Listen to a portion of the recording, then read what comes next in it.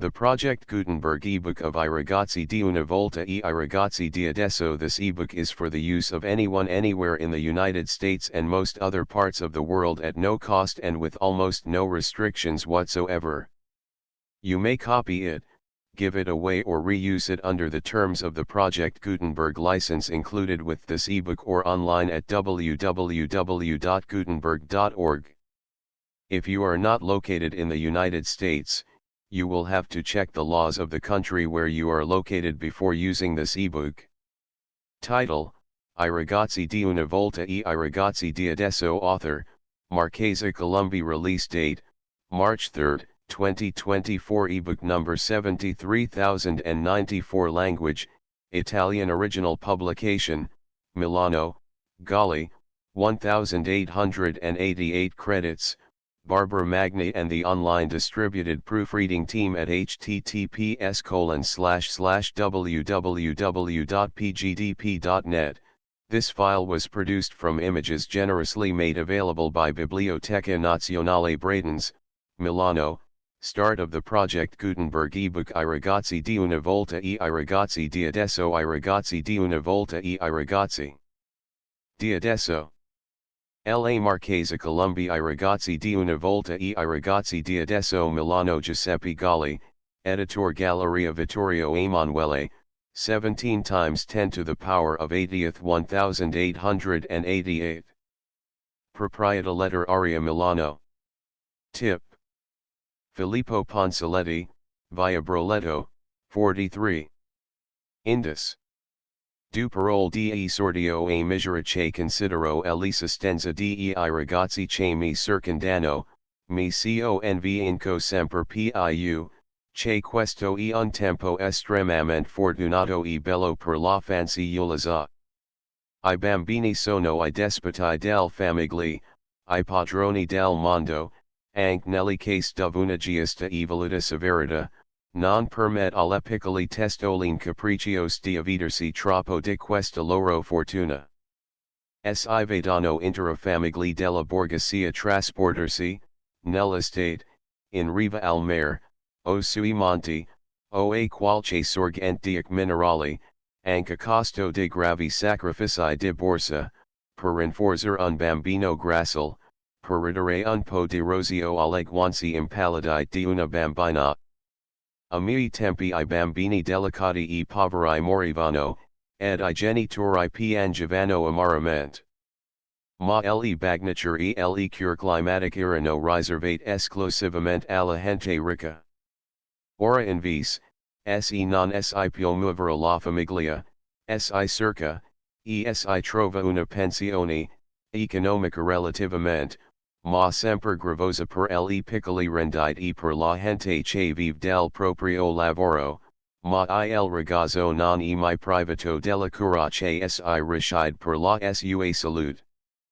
Pei figliola di I poveri six sono del beneficens che provvedano alle cure climatic ed ai bagni di mare. Negli istituti, nelle famiglie, si usa far visitare tratto da un dentista I denti di I giovinetti, per preservarli da quell'orribile carie, che altre volte rovinava I denti tanto presto, senza altro rimedio, nella maggioranza, che quelli a cui si riseriva quando gli spasimi lo ricidevano imperiosamente, e che, bene spesso, distruggevano il dente insieme col male. I nostri vecchi, dente più dente meno, non se ne curavano troppo, e dicevano che queste sottigliezze erano bon per figliola di I gran signori. Le scuole dove nois andava a gelare l'inverno, ed a soffocare l'estate, sono ora riscaldate ed arate bene, a seconda della stagione. Ed in vece di passarvi una quantità di ore immobili, come si faceva altre volte, ora six si alternano gli studi collèginistica, con le lunghe passeggiate, si misura il tempo, si studia soltanto in date stagioni, tutto per riguardo alla salute ed al benessere di I ragazzi. Conosco degli istituti dove le giovinette, che non si di bono ispor Alfredo della Strada per andare a far colazione alle loro case, si portano una costoletta preparata in un piattino, ed un piccolo fornello aspirito, e nell'ora della ricreazione si cuociono col manicaretto sostanzioso. Ne conosco altri, dove l'istituto stesso fornis, dietro richiesta dei genitori, le colazioni calde alla lune, come se fossero in una piccola locanda. Ai nostri tempi la colazione che si portava alla scuola era composta di pane e frutta. Non altro. Le bottigliette del vino, che ora si portano generalmente, si avrebbero inspirata una grande stupefazione. I veri casti che tutti noi riserdiamo, lunghi genuflessioni, lunghi reclusioni in un camerino, privazioni di frutta, persino il regime pane e ministra per vari giorni, tutto questo è passato allo stato di leggenda. Non so se fortunati bambini, curati, accarezzati col dolce sistema moderno, che approvo, rischiano moralmente migliori di quelli di altre volte, avvezza di primi anni a sopportare del piccoli contrarietà. Non so neppure se il loro fisico si rinforzi realmente nelle agiatezze, ad ogni modo, l'infiammamento che può provenire dal soverci delicatezze, deve essere corretto dal cura igienico. Ma quello che mi parebbe naturale, che I bambini di adesso fossero più felici dei loro piccoli predecessori, trattati tanto più rosamente, tenuti in sagazione. Ed invece non mi per di riscontrare nelle piccoli brigate sui volti giovinetti dei bimbi del sito civile, l'allegria schietta, spensierata che una volta era generale nei fanciulli. Vedo sovente dei vicini giovanni improntati di una gravità prematura, ed alle volte di un'ombra di malinconia che impensieris. O bambini, o gioventù non curant.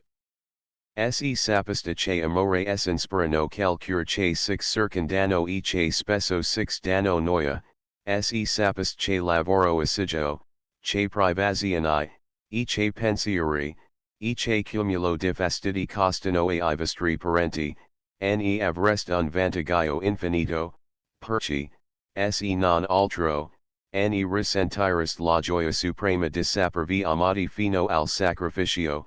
Le joy di questa specie fanno bene allo spirito ed al cuore, quanto elegin fa bene al corpo. I nuovi sistemi, che rendono tanto dispendiosa l'educazione dei figli, non permettono più, o permettono di rado ai parenti di accumulare, anno per anno, dei piccoli risparmi, e di crearsi un modesto patrimonio, pel riposo e per l'agiatezza della loro vecchiaia. E per six sono parenti che, pel benessere dei loro figli, accettano anche questa prospettiva orrenda, della povertà nella età avanzata, dopo una lunga vita di lavoro. Si rassinano a campere cum patrano, magari della riconoscenza dei figli che hanno elevati, a vivere in una relativa dipendenza, nell'eta venerabile che avrebbe diritto a tutte le indipendenze, a tutte le supremazie, quando si gloria del ricordo di un passato onesto ed operoso. Questo è il calmo, e la sublimità dell'abnegazione, e l'eroismo della paternità. E perché I miei piccoli lettere possano apprezzer al loro alto valore le cure, I sacrifici che si fanno per loro, perché si fermano qualche volta a considerare quanto tesoro di benevolenza rappresentano una costoletta, un paio di guanti, un mantolino imbottito, un'ansia, che per lo più lasciano passare inosservata, che ho scritti, dal gennaio al dicembre del 1886, questi racconti, che ora li raccolgo in un volume. Sono una serie di episodi veri, dell'infanzia, e della gioventù di persone, che ora sono mature o vecchi, e specialmente del mio nonno, che è morto da 20 anni. Egli era fanciullo nell'ultimo quarto del secolo passato, quando a pochissimi eletti, figli di grandi famiglie patrese, erano concssi cert raffinatezze, del quali ora sicirsi onda anche un bambino di condizione modestissima. Allora I figli dei piccoli possidenti, dei commercianti, dei professionisti, erano allevati un po' alla guardia di Dio, e dovevano cominciare presto a lavorare di gomiti per farsi largo nella vita. Sono episodi semplici, buffi furs anche. Ma quando ne avrat riso, bambini, ripensatisi un poco, e vedrete come per voi si sono spianate tant difficoltà, come si sono banditi tanti rigori, come la vostra esistenza e più facile ed agiata. Se siete boni, ne sarete commossi, e sentirete un'immensa gratitudine per vostri maggiori che si consumano la vita a lavorare per voi. Come il nonno imparo a nuotare il nonno, che quando era bimbo, come ben natural, non era punto nonno, si chiamava Andrea, abitava in un piccolo villaggio del Basso Novaraset.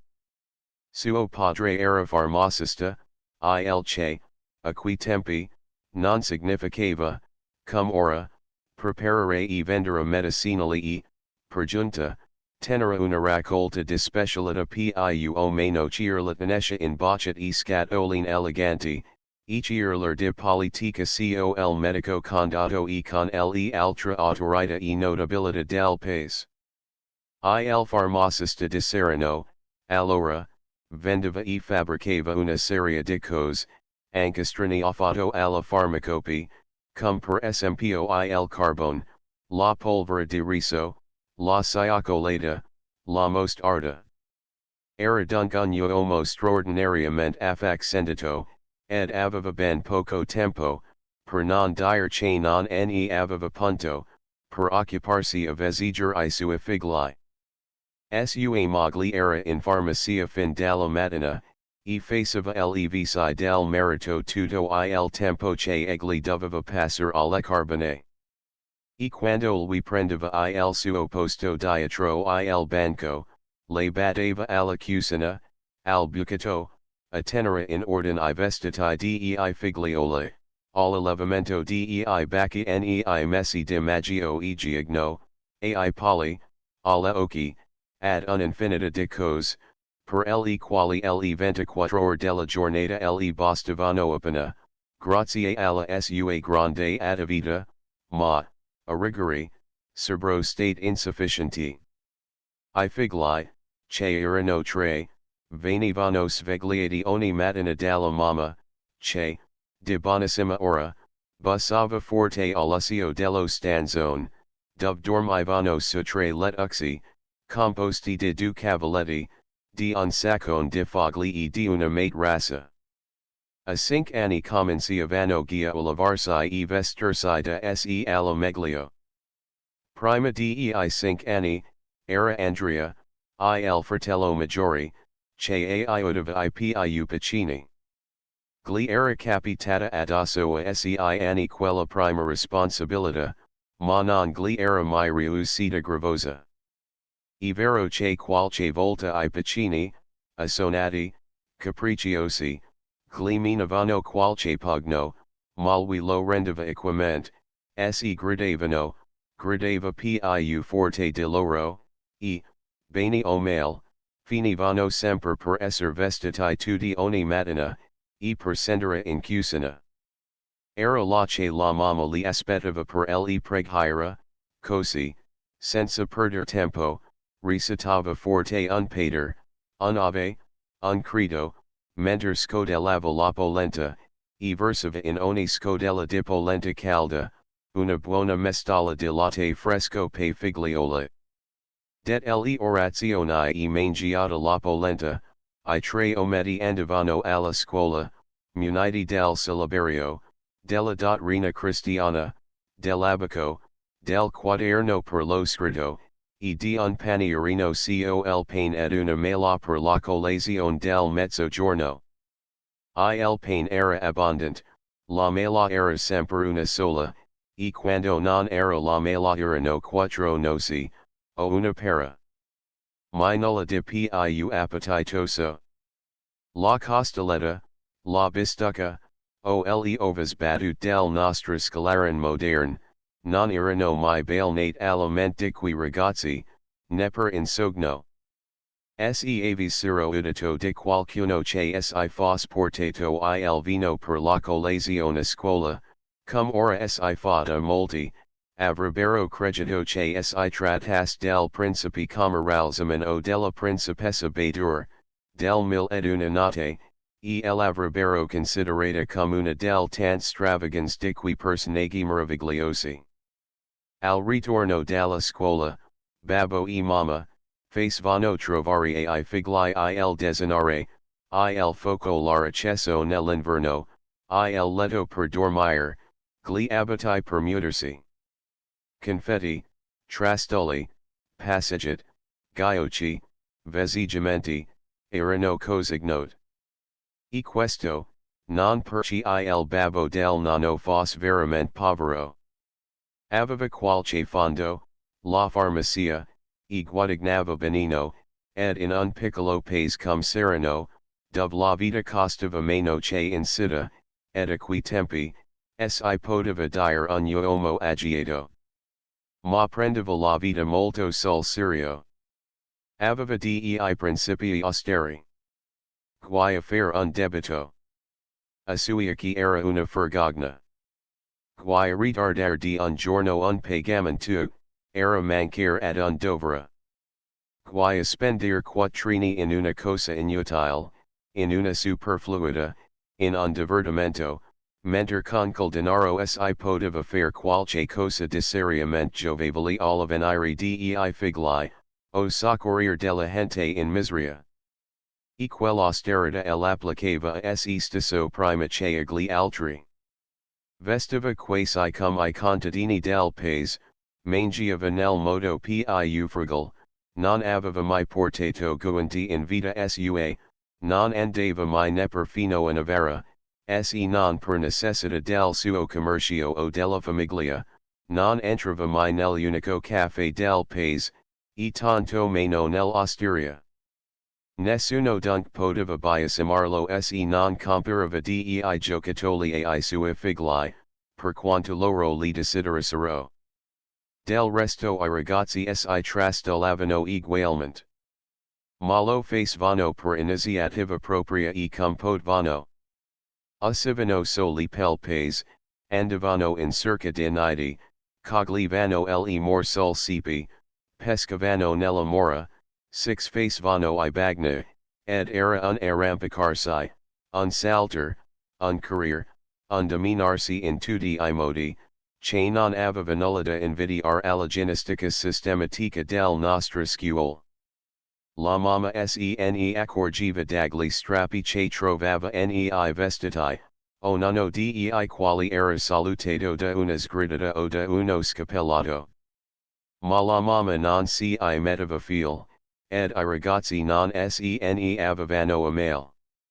Nei calori ardenti dell'estate, tutti gli altri spazi erano trascurati, ed I giovinetti del paese passavano nell'acqua tutte le orche la scuola e le occupazioni di casa lasciavano loro di libertà.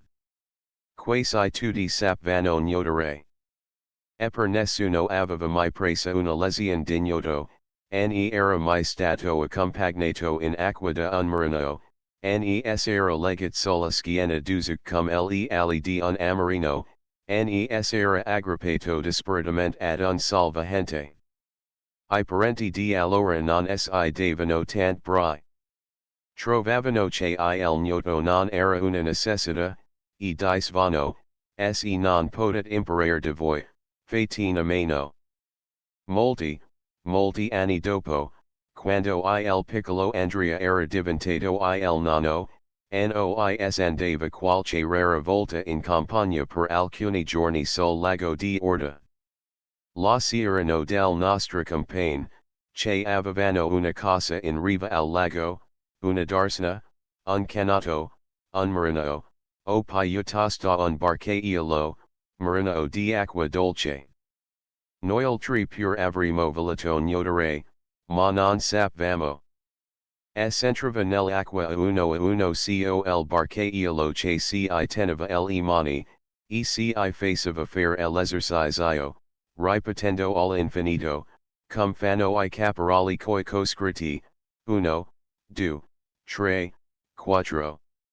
Noicisi metteva un'attenzione intensissima che si irrigidava tutti, esi aveva una pura smisurata, e non si riusciva mai a mettere d'accordo le braccia con le gambe, andava regolarmente sotto, appena il barcaiolo si lasciava. Il nano, alto, forte, tutto bruciato dal sole, stava ritto sulla spiaggia come una grande statua di bronzo, e, ridendo dei nostri sforzi, diceva, io non ho mai imparato quell'esercizio, e sono stato un nuotatore famoso. Ma ai miei tempi queste cose non entravano nel numero di quel che si di buono imparare. Era un gusto come un altro, e, chi lo voleva, se lo procurava come poteva. A Serrano, poco fuori dal paese, si era un ponte sulla mora, alto come un secondo piano, ed anche più. Si chiamava, il ponte del diavolo.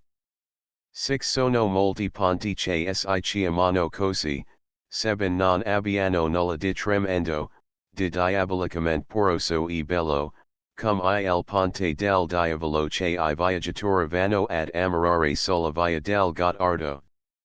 Vedevo I miei compagni che spiccavano il salto del ponte, affondavano un istante, poi diguazzavano scottendo l'acqua e spruzando tutte le parti, e col capo fuori dall'acqua tiravano via a nuotare allegramente. Li invidiavo. Mi strugavo di fare altrettanto. Ma ero ancora molto piccino. Avevo, credo, 7 anni. Non sapevo nuotare, e dovevo accontentarmi di bagnarmi alla riva, correndo nella sabbia, con l'acqua fino alle spalle. Una volta domandai a mio padre, come si fa per imparare a nuotare. Lui mi rispose, ma si prova. Io ho nuotato finché sono stato giovane, senza che nessuno mi abbia mai insegnato. Poi, crollando le spalle, soggiunse, del resto, non c'è nessun bisogno di imparare a nuotare, quando non si deve fare il marino. Io non ne parli più. Ma ne avevo una gran voglia. Un giorno stavo sul ponte del diavolo guardando alcuni compagni che nuotavano di sotto, e dissi due altri che si preparavano a fare il salto, come mi piacerebbe di saper nuotare anche io. Non avevo terminato di dirlo che mi sentii sollevare di terra e precipitare nel vuoto, mentre I compagni che mi buttavano giù, gridavano agli altri che erano guia nel torrente, attenti. Attenti. Badate che vingio Andrea. Affonde nell'acqua, prove un gran freddo, una gran soffocazione, poi respirai a stento. Avevo la testa fuori dell'acqua e due nuotatori mi la reggevano, tirandomi innanzi. Non so come venisse, ma basto quella lesione. Il giorno dopo spiccai il salto da me, ed ebbi appena bisogno dell'aiuto dei compagni per tornare a galla. La terza volta non ebbi bisogno di nessun aiuto. Sapevo nuotare. La mamma, quando le dissi col fatto si mise di malumore, forse aveva paura per me, ma non me lo disse. Mio padre borbato tutto accigliato, che era una testa matta, che avevo arrischiato di rompermi il collo per imparare una cosa inutile, un per di tempo. Io mi arrischiai a dire, ma ha detto l'altro giorno che anche le hagnotato fingi stato giovane, babbo, è vero. Ma non ho cominciato dal salto. E poi, io ho perduto del tempo inutilmente, non è quello che ho fatto di meglio, e non devi imitarmi. Se hai del or di troppo vieni alle carbone, che troverai da occuparti meglio. Fu tutta la gloria o l'ammirazione che mi frutto col mio rapido progresso nella nautica. Tenatello a mente, signorina, che mi fate spendere I quattrini della lezione, e credit di aver fatto molto, e quasi pretendit chio 6 lodi e 6 ring resa, quando ne avid profitato un pochino. Santa Lucia richiamo un ricordo molto lontano. Forse il più lontano, forse la prima del story del nonno, che io abbia capita, e che mi sia rimasta in mente. Era un inverno rigido. Sento ancora l'impressione assiderante che provevo uscendo di casa il mattino alle 8 per andare alla scuola, sento il soffio di aria dieta che mi entrava nel collo, e mi faceva l'effetto di una doccia. Nella mia piccola città di provincia, a Novara, non c'erano, come nelle grandi città, gli omnibus che abbreviassero le strade. Bisognava andar sempre a piedi, a meno di esser signori di carrozza, e questo non era il caso mio. Mia sorella era in collegio, si era entrata appunto quell'anno. Mio fratello frequentava, come me, le scuole elementari municipali, ma le maschili, erano da un'altra parte. Andavo dunque alla scuola sola, accompagnata dalla cuoca, che era la nostra unica persona di servizio, una vecchia taciturna. Tutta la strada, non avendo con chi distrarmi a parlar, a fare il chiasso, pensavo Alfredo, e sebbene avessi il mantolino, mi pareva di gelare. C'erano due sorelle, figli di una famiglia della borghesia ricca, che venivano alla scuola con un gran goletto di pelo di ermelino. Lo si vedeva biancheggiar da lontano, e formava l'ammirazione di tutta la scolaresca, dalla prima alla quarta elementare. Io lo invidiavo appassionatamente. E, non so perché, a forza di pensarsi, mi ero persuasa di poter aver in dono una meraviglia simile, per la festa di Santa Lucia. Perché nel Novara ed a quei tempi, non era a Natale, ma il giorno di Santa Lucia, il 13 dicembre, che si ricevevano le strane, nel panierino, messo appositamente fuori dalla finestra la sera prima. A Natale si davano le mansia ai giovani di negozi, le bon fest, I negozianti di commestibili mandavano le bon fest con un dono, alle loro pratic.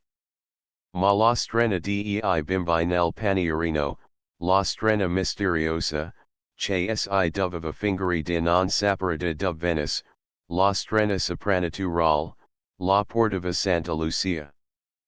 Però I bambini furbi ripetevano una vecchia quartina in form, Santa Lucia mamma mia con la borsa del Papa Santa Lucia la venera. Non so perché mi tenessi quasi sicura di quella strana sfarzosa.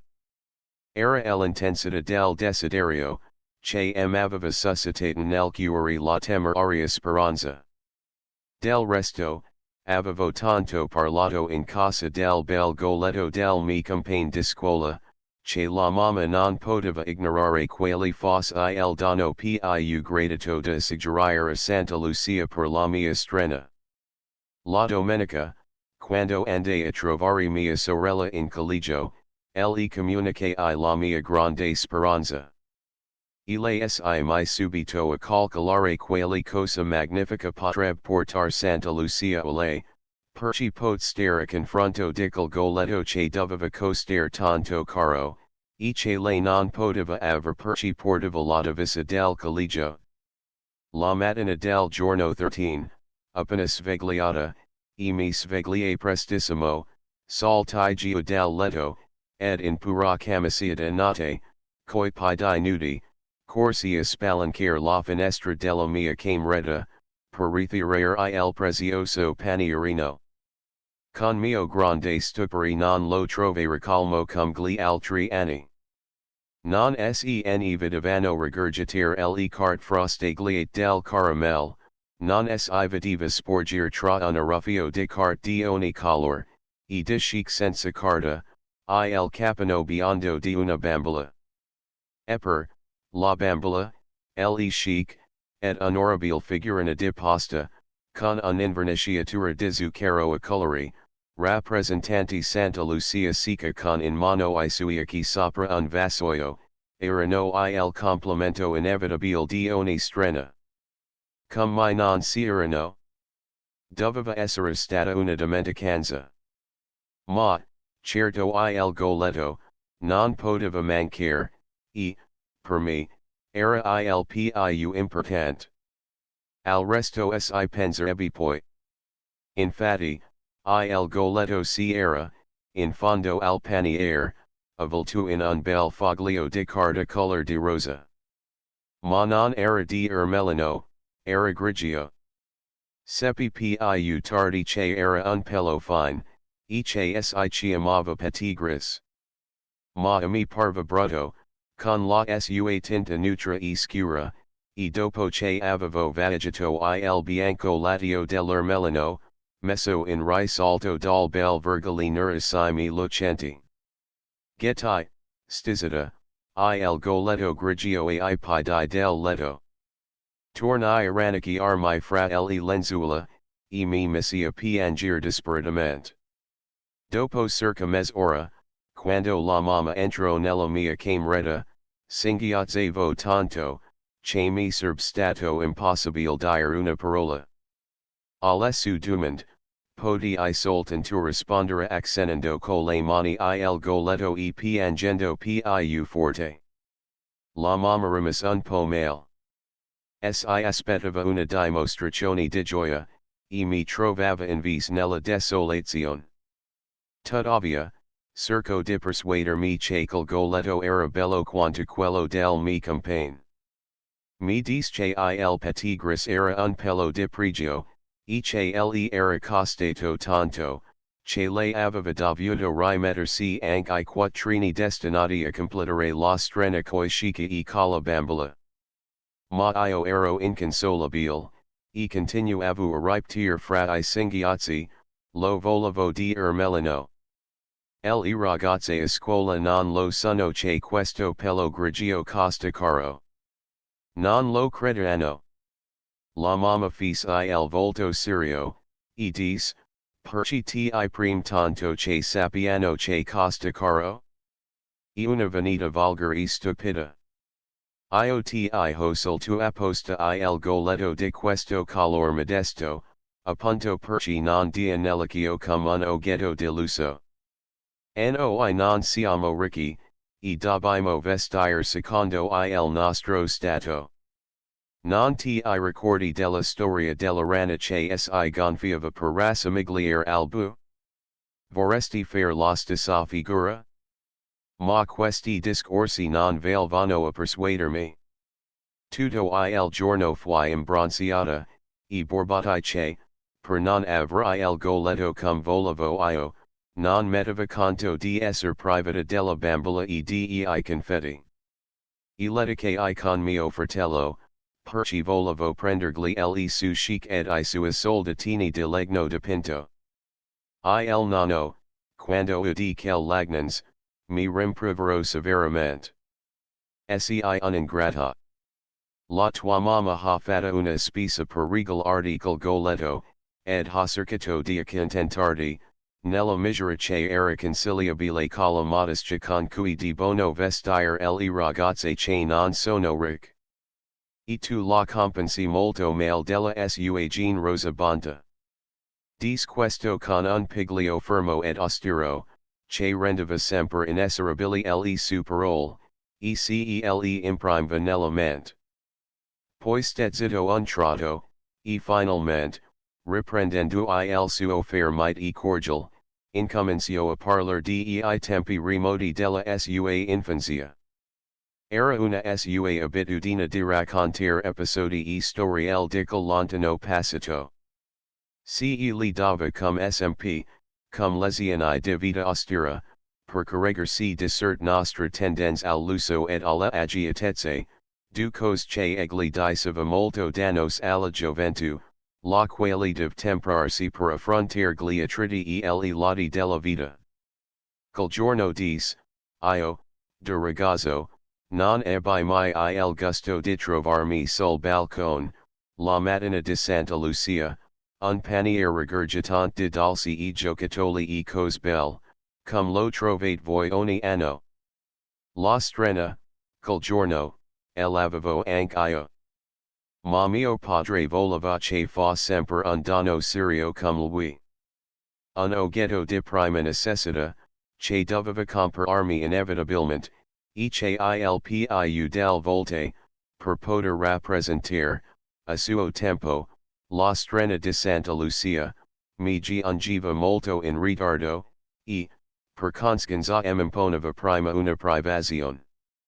Serbo ancora memoria di un inverno crudo, durante il quale mi tocco di andare alla scuola, dal 4 novembre fino al 12 dicembre, poco meno di un mese e mezzo, con le mani orabilmente gonfie e scrapolate di gelani, che mi dolvano cum bruciature quando le esponevo all'aria gelida del mattino, e tutto col tempo sosperavo la benedizione di un paio di guanti di lana.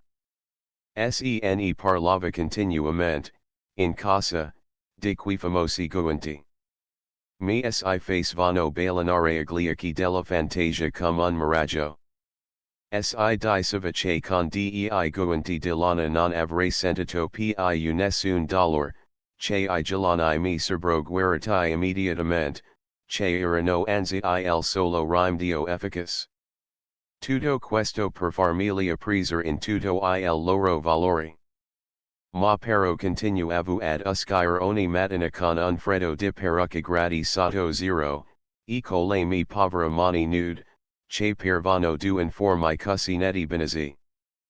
Fu soltanto la mattina di Santa Lucia, che andando a ritirare la mia scarpa sul ballatoio che dava in corte, six trovai I guanti tanto vagiti, fatti da mia madre a calza. Ah! Cum avrei preferito restare senza strena, non mettere neppure fuori la scarpa, ma avrei guanti un mese prima. Vel ho detto, mi per, che sereno, cum in tutte le nostre campagne si met una scarpa sul balcone per ricevere la strena, in vista del paniere che metit voi. Del resto, quei giorni che precedevano il Natale, erano un periodo molto laborioso nella nostra annata, e non lasciavano molto tempo per fantasticare sul stren di Santa Lucia. A Natale, mio padre mandava un dono a tutte le famiglie agiate del paese, per conservare le pratiche alla sua farmacia. E qui doni toccava a me prepararli, e portarli a destinazione. In principio di dicembre, si faceva venire da Navarra un cioccolateo, con larga pietra scanaliate ed il grosso cilindro di marmo per macinare il cacao.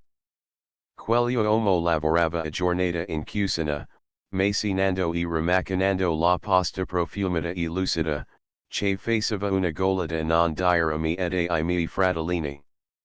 E dopo la scuola, che finiva alle 3, io dovevo preparare I fogli bianchi e quadrati, ed avvolgervi le tavolette di cioccolata, che il cioccolateo aveva preparato lungo il giorno. Poi c'erano del larg torte, dei metri quadrati di cotognata, fatta da mio padre nell'autunno, che aspettavano me, per essere tagliata quadri, a disca, a stelle, acquirere. Poi dovevo fare dei sacchetti ingomati per mettervi della cipria e dell'amido, dello zucchero e del caffè. Tutte queste cose erano destinate all'estrandigli avventori, e dovevano essere pronte almeno 3 giorni prima di Natale. Avevo dunque molto da fare in quella prima metà del dicembre. I miei fratelli, che erano troppo piccini per aiutarmi in quei lavori, facevano disguidare alla mamma, che, come tutte le bonne masse del novarasse, in quel giorno aveva l'abitudine di preparare le occhi, rappor le carni in sale pel resto dell'inverno, fare lo strutto col grasso, friggere la pelle. Si rendevano utili anche loro, poverini. E questi erano I nostri teatri, I nostri balls di enfant, I nostri alberi di Natale, I nostri divertimenti. Di divertimenti, nell'inverno, ne avevamo due, giocare a tombola la domenica in casa del medico, e savolar sul ghiaccio nell'andare alla scuola e nel ritornare. Ma questo secondo divertimento, siccome sciupava molto le scarpe, si era proibito. Il che non vuol dire pero che noicene privissimo, io specialmente, che andavo a scuola solo, perché de miei fratelli, uno solo andava ad una scuoletta infantile de una donna del vicinato, e l'altro stava ancora in casa. Parlo di quando avevo 7 anni. Uscivo solo, il babbo non mi vedeva, come era possibile che camminassi serio, su col piano levigato che pareva fatto apposta perché I bambini si divertissero a savolar un poco? Quale sarebbe stata l'utilità di avere il ghiaccio? Ed erano del volat lunghi pericometri, del risate senza fine, che andavano in tanto sangue. E quando era la settimana di Natale, ed avevo vacanza, e mio padre ne profittava per mandarmi in giro con un gran paniere di turcini, a distribuire alle su pratic le stran lungamente preparate, si può dire che facevo tutta la strada scivolando, ed almeno 20 volte al giorno rosolavo sul ghiaccio col paniere e tutto, spendendo tutti I pochi sul ghiaccio. Quell'anno appunto, quando io ne avevo 7, si cambio il medico condato, ed il nuovo venuto non si invito più la sera della domenica a giocare a tombola. Allora noi ragazzi, desolati, pregamo tanto e tanto, che il babbo si promise di farsi giocare nella retrobottega della farmacia, quando una qualche fortuna impreveduta, si faces avere le cartel, I numeri, tutto ele courant pel gioco. Io capii subito che quella fortuna impreveduta doveva essere la Santa Lucia, e che la tombola serb la mia strena. Col discorso si era fatto una sera a cena. La mattina dopo, appena podi svenarmi la cartella dei libri per andare alla scuola, corsi di filato fuori del paese, in un punto dove il ghiaccio era più sodo, e davvero sicuro di trovare I miei amici più cari, ed entrando in mezzo con una gran scivolata che finì in un capitombolo, annuncie, prima ancora di essermi rimesso in piedi, che, cominciando dalla prima domenica dopo Santa Lucia, si giocherebbe a tombola in casa nostra.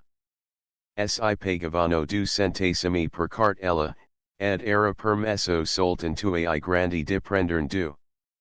Per cui il guadagno massimo, la tombola, non superava mai I 30 centesimi. Ma noici divertiva egualmente. La buona novella fu accolta con una salva di applausi e di grida, e, per festeggiarla, si comino pel ritorno dalla scuola una grande scivolata. Noi non si diceva ancora patinare, e non so se quell'uso straniero fosse allora importato in Italia. Perci 6 parlo dei primissimi anni di questo secolo, figliole, io sono nato alla fine di quell'altro. Comunque fosse, a Sereno nessuno aveva idea del pattinaggio, neppure I marchesi de landi, I più ricchi proprietari dei dintorni, che abitavano un gran casamento in fondo al paese, e che quando si era il ghiaccio uscivano con le soprascarpe di corda per pora disdruxiolare. Si può figurarsi seio presi part alla festa del pomeriggio.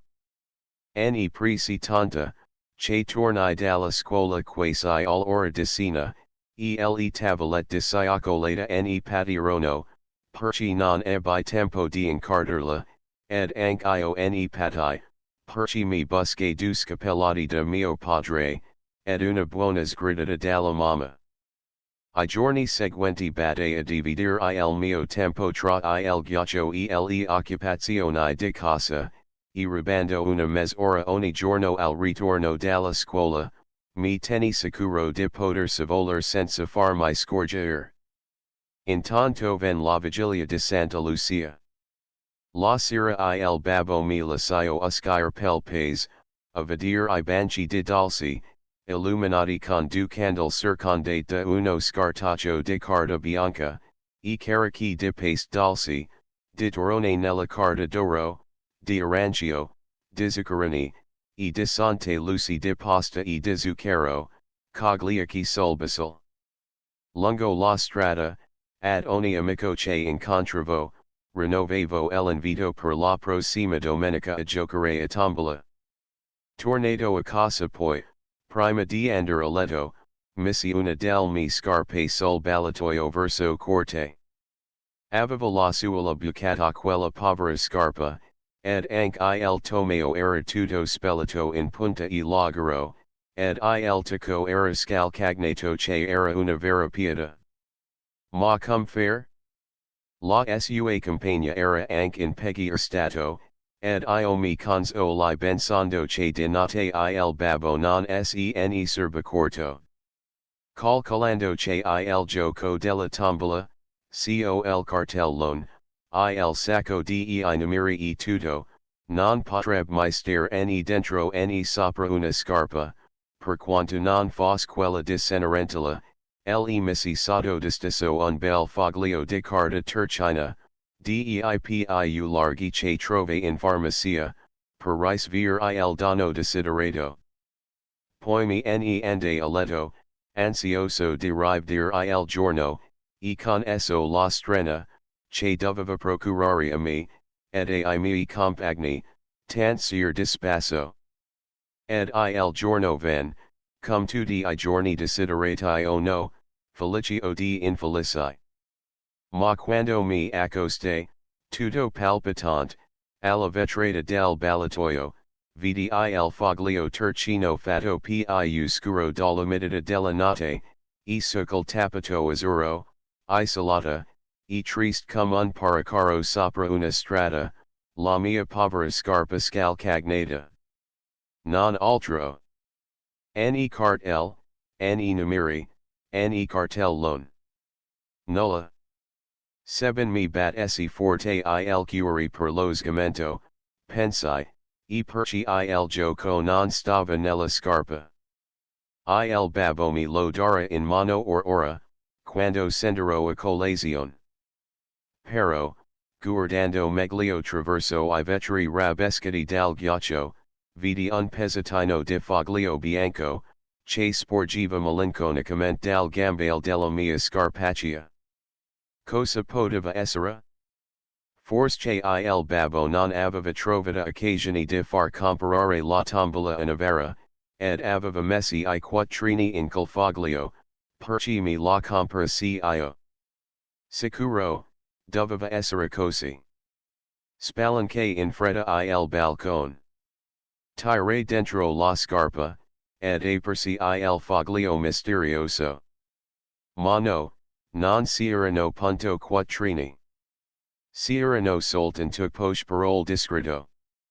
Buono di l4, per la risulatura ed altre riparazioni, ad un peo discarpe siapates of Orlando sul ghiaccio. Il babbo. O, non aveva bisogno di scriver lo che era il babbo. Lo avrei sentito, lo avrei indovinato. Lo avevo indovinato alla prima, sebbene cercasi di farmi illusion, che quella scarpa solitaria e quel fogliolino rappresentavano un guaio. Era il prezzo della tombola, che doveva pagare la riparazione delle scarpe. E la mia strena di Santa Lucia si riduceva ad un rimprovero e ad un castigo. Quando il nonno ebbe finito col racconto, andai a prendere il mio goletto di pelo grigio, me lo missi sul spall, e corsi a ringraziar la mamma che, fin di allora, tanti anni fa, mi disse, oh, I figliola di adesso sono ben più fortunati di quelli di una volta. Ma per voi, piccoli lettere, io rappresento, con la mia storia ed il mio goletto, degli altri figliola di una volta. E dire che voi avete dei pattini per pattinare sul ghiaccio, un maestro che six insenical divertimento come se fosse uno studio, e dei mantelli federati di pelliccia per coprirvi quando avete finito di pattinare. Voi che siete veramente in grado di fare il confronto tra I ragazzi di una volta e quelli di adesso, e dovete sentire una gran gioia per la vostra fortuna, ed una gran riconoscenza per vostri parenti, per maestri, per la società, per la provvidenza, che six rendono tanto felici. Come il nonno si fece levare un dente un giorno il nonno ricevette una lettera da mio fratello, che era in collegio a Vercelli, nella quale il povero ragazzo annunziava di essere tormentato da un forte dolore di denti. Il giorno dopo giunse un'altra lettera con una descrizione stringente degli specimi del malato. Il direttore aveva fatto chiamare il chirurgo dentista, e Mario aspettava con ansietà di essere visitato. Il terzo giorno venne una terza lettera. Il dentista aveva dichiarato che la carie era troppo avanzata perché il dente si pots ancora impiamare. Il paziente però non si sentiva il coraggio di farselo levare, ed aveva domandato che, prima di risalire quella misura estrema e barbara, si tentassero tutti I rimedi possibili. Aveva trovato un sollievo momentaneo nel laudanum, ma poi era ricaduto negli suoi atroci sofferenze. Inutile dire che, da 8 giorni, aveva lasciato gli studi e tutto, e stava nell'infermeria gemendo e piangendo. Per una settimana ancora continuò a venire ogni giorno un bollettino sanitario, nel quale il malato stesso riferiva minutamente le cure tentate, le pillole di oppio, persino un'iniezione di morfina descritta pomposamente, come una seria operazione sopportata con coraggio, poi il creosoto, gli empiastri applicati alla guancia, e gli effetti più meno boni, e più meno durevoli di ogni rimedio. Finalmente venne una lettera del direttore, il quale avvertiva solennemente il nonno, che la sofferenza di Mario, sebbene non avesse nessuna gravità, non si potrebbe realmente guarire, se non coll'estirpazione del dente cariato. Questo annuncio era accompagnato da una dichiarazione del chirurgo dentista, il quale faceva ogni settimana una visita ai denti di tutti gli allievi del collegio, li pulava, li limava quand'era necessario, li medicava, ed in questa circostanza speciale di Mario, giudicava inevitabile l'estirpazione del dente guasto. Si pregava il nonno di rispondere per telegrafo, perché il malato era molto nervoso ed intollerante. Il nonno non era mai cruciato di tutto questo, più volte aveva data una scrollatina di spall ricevendo le lettere urgenti di Mario, ed anche quella mattina sorrideva tra mentre scriveva il suo telegramma di risposta che diceva, si faccia per grande operazione. Raccomando coraggio piccolo ero. Sgraziatamente, perché il piccolo ero non ne aveste molto, perché in giornata ven un altro telegramma del direttore, Mario esige essere cloroformizzato. Non oso assumere responsabilità. Cosa fare? Il nono questa volta fis una vera risata, e rispose, sempre per telegrafo, differite finch avrit lettera. Scrivo subito. Spedito il telegramma, tempro una bella pena doca, una rarita che si trovava sempre in casa nostra, perché il nono aveva una pessima opinione del penne d'acciaio, e scrisse a mio fratello, caro Mario, sono spalordito del chiasso che fai per un dente cariato. Ammetto che ti dolga molto, e ti compiango, fino ad un certo punto. E un fatto che noi tre vecchi siamo sempre un po' in lotta coi nuovi sistemi. Ma e certo che ai miei tempi, quando non si usavano le visite settimanali del medico, 30 lire all'anno, alla dentatura dei ragazzi, si batteva un po' meno a qualche piccola sofferenza, o anche qualche grave sofferenza perché non presentas nessun pericolo, si lasciava un pochino che I giovinetti si dibattessero da se nella gran lotta della vita, si era, alla tua eta, più coraggiosi e più forti di quanto tu hai dimostrato di essere. In risposta alla molta lettera, bollettini sanitari, dichiarazioni mediche e telegrammi, che costituiscano il voluminoso incartamento del tuo caso stringente, ti dirò cum io, a 9 anni, mi feci levare un dente. Vivevo, cum si, a Sereno, non lontano dal Risi, in mezzo alle prateri irrigate, pais di nebbia e di vapori malsani. Un autunno l'umidità fu tanta, che anche I miei giovani denti se ne risentirono. Comenciai dall'avere una flussione alla guancia destra, che si gonfio enormemente tirandomi il naso tutto da un lato, e coprendomi un occhio, e finii per rimanere con una fitta acuta, dolorosissima, cum sem introducessero un succhiolo proprio sotto l'occhio destro, poi lo togliessero con uno strappo, poi lo introducessero di nuovo girandolo e rigirandolo dentro. Mio padre era occupato intorno ai lambica dove distillava le vinaxie per far l'acquavite, la mamma aveva al fuoco dalla mattina alla sera un'enorme caldea in cui faceva cuocere, collo zucchero e col meal, le frutta per la most arda. A quest FACCN straordinary dell'autunno, si univano quel ordinary della famiglia e della casa. Per conscienza nessuno aveva tempo di intenerirsi per il mio mal di denti. Oh, forse, intenerivano, perché, sebbene non facessero carezze, I miei genitori mi volevano molto bene. Ma non avevano tempo né di compiangermi, né di chiamare consulto la facoltà per un mal del quale non si muore.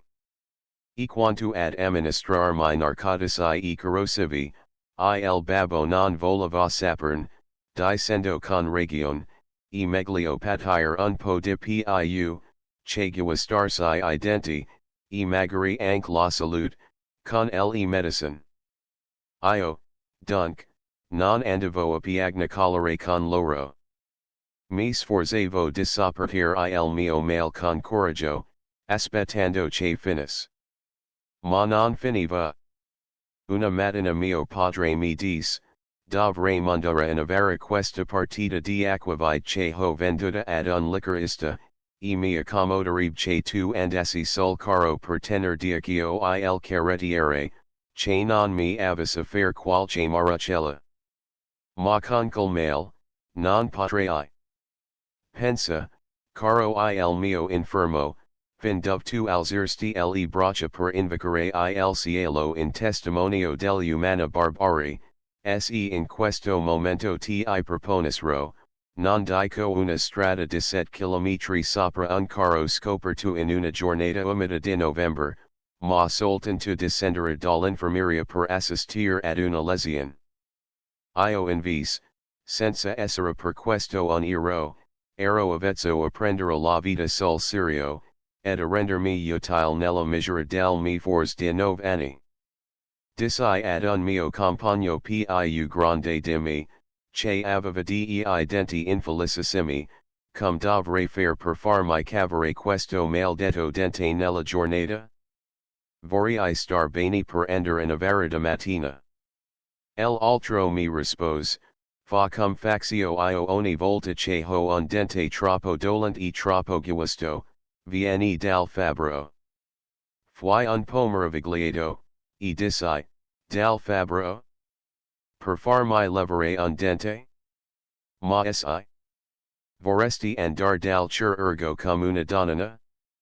A dire il vero, avrei preferito andar dal chirurgo come una donna. Col fabbro mi faceva un po' di paura. Ma il chirurgo era berbero, mi vedeva da parecchi giorni girare per la farmacia col volto sfigurato, ed in vez di guardarmi in bocca per vedere di guarirmi, mi aveva detto, effetto dell'umido, passera e non si aveva battito più. Era anche, per principio, contrario alla estirpazione dei denti. Mi rassine dunque ad andar col mio compagno, che mi condusse dal fabbro, in fondo al paese, e gli disse, Lavatelli, c'è un'operazione da fare. Un buon colpo, mi raccomando, e un mio amico. Il fabbro, senza neppur guardarmi, ando a prendere uno spago, poi vendomi e domando, dove questo dente? Io glielo mostrai. Egli mi pose in mano lo spago e mi disse, legalo, prendi lo spago nel mezzo, per lasciarmi I due capi della stessa lunghezza. De mi solo stentavo, ma, caliudo del compagno, si riuscì a legare il dente cariato callo spago.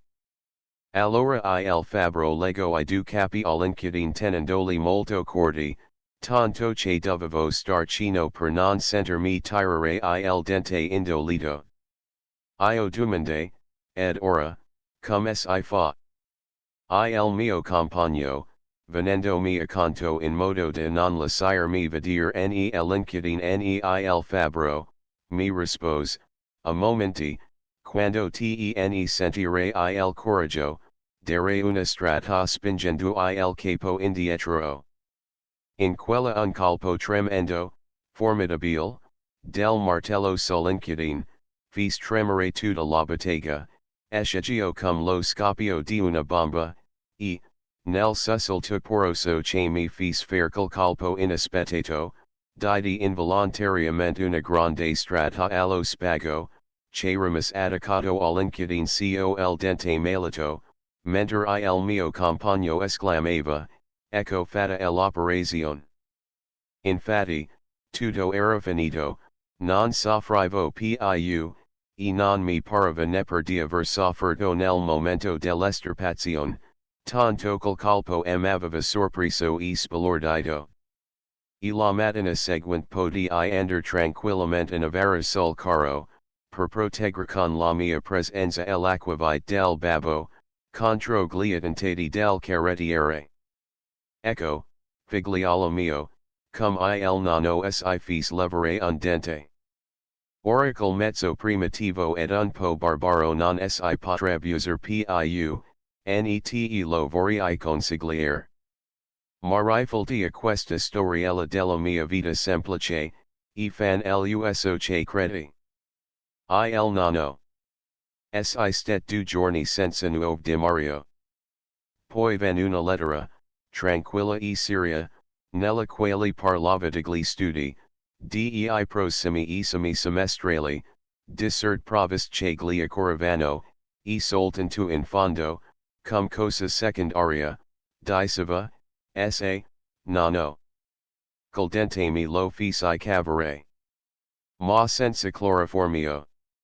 Avevo la sua letterace ne faceva levi.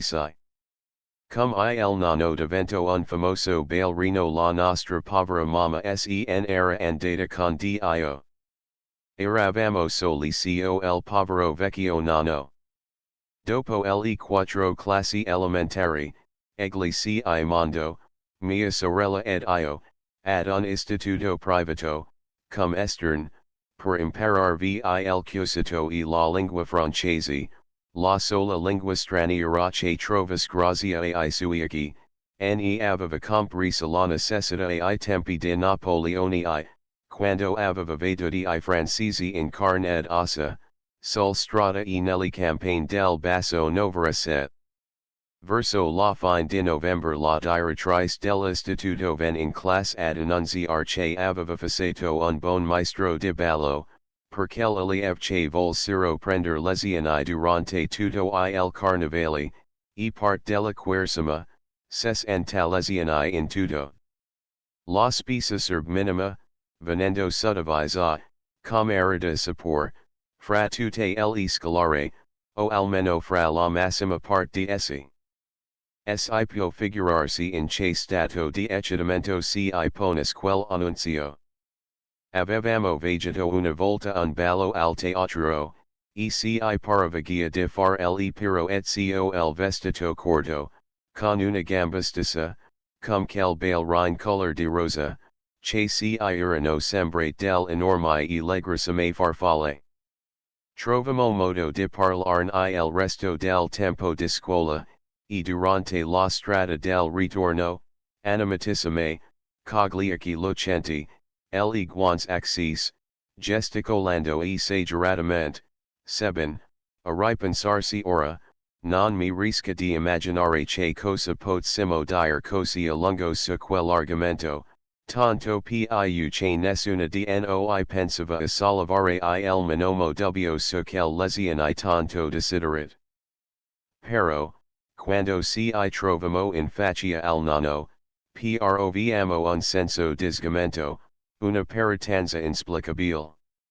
Col vecchio alto, color di bronzo, con le mani dure, con la parrucca messa alla peggio senza la minima pretesa di ingannar nessuno, aveva qualche cosa di troppo positivo, di troppo pratico, di troppo contrario all'idea elegante e pittoresca che noi facevamo del ballo, per incoraggiarsi. Si sted un po' impaciate, ripetendo, buonasera, nonno, buonasera e non osando in unger altro. Fulvice, sedendo a tavola, domando, cum del resto domandava ogni giorno, che cosa sia stato di nuovo a scuola? Allora noi guardamo, molto confuse, e mia sorella scrollava il capo cum per dire, io non parlo, non se ne fa nulla. Ma io, che di solito mi eccitavo di più e rifultivo meno, mi feci un gran coraggio, e dissi, se stata una famosa novità. La direttrice ha preso un maestro di ballo. Il nonno alzo le spalle in atto disprezzo, e sospendendo un matuto di soffiar nella minestra, dice, che idea. Poi ricomincio a soffiare. La Giuseppina mi d'una pedata sotto la tavola, ed io mi sentii batter forte forte il cuore. Per un momento la confusion si impedi di parlar. Ma a misura che il desinare s'avvicinava alla fine, la mia impatienza cresceva e sentivo il bisogno di uscire di quella incertezza. Cercai di parlar con voce calma, e domandai, non le perché sia una buona idea, nonno, quella del maestro di ballo? Mi per inutile. Cosa ne vuol fare, la direttrice, di questo maestro? Io risposi, far insegnare il ballo, a quel che vogliono impararlo. Il nonno mi guardò, poi guardò la Giuseppina attentamente. Aveva capito, ma non lo disse, ed in vice reprise, io ho belato tutta la mia gioventù, e non ho mai pensato a prender lezioni di ballo. La Giuseppina, che non aveva ancora parlato, vedendo che le cose prendevano una brutta piega, ven in mio soccorso, insinuando timidamente, avrà belato male. Ed io, con un'energia provocante, conferme, sicuro. Avrà belato male. Il nonno saris, come ad un'immagine lontana che vedesse lui solo, ma non rispose. Poco dopo esso di una scampanellata secca, nervosa, e subito entrò la signora Giovannina. Era una cugina del nonno, una zitellina, alta e sottile come una guglia, con una testina piccola, un naso diritto, come quello del statue grece, le tempia depresse, e le labbra sottili sul gengives dentate. Parva più una zitellinata romanzo, che una vera zitellina viva di provincia. Quella personcina così priva di carne, che a veder la parva di sentire scricchiolare le su piccoli ossa sporgenti, era tutta nervi, vibrava come un apparecchio elettrico. Specialmente quando era irritata si scrollava tutta energicamente, e parva un pioppo scasso dal vento. Il nonno aveva la facoltà di far la vibrare col modo parecchie volte ogni sera, perché, o per distrazione o per il gusto di far la stizire, la chiamava sempre a testimonio quando n'arriva le sugeste giovanili, e la signora Giovannina rifiutava ostinatamente di rammentarsi di quel date remote. Quel giorno, appena fu entrata, il nonno le disse, dite un po', Giovannina, six perché noisi ballas male, quando s'andava ai veliani del 21. La signora Giovannina si di d'una leve scossa che fi svolazzer tutti I nastri che aveva addosso. Poi, voltandosi per deeper il capolino, rispose, siete matto. Come vola che mi ricordi del 21? Ero una bambina, una bambina di 24 anni. Siete dell'altro secolo, Giovannina, non ringate vostro padre. E dopo aver lasciato che la signora Giovannina si scrollas, scattasse, si face svolazzer tutti I vestiti intorno per un tratto, quando la vidi un po' più quieta, riprese, via, dite un po' a quest grulling come si ballava noi, e come si era imparato a ballar. Si guardarono un momento ridendo, poi la signora Giovannina disse, le prime prove si fecero l'agio a Sereno, davanti alla farmacia di vostro padre. Ma dite voi, Andrea, se avid più gusto di mi raccontare. Infatti il nonno se aveva gusto, e comincio a raccontare col volto rident, il babbo di quel vecchio lavatelli che viene ogni anno a podere le nostre vite, abitava, a Sereno, in faccia noi, e la domenica e tutte le feste comandate, passava il pomeriggio seduto fuori della porta di casa, sonando certzempon primitive che si fabbricava da esse, con la scorza dei pioppi. Ora dico così, perché ho vegeto di meglio, ma allora avevo un'ammirazione infinita per l'esempon del vecchio lavatelli, ed andavo in so lucero quando lo sentivo sonare. La nostra Giovannina che allora era piccina, e portava quei vestiti lunghi con la vita corta, come quel donine in miniatura che si fanno ridere quando le vedete nelle incisioni di quei tempi in cui non usavano ancora I calzoncini, veniva sempre a passare qualche settimana nell'estate con noi. Una sera, poteva aver allora 9 anni, era nel, lasciate stare. Interruppa con una grande scrollata di testa la signora Giovannina. Voi avete la mania del date. Il nonno rise un pochino in silenzio, poi continuo, una sera senza data, dunque, La Giovannina era appena arrivata da Novara, quando il vecchio Lavatelli comenció a sonare la zampana. Allora le spicco un salto gio di quattro scalini della farmacia, balzo in istrada in piedi, rialzandosi delicatamente le gonolin sui fianchi, col polis e lindas calles e le mani tese, comencio a ballonzolare avanti e indietro, dimnando il capo beatamente. Mio padre con tutta la famiglia, il medico ed alcuni avventori, uscirano dalla farmacia, tutti I vicini della contrada, I ragazzi vagabondi, si accosteranno, e fecero cerchio intorno alla ballerina. Era un trionfo, e la mia venita mi spingeva fortemente a pigliarvi part. Saltai in istrada anch'io, piantandomi dinanzi alle con le mani sui fianchi, mi posi ad imitare ogni suo movimento.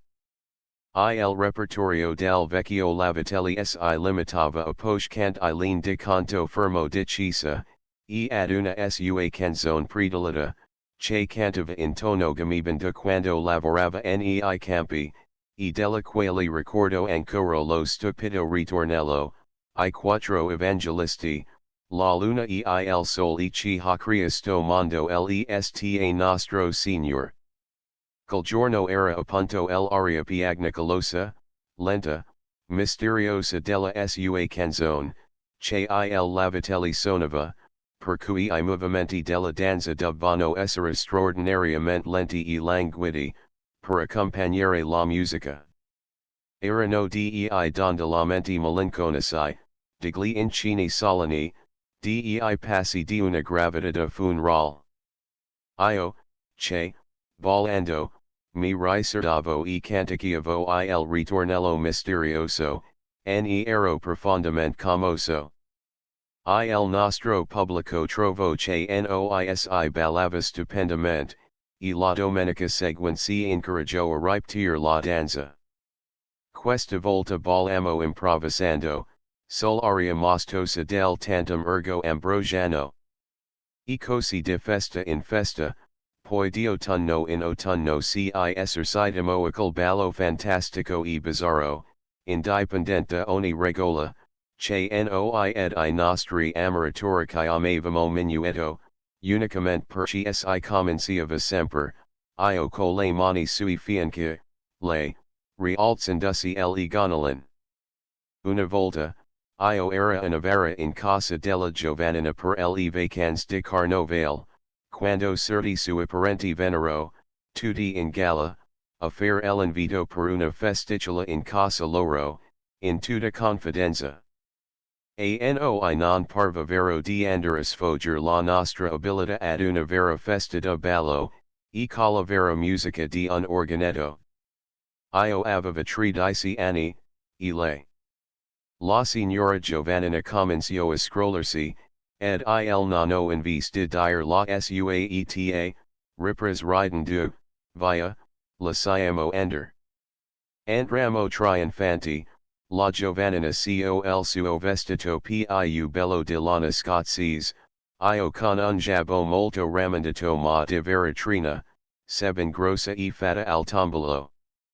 Alla prime battuta, senza curarsi degli altri, si mettemo in posizione, uno con le mani sui fianchi, l'altro coi rigonfi dell'abito fra le dita, e cominciamo I nostri passi stravaganti, un po' impacciati dal tempo accelerato a cui non eravamo avvezzi, ma le inventando meravigliosamente, io secondandola alla meglio.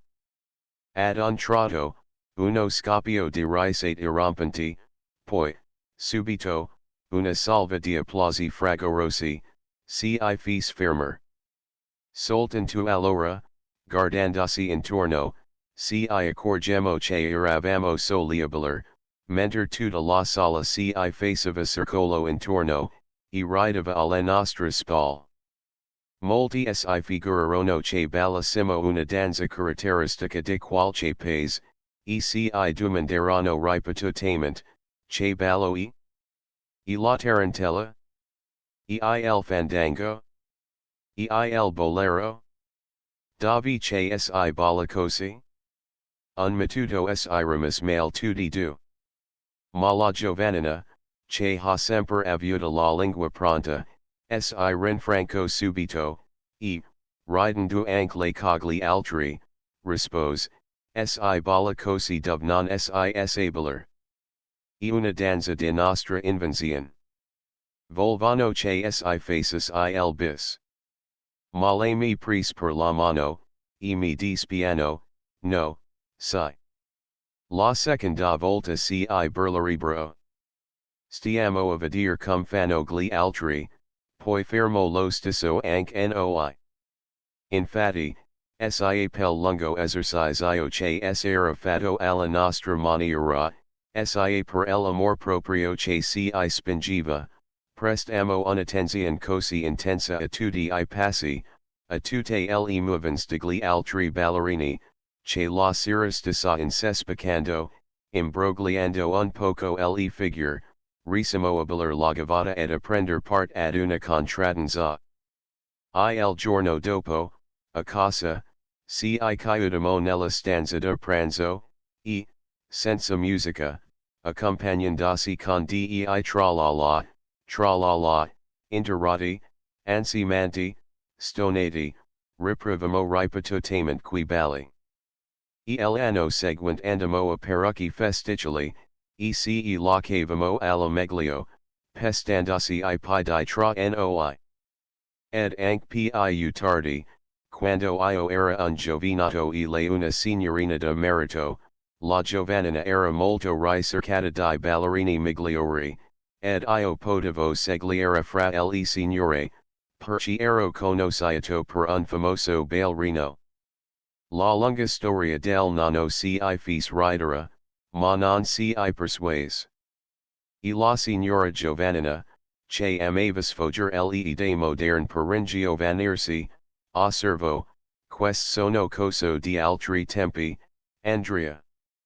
Ora si una signorina si met si a ballare col modo, senza saper nulla, la metterebbero sola vendetta. Il nonno corrsi ridendo, vedetta. Era un giorno che usciva in avara con questo titolo, che la signora giovanina non aveva mai capito cosa volesse dire, si ostinava a chiamarlo vendetta per dargli un senso nella sua mente.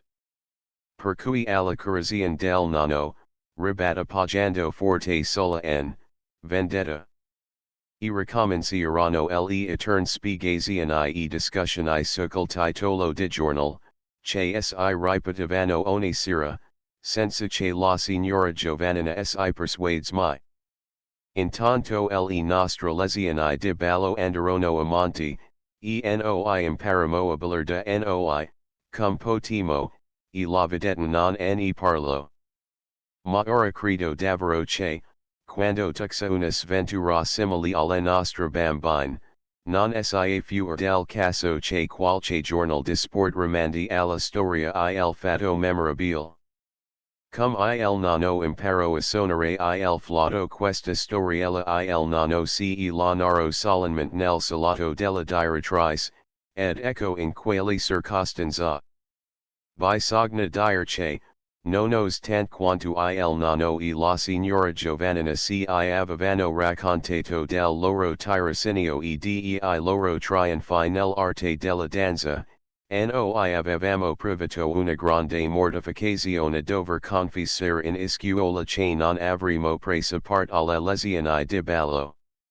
Non avevamo pensato mai seriamente quali potesse essere la nostra situazione finanziaria, ma avevamo una gran venita istintiva, un'ambizione stupida non parere de meno del compagneric, parecchie volte, se eravamo abbandonati alle più ridicole bugie, vantando del grandiosità inverosimile, volendo passare per signorine cresciute nell'opulenza.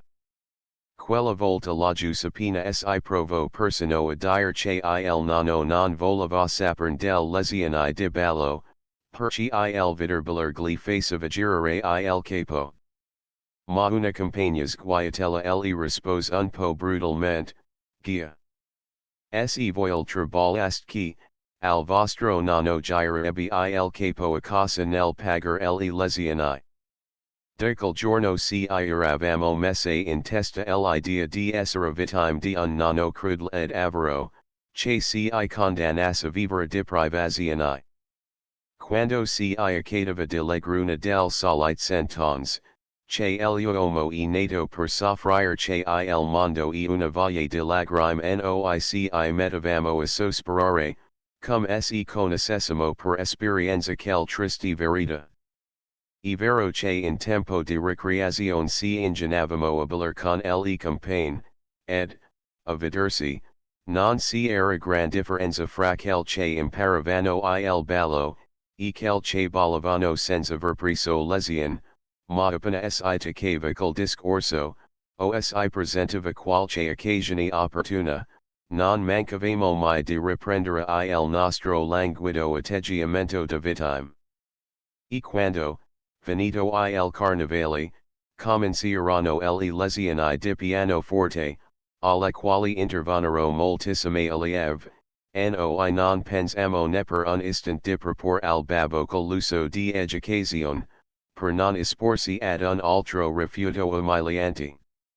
Si atteggiamo di vittime più che mai, e cercamo, non di rassegnarsi, ma di esser compianti. Ma le lezioni di pianoforte non devono durare soltanto un breve periodo di tempo come quel di ballo. E non si più costrato a fare la vittima quando nessuno si compatizzi. Por dire la verità, fumo poco compatite. Il nonno, de quell'uomo operoso e filosofo che era, non sene avide neppure. Le compagne più superbios, in vez di intenerirsi, si misero in burla, noie nostra compagne disventura, chiamandosi le musicophobe. Alcune, più bon, cercarono per alcuni giorni di consolarsi, ma vedendo che non si risavano, perdettero la pazienza e six rinunziarono.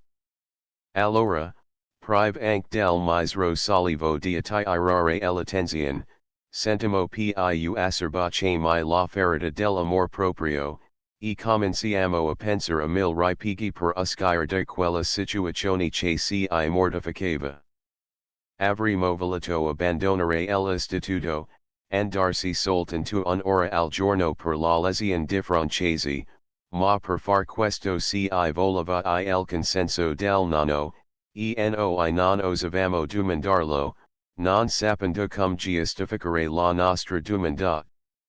Mentre stavamo in questo abisso di incertezze, una sera capito a casa nostra un signore che aveva due nipotine da mandare a scuola, ed il nonno gli fece un grande elogio della nostra direttrice, che diceva di ogni stima e di ogni fiducia. Queste dichiarazioni si suggerirono l'idea di interessare la direttrice alla nostra causa, e di invocare il suo appoggio, per ottenere niente meno che di studiare il pianoforte. Naturalmente, si guardiamo bene dal dirle che la causa del nostro gran malcontento, ed il movente che si spingeva allo studio della musica, era la meschina venita di non voler figurare de meno del compagne. Capivamo benissimo che questa ragione non era fatta per disporre l'animo della direttrice in nostro favore. Parliamo in vece di una gran passione per la musica, un'attrazione prepotente, una vocazione ad iridere. Mia sorella, la voce più stonata chio avessi mai udita, oso dire che le bastava di ascoltare una frase musicale, per impararla e ripeterla satissimamente. Io, per non esser de meno, dissi con accento elegiaco, che quando udivo, dal compagne che prendevano lezione, la melodia soave del cinque note, do re mi fa sol, fa mi re do avevo del palpitazione violente, impalladivo, e finivo per struggermi in pianto diroto, che continuava finch durava il commovente esercizio. La direttrice si ragnuvolo, edis, via. Non dite grullerie. Non accarano tant e sagerazione I per dimostrar che amati la musica, e vorreste studiarla. Doc credit chio abbia qualche ascendent sul vostro nonno, gli parlerò volentieri, ese non avrà nessuna ragione in contrario. Fu in seguito a questo, che la direttrice scrisse al nonno per pregarlo di andar da lei, il lui accorse primorosamente, come era sua abitudine cortese, quando una signora lo chiamava, poi fummo chiamate in sala anche noi, ed alla nostra presenza, la direttrice espresse al nonno il nostro desiderio. Il nonno l'ascolto con deferenza, poi rispose, Deve sapere, cara signora, che queste ragazze non sono ricche, dirò meglio, non hanno nulla. Per conseguenza, intendo farne du bon masse, che sappiano governar bene una casa, che amino lavorare e non istinino nessuna specie di lavoro. La direttrice osservo, la musica e anche un lavoro, ed in alcune circostanze può essere di grande utilità, appunto per una ragazza senza mezzo. Ma il nonno la interruppa, vuoi dire che potrebbe diventare maestra di piano, non è vero? O concertista? È verissimo.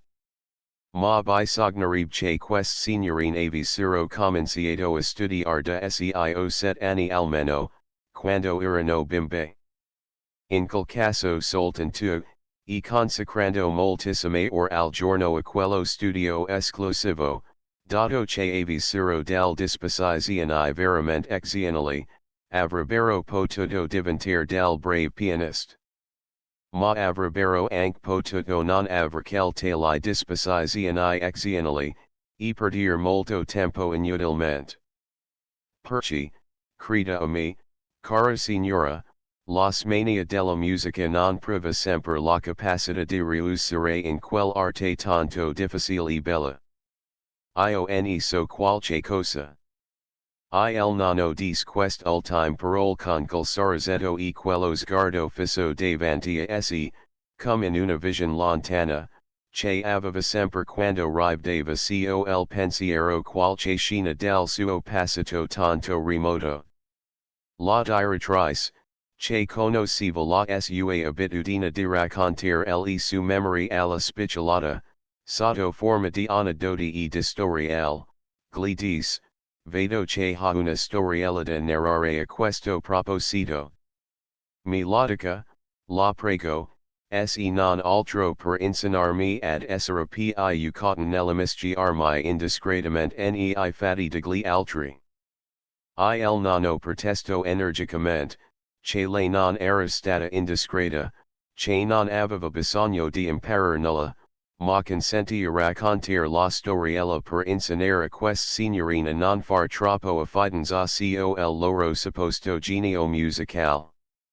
Noi chiamiamo il capo, imbronciate e contrite, ed il nonno cominciò, queste ragazze sono che un certo lavatelli, un vecchio contadino del mio paese e mio vicino di casa, sonava la zampana, e che io lo amoravo straordinariamente, ed avevo imparato a ballar sul origami che egli sonava, e che mi commuovevano fino al pianto.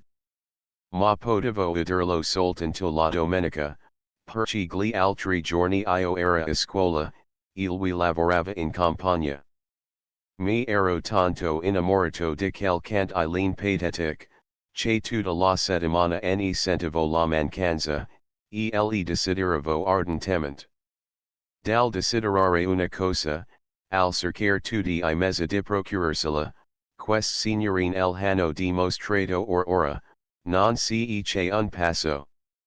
Io, dunque, cercai di imparare a suonare da mi solo, con uno zuffoletto di legno che m'ero comparato alla fiera di Novara.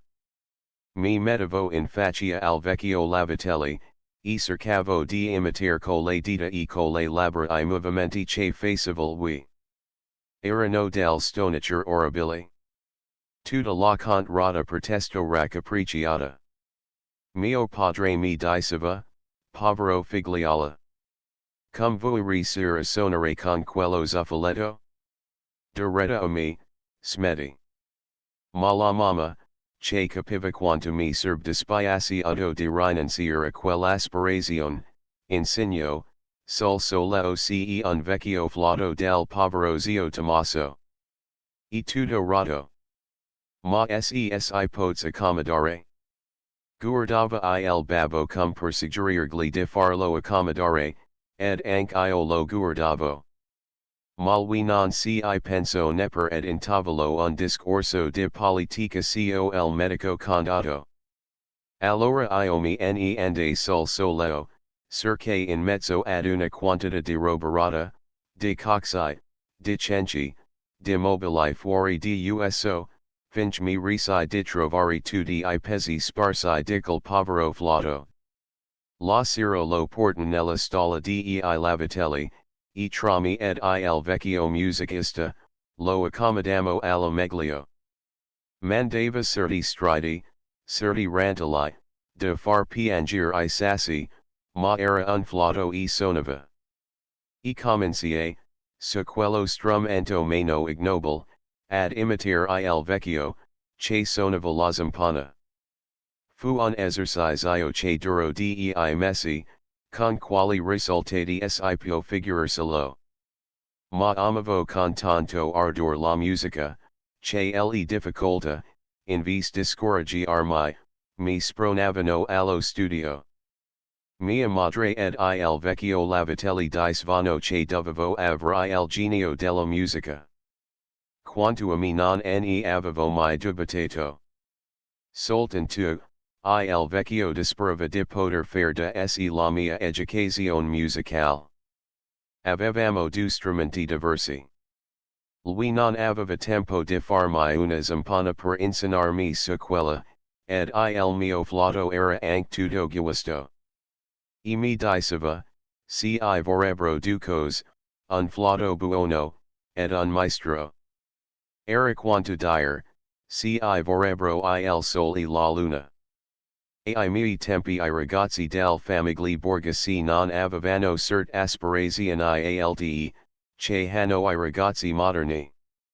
Sapvano che le cose deluso erano da lasciare ai signori, e si contentavano del loro stato. Io dunque non domandai a mio padre ne il flato ne il maestro, e tornai tranquillamente alle mie occupazioni di scuola, di casa e di campagna, rassinandomi, sebbene malincuore, a privare il mondo del mio genio musicale. Un tratto fuori dal paese era un vecchio fabbricato, tra palazzo e castello, di proprietà del marchese de Landi di Navarra. Non sapevo come si componis la famiglia, ma conoscevo il marchesino, un ragazzo della mia età, superbioso e bello, circondato di servitori e di maestri, che martirizzava coi suoi capricci. L'avevo vegeto molte volte in giardino a cavalcani sul spal di un povero vecchio, che obbligava a star del or carpani per fargli de cavallo, e che frustava come una bestia. Un giorno, sull'imbrunire, mio padre mi mandò a portar al castello, come lo chiamavano in paese, una medicina che gli aveva ordinata il marchese nel passer. Nella vicinare cominciai a sentire un suono che andò facendosi man mano piudist into e chiaro. Erano del scale eseguite sul flato, per entrar nel castello bisognava attraversare un ponte, sul fossato che lo circondava. Io era rimasto sbalordito sul ponte, quando vidi uscire dalla corte il giardiniere, tutto palpitante, gli domandai, che suona. Egli si fermo, e rispose, il marchesino che prende lezione di flauto. Tornai ad interrogative comincia ora? Che? Sono 2 mesi che fa gli stessi early. Non ne havoglia. e suo padre che vuol fargli imparare la musica ad ogni costo. E tutte le sere, lassù, in quella sala al primo piano, dove il il povero maestro, venuto apposta da Novara, si rimet tanto di fiato con quello seconda marchesino. Consenne la medicina al giardiniere, poi tornai a varcare il ponte, e feci il giro del castello fuori dal fossato, facendo sempre quella finestra illuminata, ed ascoltando con amore quell'orror di scala stonata. Un lungo e forte ramo di ipocastano, che sporgeva traverso il fossato, andava a finire dinanzi alla finestra, e ne velava e frostagliava la luce. Ero sveltissimo, per la lunga pratica di arrampicarmi sugli alberi in cerca di nidi.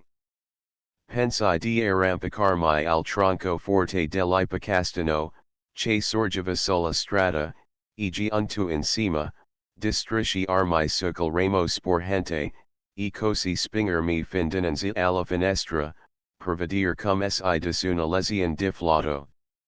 La cosa mi resi facile. Quel ramo pareva steso la apposta per me. Vedevo benissimo ogni cosa. Il marchesino stava in piedi dinanzi ad un leggo sul quale si era la musica. Il maestro era in piedi anche lui, dall'altro lato del leggo, e senza musica. Perché lui non ne aveva bisogno. Avevano un flauto ciascuno. Il marchesino cominciava la scala, e, quando sbagliava, il maestro lo interrompeva per correggerlo, e ripeteva lui la part sbagliata, che l'altro tornava a ripetere, il più del volte sbagliando ancora. Il maestro non s'impacientava mai. Il marchesino sempre. Ad ogni sbaglio scrollava le spalle, pestava I piedi, borbottava, andava a sedere tutto imbronziato, e bisognava che il maestro andasse a riprenderlo ed a pregarlo, per fargli ripagliare la lesion. Ero indignato di veder così malacalti I benefici della provvidenza, e pensavo, se questa fortuna fosse toccata a me, chissà che progressi avrei fatti, chissà che maestro riuscirei. E, tornato a casa, guardavo con disprezzo I vasi le ampale della farmacia, mi sentivo artista. La notte, che la madre di consigli, mi ne suggerì uno famoso. Doc si era col ramo di ipocastano, de dove potevo assistere alla lesion di flauto, perché non ne profitere.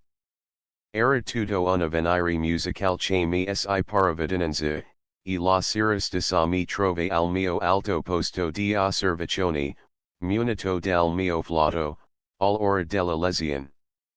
Non c'è emiludsi di poter suonare anche io.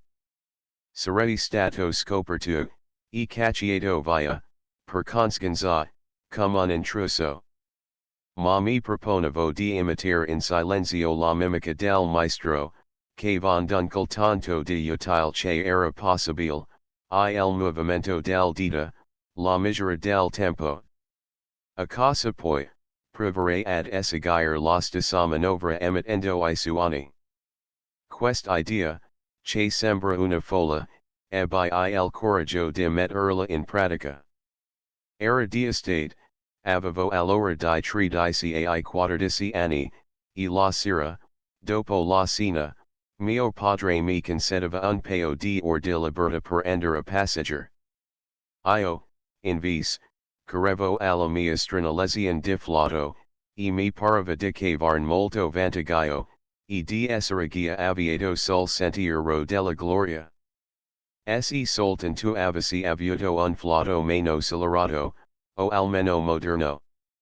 Ma era uno di quegli strumenti del secolo passato, con due sole chiavi, mentre il maestro ed il marchesino studiavano con due bei flauti moderni, di quelli inventati appunto allora, circa il 1812, che hanno più dissidisi chiavi. Sipio figurarsi cum il mio studio riassisa difficile piano di la coin. Avrei dato la mia parte di paradiso, per possedere un flauto con tutte quelle chiavi lucenti.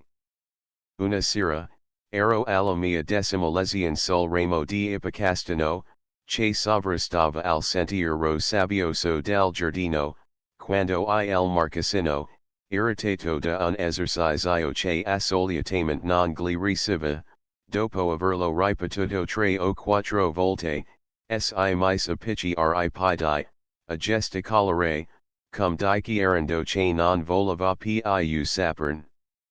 Io udeva soltanto la voce stizzosa, non ero abbastanza vicino per capire le parole.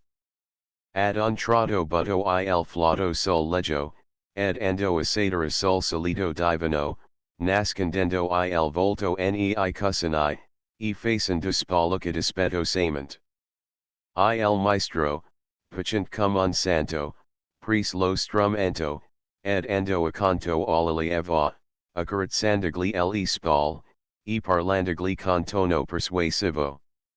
Allora il marchesino alzo il volto rosso dall'ira, afferro il flauto, e, strappandolo con mal garbo dal mani del maestro, corse alla finestra e lo scaravento gridando, va al diavolo. Non sonero mai più. Al rumore secco del flauto caduto sulla sabbia, segui un altro rumore sordo, cum un tonfo.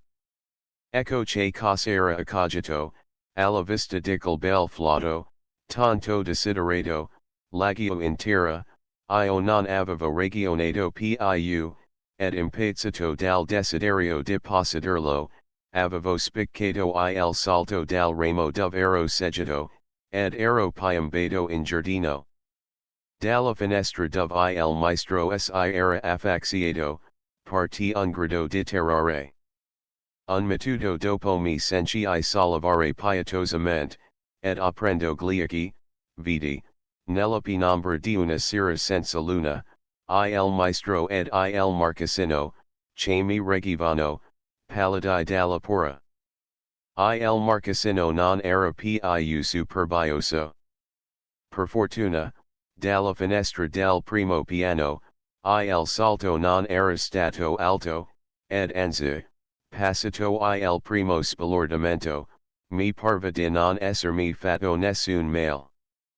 Fu soltanto quando vollero rialzarmi, che mi accorsi di avere una gamba, che non mi reggeva, e che era rotta. Il marchesino voleva portarmi al castello, ma il maestro ed il marchese, che era accorso anche lui, decidero che si troverebbe più pronto il soccorso portandomi alla farmacia di mio padre. La fiaccolata rimproveri per la mia sbadaggine, che vilavano male il turbamento e l'angoscia de miei poveri genitori, punto carezzevoli, ma in fondo amorosissimi. Ma questo non si entra con la mia storia.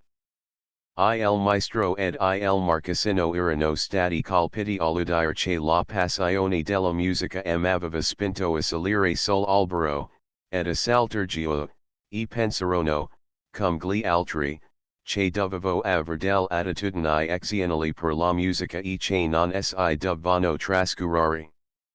Mio padre si stringeva negli spalle, e diceva che avrebbe preferito che avessi delle attitudini per la farmacia.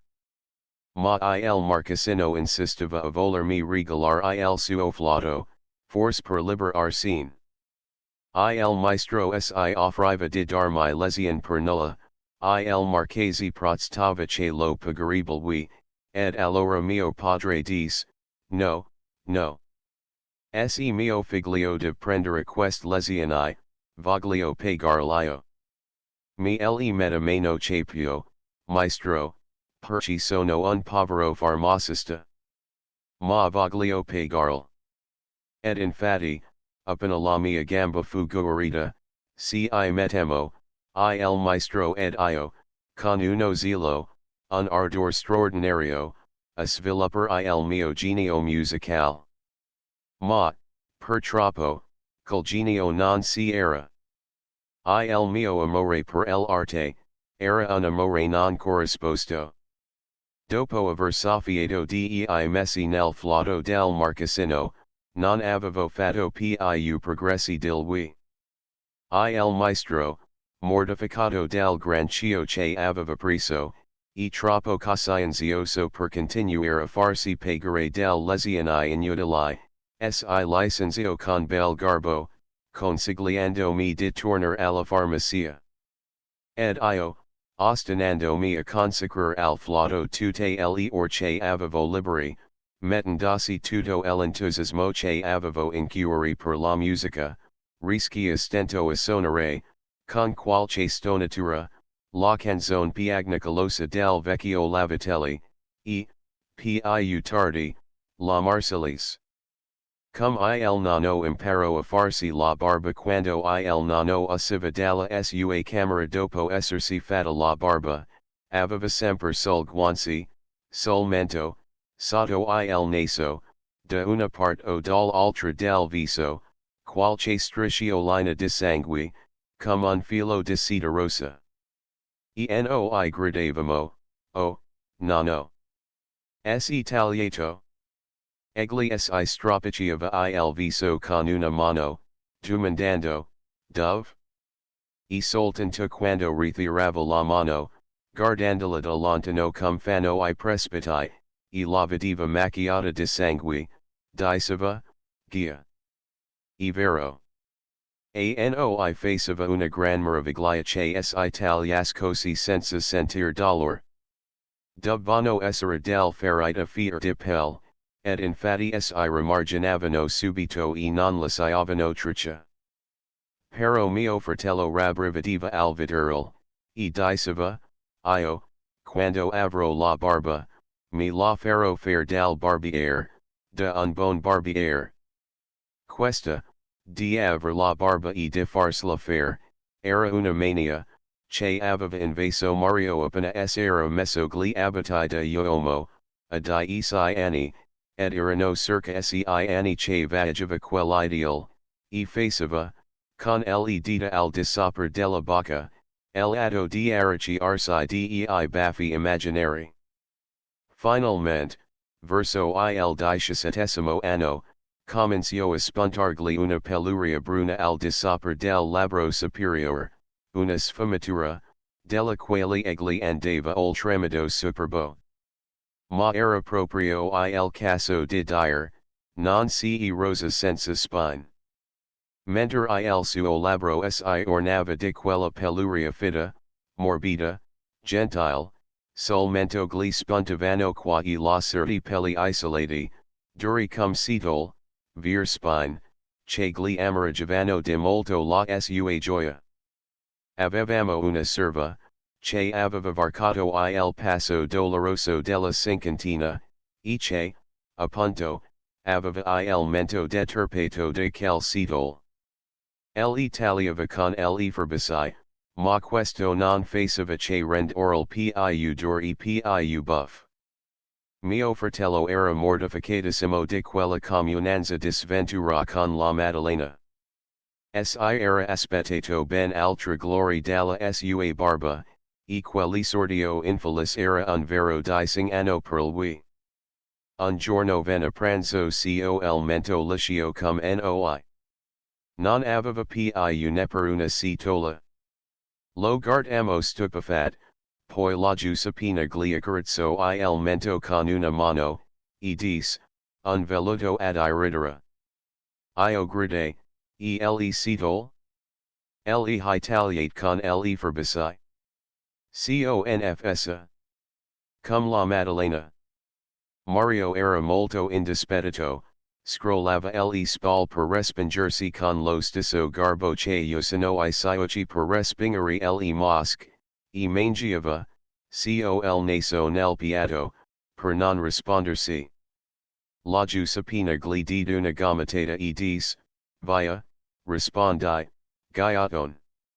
Che cosa ne hai fatto del wonder del mento che non pungi più come una spazzola? Non eravamo molto gentili fra noi fratelli. Mario rispose con la bocca piena, mi la son fatta faire. Oh! Dal barbiere? Che domanda siaca? De chi vola che mi la facessi faire? Dal tosicane? Ma perci non fartela de te? Gia, cum fa il nano, et. Per comparier poi tutto coperto di ferrite, cum un iro del quarantato. Il nano rideva e mangiava senza parlar. Non prendeva mai parte ai nostri battibecchi, se non qualche volta, di rado, per dire a mio fratello che, a sua tempi, gli uomini erano più cortesi con le signore. Al che Mario rispondeva, facendo dei garbassi a me ed a mia sorella, bel signore. E gentili poi. Ed il battibecco continuava, più aspro di prima. Ma tutto questo per burla, per spavalderia. In fondo si voleva tanto bene, quanto quelli che si fanno mil smanseri. Quel giorno cessai di bisticciarmi con Mario, per dire al nonno, ma appunto, nonno, perché non va dal barbiere, in vista di tagliarsi tutto il viso a quella maniera. Il nonno inghiati la cucchiata di minestra che aveva in bocca, poi rispose, e laguio, lontano, il perci. Nel 1814, mi per. E sorrideva tra se guardando nel vuoto, cum faceva sempre, quando rivdeva col pensiero uno de sui ricordi remoti. Gli domandai, allora, e una storia? Il nonno rispose, un aneddoto, piccino. Mario dice con disprezzo, un aneddoto dei tempi barbari? Via, Lodica, nonno. Servera a farsi ingoiare quest'altra barbari della carne lesa. Il nonno esito un pochino, dicendo, veramente, veramente, quell'andotto non è fatto per far ingoiare, tutt'altro. Poi soggiunse, ma via. Alla vostra etasi hallo stomaco forte, e non si guarda tanto pel sottile. E comencio a raccontare, rivolgendosi a Mario, alla tua eta, anzi un anno prima, a 16 anni, avevo gia il mento coperto di quel setole di suguali, che tu abbi fino a ieri. Io non potea a meno di dire ironicamente a Mario, consolati. E una bellezza di famiglia. Il nonno continuo, dopo parecchi mesi, le mi setole erano cresciute tanto, che avevo una barba ispida. Mio padre, che aveva sempre portato il volto sbarbato, cum el ho poi sempre portato anche io, non poteva soffrire col mento barbuto, del quale io andavo superbo. Un giorno mi dice, bada, non ti voglio più vedere quella barba da zappatore. Prendi I miei rasoi, e levatila. Allora I figlioli, anche grandi, usavano obbedire ai genitori senza rimbicarsi, e, per quanto il privarmi della barba cresces, non mi ven neppur in mente di volerla portar, dal momento che spiaceva a mio padre. Pero mi sgamentai all'idea di mettermi sul volto il rasoio, che non sapvo maneggiare affatto, ed osservai, ma non so fare, babbo. Mi tagliare tutto il viso. Il babbo saris, poi mi disse I soldi e dice, allora prendi. Questi sono I quattrini. Seti basta l'animo, va a fartela fare dal barbiere. Non capivo perché mi doves bastar l'animo, cum si trattasti un atto eroico. Ad ogni modo, ben contento di poter andare a farmi fare la barba con I quattrini in mano cum un signore, e cum un uomo, la mattina dopo andai dal barbiere. Sereno parrucchia ventori. Il perico, che aragia segito calasi ugamani sotto il mento e col volto insapanato, il vecchio lavatelli, quello dalla zampana, ed ogni uomo di mezza eta, che masticava tobacco e sputacchia veniro. Sedetti ad aspettar mentre il barbiere faceva la barba al perico, appunto sulla gutta destra, dove aveva un'enorme gonfisa. L'avevo vegeto la sera prima in farmacia, e pensavo, come mi gli gonfiato il viso a quella maniera in una notte? Ieri sera stava bene. Tirai fuori il libro di scuola che avevo in tasca, e, per passare il tempo, rilessi due volte un pezzo di latino difficile. Poi guardai a che punto stava la barba di Don Domenico, e, con mia grande stupefazione, vidi che la gonfisa gli era passata dalla guancia destra alla sinistra, che appunto il barbiere stava radendo. Pensai, l'insapanatura che gli fa quest'effetto. Soffre forse di flussioni. Ma è strano che gli vengano tanto istantaneamente, e scampaiano con la stessa rapidità. Intanto il barbiere aveva finito. Pris le due estremità dell'assi ugamani che pendeva sul largo petto di Don Domenico, glielo butto sul viso, stropicciò forte per togliere ogni residuo di umidità e di sapone, poi staccò l'assi ugamani, ed il volto del perico rimise bianco, con una lieve sfumatura turchina al posto della barba, irregolarissimo senza la minoma gonfisa da nessuna parte. La mia stupefazione fu al colmo. Cosa poteva essere quel fenomeno? E doveva accadere anche me? Guardai attentamente l'uomo che sputacchia veniro. Sedezio il volto dritto e regolare.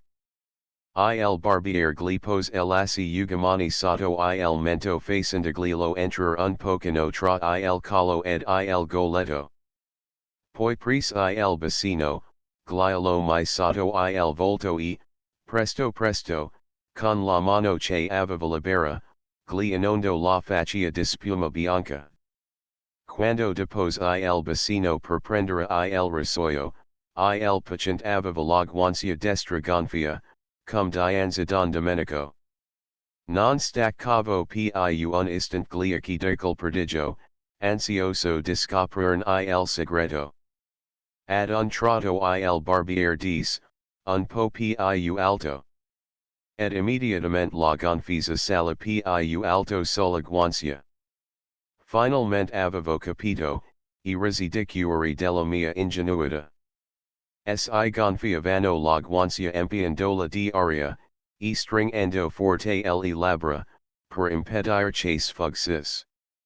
Era una cosa che avevo fatta tante volte per chiasso. Sicuro.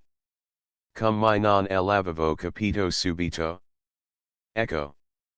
Finita la guancia destra, quell'uomo sputacchio 2 o 3 volte, mentre il barbiere passava dall'altro lato, poi gonfiò la guancia sinistra. Era buffo. Non vedevo l'ora di provare anche io col gioco. Intanto lo provavo da me, nel mio cantuccio.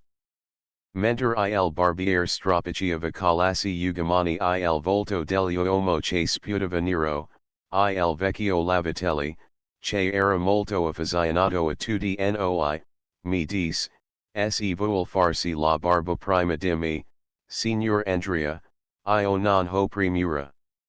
Non mi parva vero, e corsi a sedermi sulla poltroncina. Appena fui consigliato, calasi ugamai sotto la gola, mi empii la bocca di aria, e mi gonfiai l'egote, come un amarino paffuto, tenendo le labbra bene strette respirando a stento dal naso.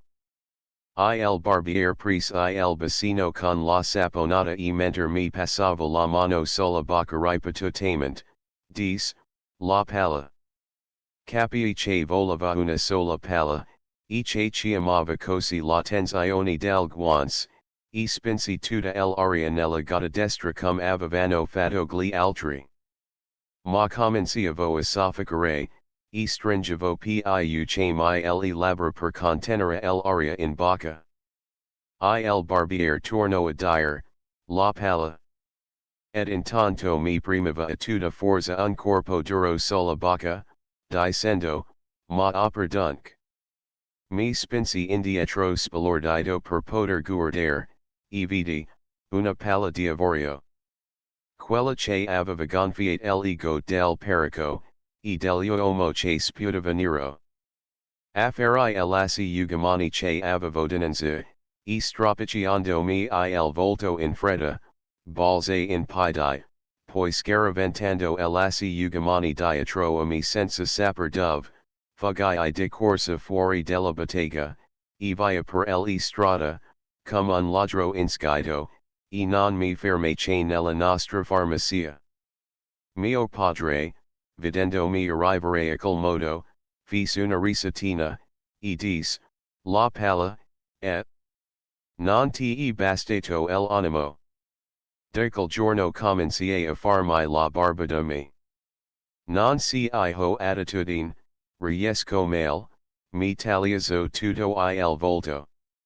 Ma non ho più potuto vincere quella prima aversione che hanno ispirata le botteghe da barbieri, sebbene la palla sia passata di moda da un pezzo.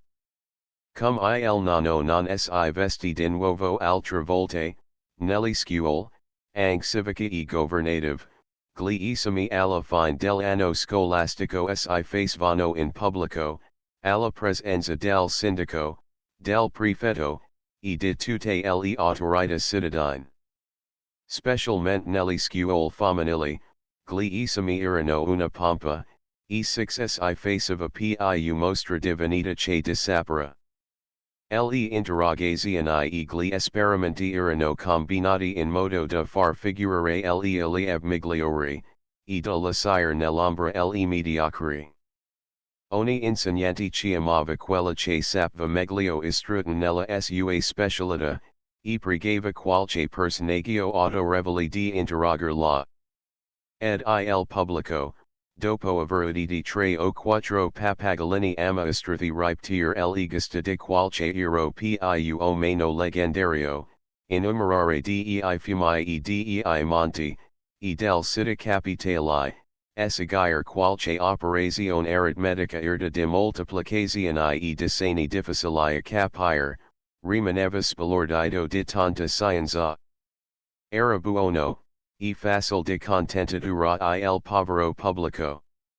Bisognava sentire, che sorta di pillole gli si facevano ingoiare, coi nostri componimenti letterari, declamatori, gonfi, ridicolmente retorici. E bisognava vedere, come si commuoveva, e si soffiava il naso, per nascondere l'inumidirsi ed il lucicare degli occhi. Ramanto ancora una lettera sull'ultima, rimproverare ad una compagna la sua cattiva condotta in iscuola, e darle dei buoni consigli. Io scrissi una specie di predicatore bile, in cui parlavo di onore e di disonore, di giustizia, umana e divina, di maledizione paterne, di rimersi al letto di morte, di ogni sorta di orrori, per poi stemperarmi, nella seconda parte, in una gran tenerezza di pentimenti, di espiazioni, di ravvedimento, di riabilitazione, di virtù ideali ed inverosimili, di morte rassegnata del giusto, di gioia mistica ed eterna in un mondo migliore. Tagliata in due, avrebbe potuto essere una requisitoria contro un malfattere della peggiore specie, ed una predica del padre confortatore ad un condannato a morte. Meritavo io, una condanna per quel delitto letterario. Ma il pubblico ne fu commosso fin nelle viscera, non sepprinere gli applausi, sebbene fossero proibiti, e, finiti gli esami, una signora anonima mi mandò a regalar dalla cameriera un astuccio, con un finamento de lavoro in argento. Era natural che una del cosa cui pius I battis in quegli di apparato, fos il vestito. Era una gara di eleganza. Noi avevamo un vestitino di mazzilla bianco, che ogni anno, in quella circostanza, si rimetteva in uovo, ben lavato, insaldato, tizo e scricchiolante come un vestito di carta. Ne andavamo superb, tanto più, che 6 I ungava una cintura di velluto nero, legata dietro la vita con un fuoco smisurato, I cui capi si sbatacchiavano sulla schiena e sui fianchi, come l'eld un grande corvo, che si avesse affondato il becco negli reni e si succhius il sangue. Quest cos mostruos, le dico ora, volgendo uno sguardo retrospettivo a quell'abigliatura, colloquio educato ai gusti moderni. Ma allora, tanto io che mia sorella, la credevamo bellissima. Furono le campagne ricche ed eleganti che scassero la nostra fede beata. Quell'anno era di moda un certo colorino roseo, cangiante, con dei rifles e argentei, che si chiamava nuage di aurora, nube di aurora. Quel signorin si erano fatto un abito del color di moda per portarlo agli esami, ne parlavano continuamente in iscuola. Un giorno una di loro, dopo aver fatto una descrizione pomposa del suo bell'abito, si rivolse noi, e disse con disprezzo, voglio ricomparare il solito abito di carta, l'avvoltoio nella schiena. Di carta. L'avvoltoio. Vidi mia sorella farsi pallida, mentre sentivo una vampa di rosa risalirmi al volto, ed il cuore si mise a saltarmi nel petto come un passero in gabbia. Quella critica si ungeva nuova, inaspettata. E per la nostra venita intui subito che la mussolina insaldata e la cintura nera di velluto avevano ispirato l'umorismo crudele di quella ragazza. Intesi pur che quella burla non era nata allora, e che doveva aversi circolato intorno negli anni precedenti, mentre noi ci pavoneggiavamo beatamente, nella nostra abbigliatura di gala. Fu una spina che si pose nel cuore, ne soffrimo, come, più tardi, quando l'esperienza si ha dimostrato che quest contrarieta sono mesquine e ridicole, si soffre per contrarieta più vir e gravi. Pel nostro mondo piccino e per la nostra piccola eta, quell'idea di ricomparire vestite male, all'antica, in mezzo alle ragazze eleganti, era una grande umiliazione. Aspettiamo con ansietà la domenica, e la visita al nonno.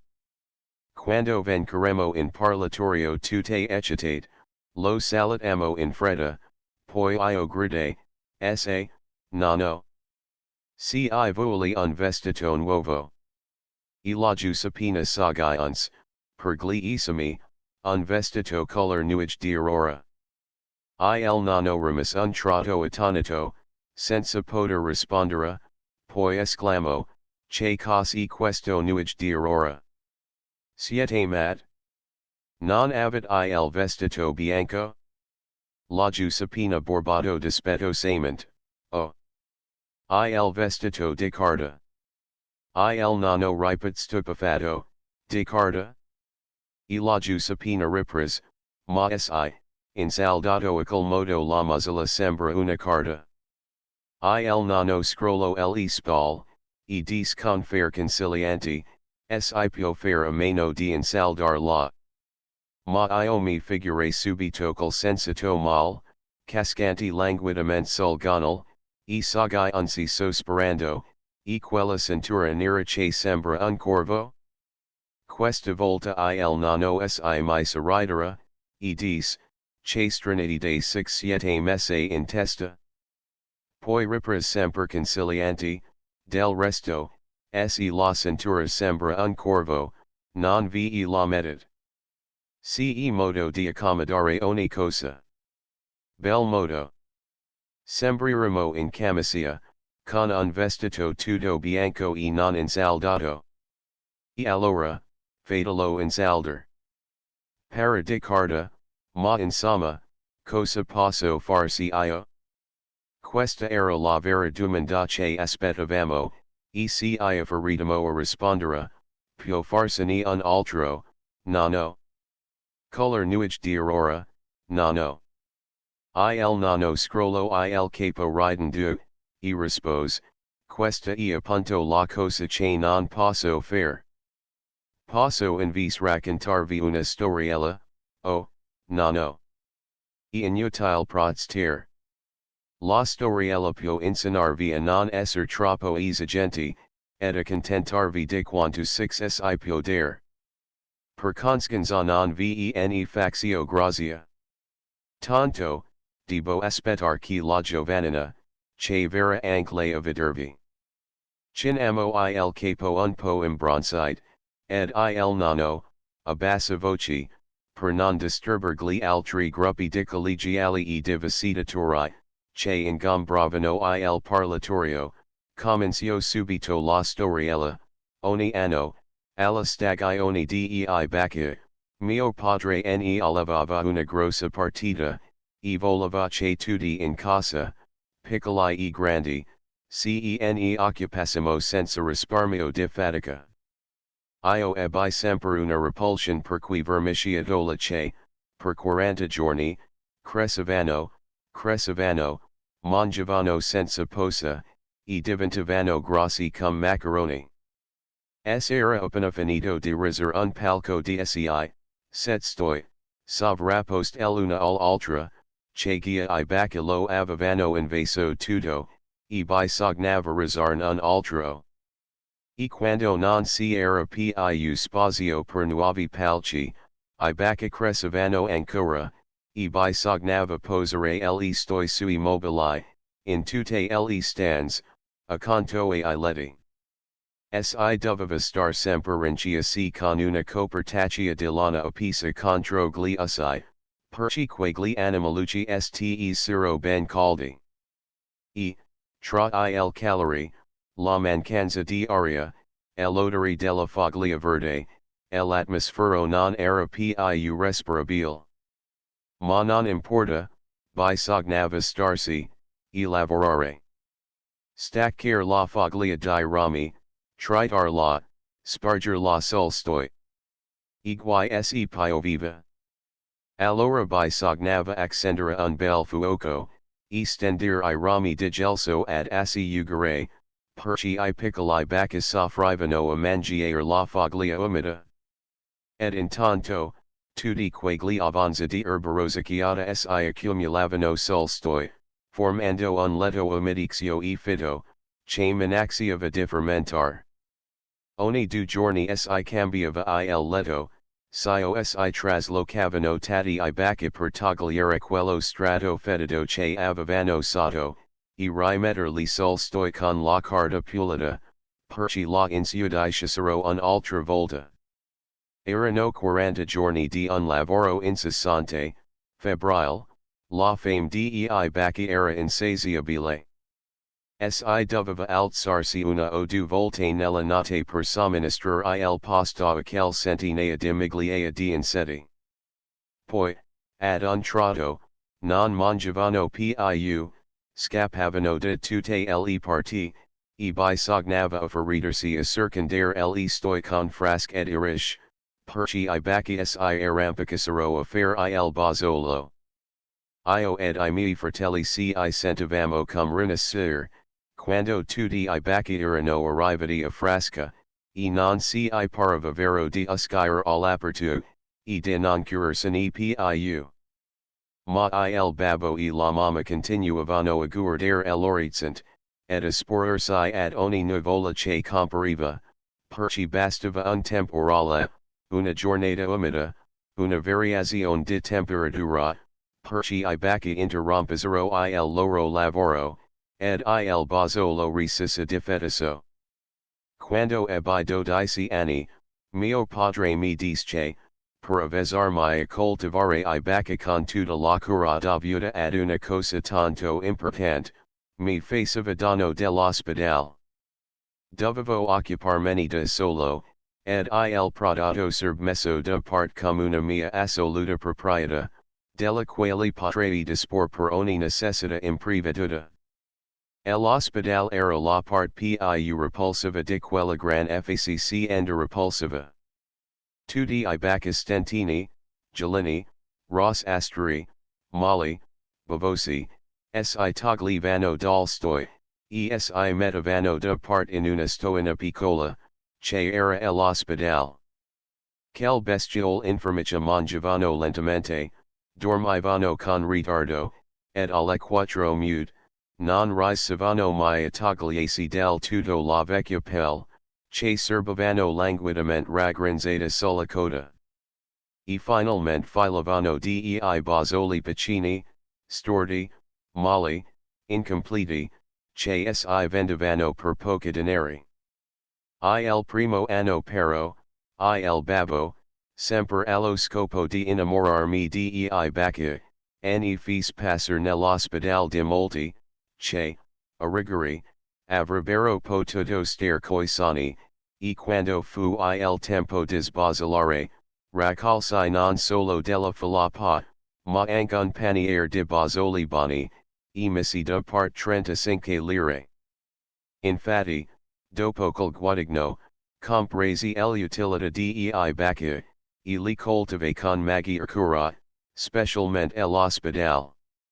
Dopo un paio di anni si detti l'ospedale ai miei fratelli, ed io ebbi un bel pizzico di seme, ed olive la mia piccola partita speciale di baccabani. Il denaro andò aumentando. Quando se ne parlava, la mamma diceva che servirebbe vestirmi tutto di nuovo quando dovrei andare in Navarra per studiare al liceo. Non si trattava di mettermi in gala, ne di farmi un vestito color nuage di aurora, piuttosto che di un altro color. Si trattava unicamente di vestirmi come vestivano I ragazzi di città, perché c'erano io portava I calzoni di fustigno corti fino al ginocchio, del gros calz di cotone biggio, degli scarponi con la suola di legno, ed una cacciatura di fustigno come I calzoni. Tutto il costume dei contadini del basso Novarese, che a Navarra mi avrebbe reso ridicolo. Per conseguenza, I miei genitori consideravano come una necessità il vestirmi di nuovo.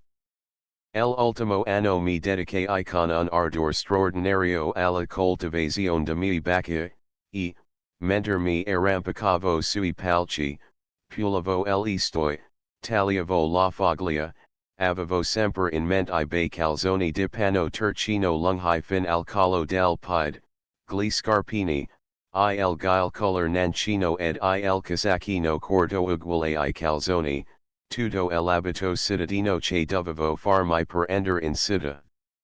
Quell'anno il raccolto andò maluccio, ma si era il denaro degli anni precedenti, e fra tutto faceva una bella somma. Circa 250 lire. Bastava a farmi un bellissimo corrido. In principio di ottobre, mio padre ebbe la nuova che il marito di sua sorella, medico condato ad Oleggio, era gravemente ammalato.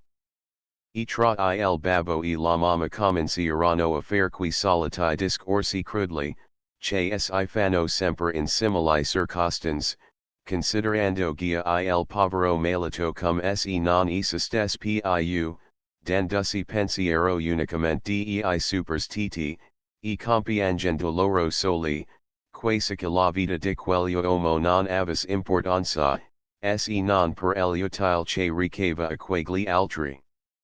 Quella povera vedova. E con 5 figlioli. E quel povero uomo benedetto, che non val mai saperne di privazioni. Non avrò lasciato un soldo di risparmio.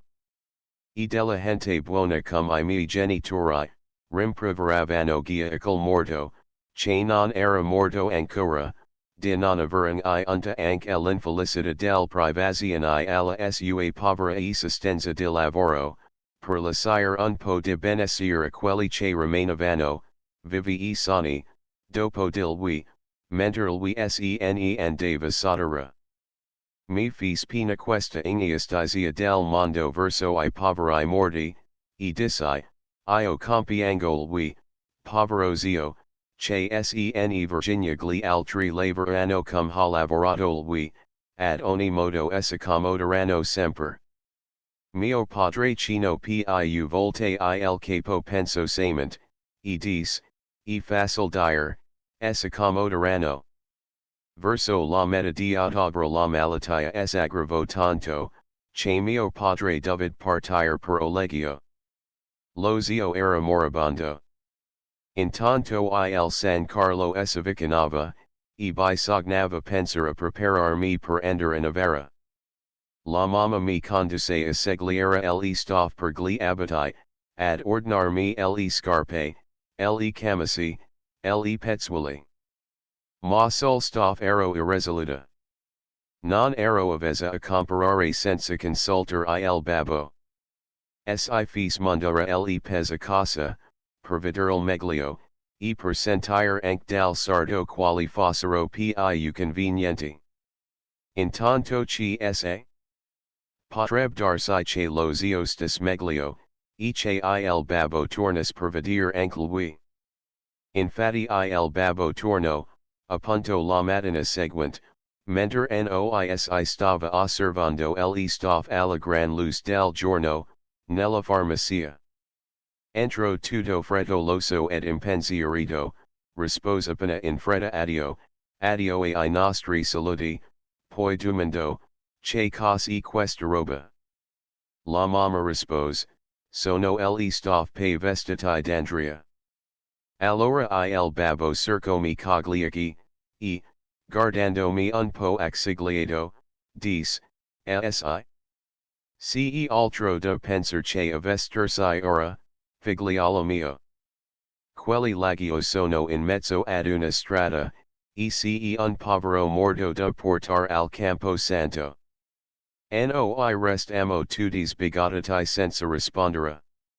Il babbo riprese, sempre guardandomi, tu non volevi aver pietà dei superstiti, e compiangevi il povero morto. Ora è proprio il povero morto che ha bisogno di te.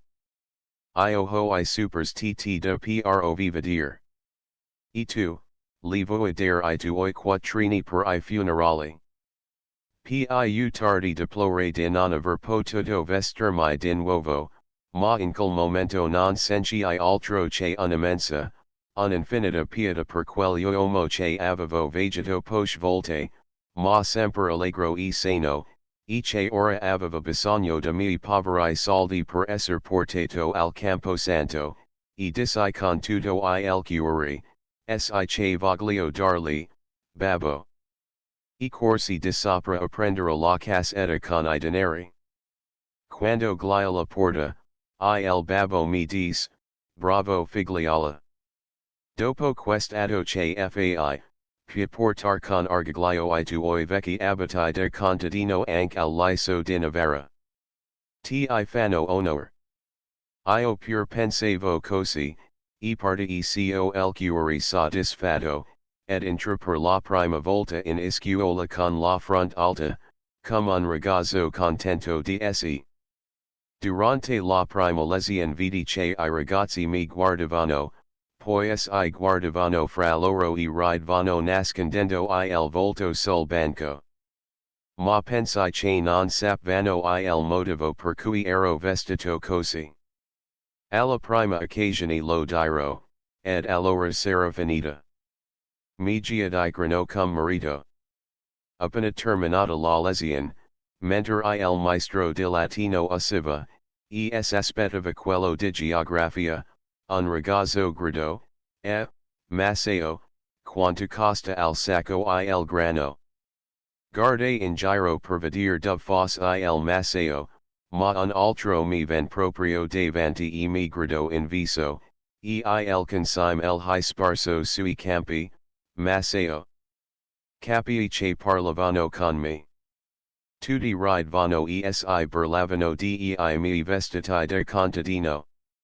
Mi alzai rosso, per rispondere, ma mi ripugnava, davvero, mi ripugnava il vantarmi pubblicamente del poco bene che avevo fatto. In quel mentre entro il professor di geografia, e tutti tacero e torneranno ai loro posti. Ma dopo quella seconda lezione, appena il maestro aveva chiuso l'uscio dietro a essi, sentii qualche cosa di duro col per me all'unica, mentre una voce gridava, Ortolano. Prendi il consiglio. Ed un altro, questo è bon lettum, raccogli. E de destra, de sinistra, de tutte le parti mi piovevano addosso torsoli di meli, bucks, nocciola di frutta, vecchi crosti di pane, palottoli di carta stropicciata bagnate nell'inchiostro, che mi colpivano nel volto, nel petto, sul dorso, e lasciavano la macchia. Mi alzai per parlar, ma una salva di fische, di grida, di risate copri la mia voce. Imitavano il mugito del bu, il raglio dell'asino, il gracidere del gallon, il canto del gallo, pareva di essere in una fattoria. Allora, tutto ferment disdegno, corsi fuori dalla scuola, ed appena giunto dalla vecchia parente davvero allegiato, scrisai a mio padre tutta quella scena. Nella mia disperazione gli dicevo, bisogna fare qualunque sacrificio per vestirmi come gli altri, da cittadino, altrimenti sarà impossibile che io continui a studiare. Intanto sospendo di andare al liceo. Mio padre rispose, se credevi l'opera buona che hai fatta, tanto facile senza conscience per te, non meritavi l'ammirazione con cui elicalsi. Dare il denaro dei tuoi abiti pel tuo povero zio morto, voleva dire rassegnarti a frequentare, per un tempo indeterminato, la scuola vestito da contadino, esporti a qualche burla, a qualche umiliazione. Abbi dunque il coraggio della tua buona azione. La vita ha ben altra lodi, ben altra contrarietà, e devi avvezzarti di buon ora a sopportarlo, se vuoi fare la tua strada nel mondo e diventare un uomo. Io non voglio intervenire in questa puerilità. Sbrigati compie, e soprattutto non lasciare lo studio, che è la parte seria della vita, per codesta suscettività di amor proprio, che ne sono la parte ridicola. Sul prime quella lettera mi parva crudel ma, ripensandosi, compresi che era giusta nella sua severità. E tornai al liceo, e sopporta con dignità le insolenze de miei compagni, rispondendo appena con qualche scappellotto ai tentativi più violenti. Così si avvezzarono a vedermi vestito da contadino, e, a misura che mi facevo onor negli studi, avvezzarono anche rispettarmi. Avvezzarono tanto bene, che quando, dopo sei mesi, mio padre mi regalò un bel vestito da seta, al primo vedermi vestito così, I più grulli cominciarono a burlarmi di nuovo. Ma I loro scherzi non furono secondati, perché la maggioranza aveva imparato a giudicarmi più seriamente. Eravamo un poco mas, ma non tanto da aver completamente dimenticato l'icchiat ironic e le risate di scherno del campagne eleganti. Io risposi, esitando un poco, ma facendomi coraggio, ma noi non abbiamo nessuna bella azione da raccontare, per giustificare il nostro vestito vecchio. Il nonno, col volto, non più conciliante, ma serio, rispose, fra tutte le belle azioni, la più bella e faire il proprio dovere. Il vostro dovere e di accettare la situazione che dio ha fatta al vostro nonno ed a voi. Non siamo ricchi, dobbiamo accontentarsi, io di non farvi un abito nuovo, voi di non portarlo. Ho una gran poraccia nelle vostre testoline sia entrata tanta vanità, de farvi parere un sacrificio, un atto eroico ad iridere, il confessare la vostra condizione modesta. Eben, confessatella, esse costerà molto, avrit una buona occasione de raccontare, una vittoria riportata sulla vostra vanità. E6 farà del bene. Non confessiamo nulla. Non eravamo abbastanza dignitosi forti per farlo. Ma l'abito di carta voltoio nella schiena, ricomparando ancora, confesseranno per noi. Però quel giorno osservamo che erano molti le compagne che portavano gli abiti degli anni precedenti, ed il gruppo dell'elegante era così piccino, che ci accorgemo di aver esaggerata l'importanza. Tutte le più brave erano vestite modestamente, ed anche noi facemo un bellissimi. Ne avemo una soddisfazione, che il bel vestito non si avrebbe dato di certo. Dopo l'issimi la Giuseppina mi dice, un po' tardi, ma meglio che mai, sono contenta ora, che non abbiamo fatto fare un sacrificio al nonno per vestirsi. Come il nonno tronco una serie di rappresentazioni passati gli anni di collegio e di scuola, e finiti gli studi, la nostra vita da signorin di provincia cominciò ad essere assai monotona. Non si doveva più pensare ad altro che a diventare d'un di casa, bon masse. L'ordine della casa, il bucato, la cucina, dovevano occuparsi interamente. Sec veniva in mente di cominciare un ricamo, il nonno, che batteva olagian, diceva che quel lavoro sedentario e fine nociva alla salute e sciupava la vista. Se poi ci mettevamo allegri, les esclamavano sporite, per carità. Che non avessero a credervi dato esse? Erano persuasi che tutti i guai, tutte le miserie dell'umanità, derivassero dalla lettera, specialmente per le donne, e dicevano, con un risentimento pieno di convinzione, qui maledetti libri. Tanto, che noisi pensava sovente, perché ci avessero fatto imparare allegri. Ma doveva essere per abilitarsi allegri la cuoca piemontese il solo libro che trovas grazia agli occhi delzi. Si doveva fare, noi due ragazze, una settimana ciascuna alternandosi in cucina, cercando di mettere in pratica gli insegnamenti di quel ricetario.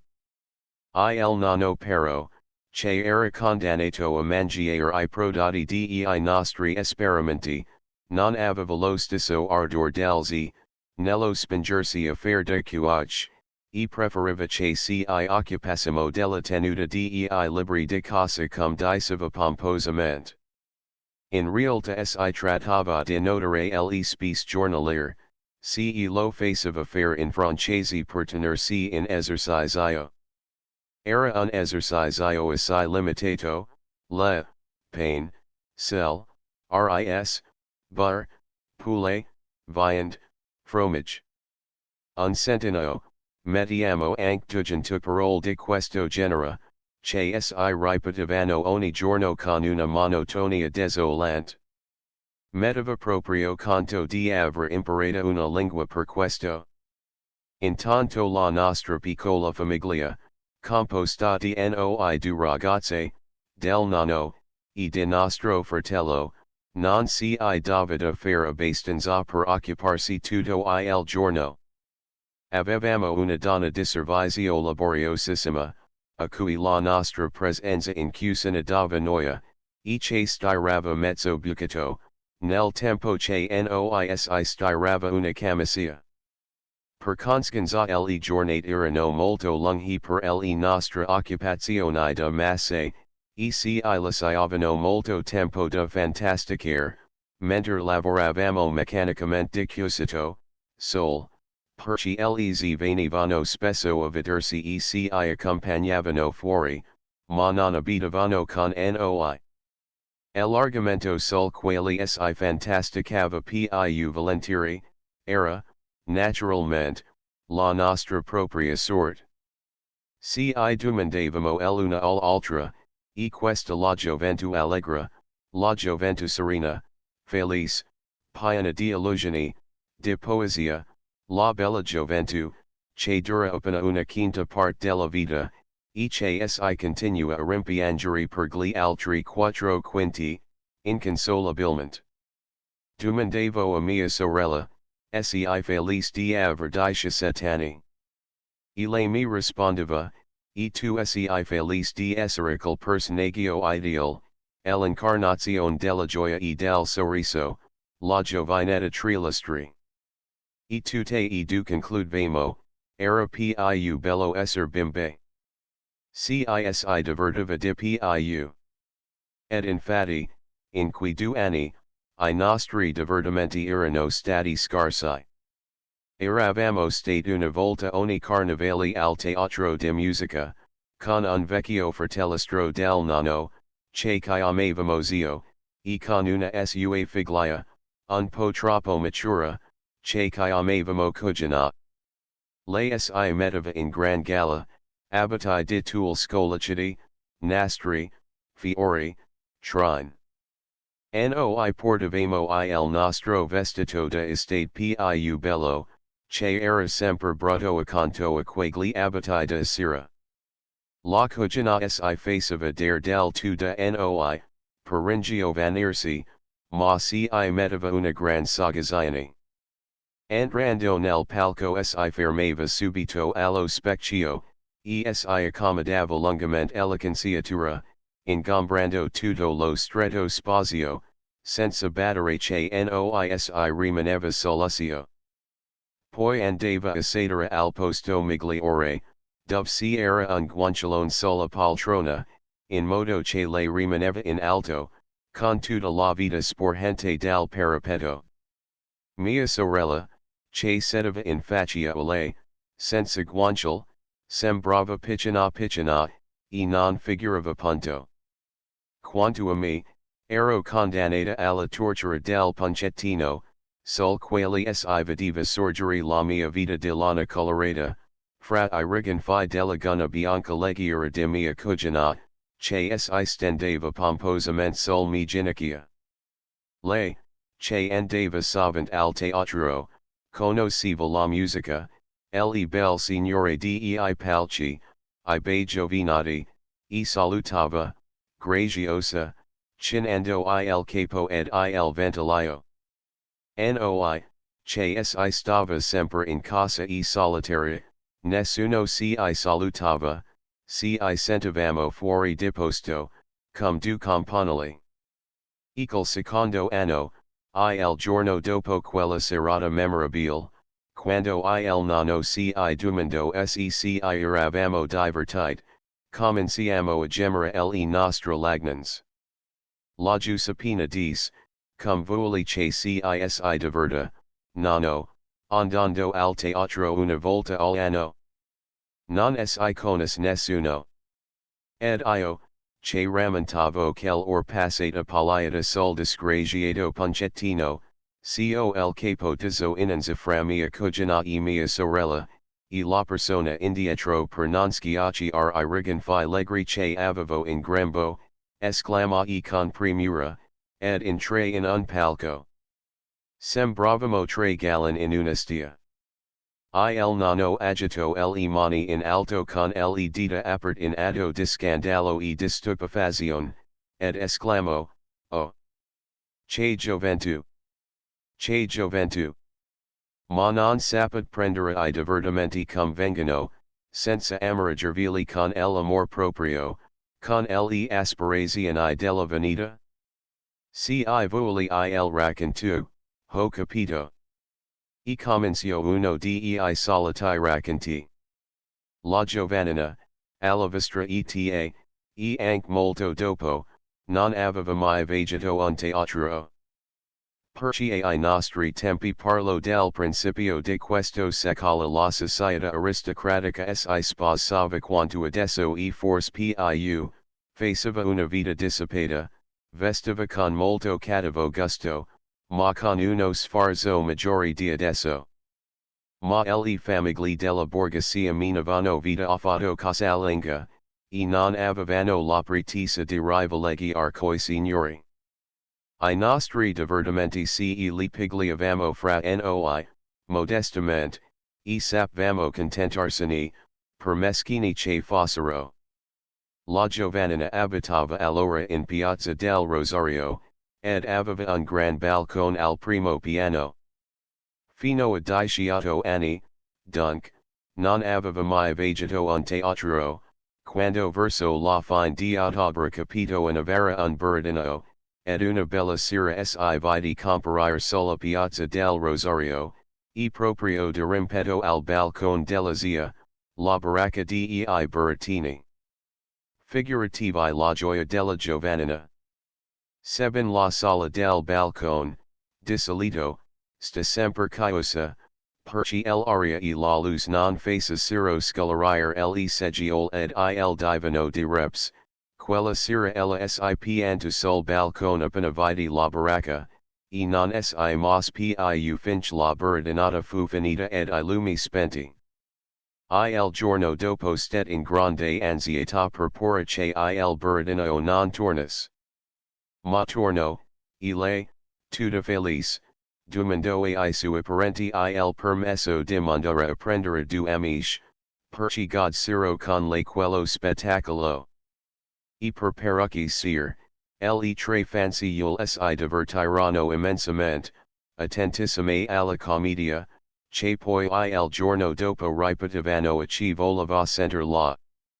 Io, che ero appunto in avere per studiare al liceo, fui invitato dalla Giovannina alla buratinata, e quando non avevo molto da studiare, se andavo e mi divertivo la mia parte. Ma quell'anno l'ottobre era eccezionalmente freddo, e la commedia finiva tardi, verso le 10. Le ragazze infredderanno tutte. Allora tutti I parenti proibirono di stare al balcone di sera, compresa mia zia, che intimo a sua figlia di andare a letto alle 8, finch non le fosse passata la tosse. La Giovannina non dice nulla, perché sua madre non le permetteva di discutere le sue risoluzioni. Ma la tosse continuava e si faceva anzi più acuta, nonos tant gli atroci decati di orzo indulciti col mille, che la zia faceva ingolar alla malata.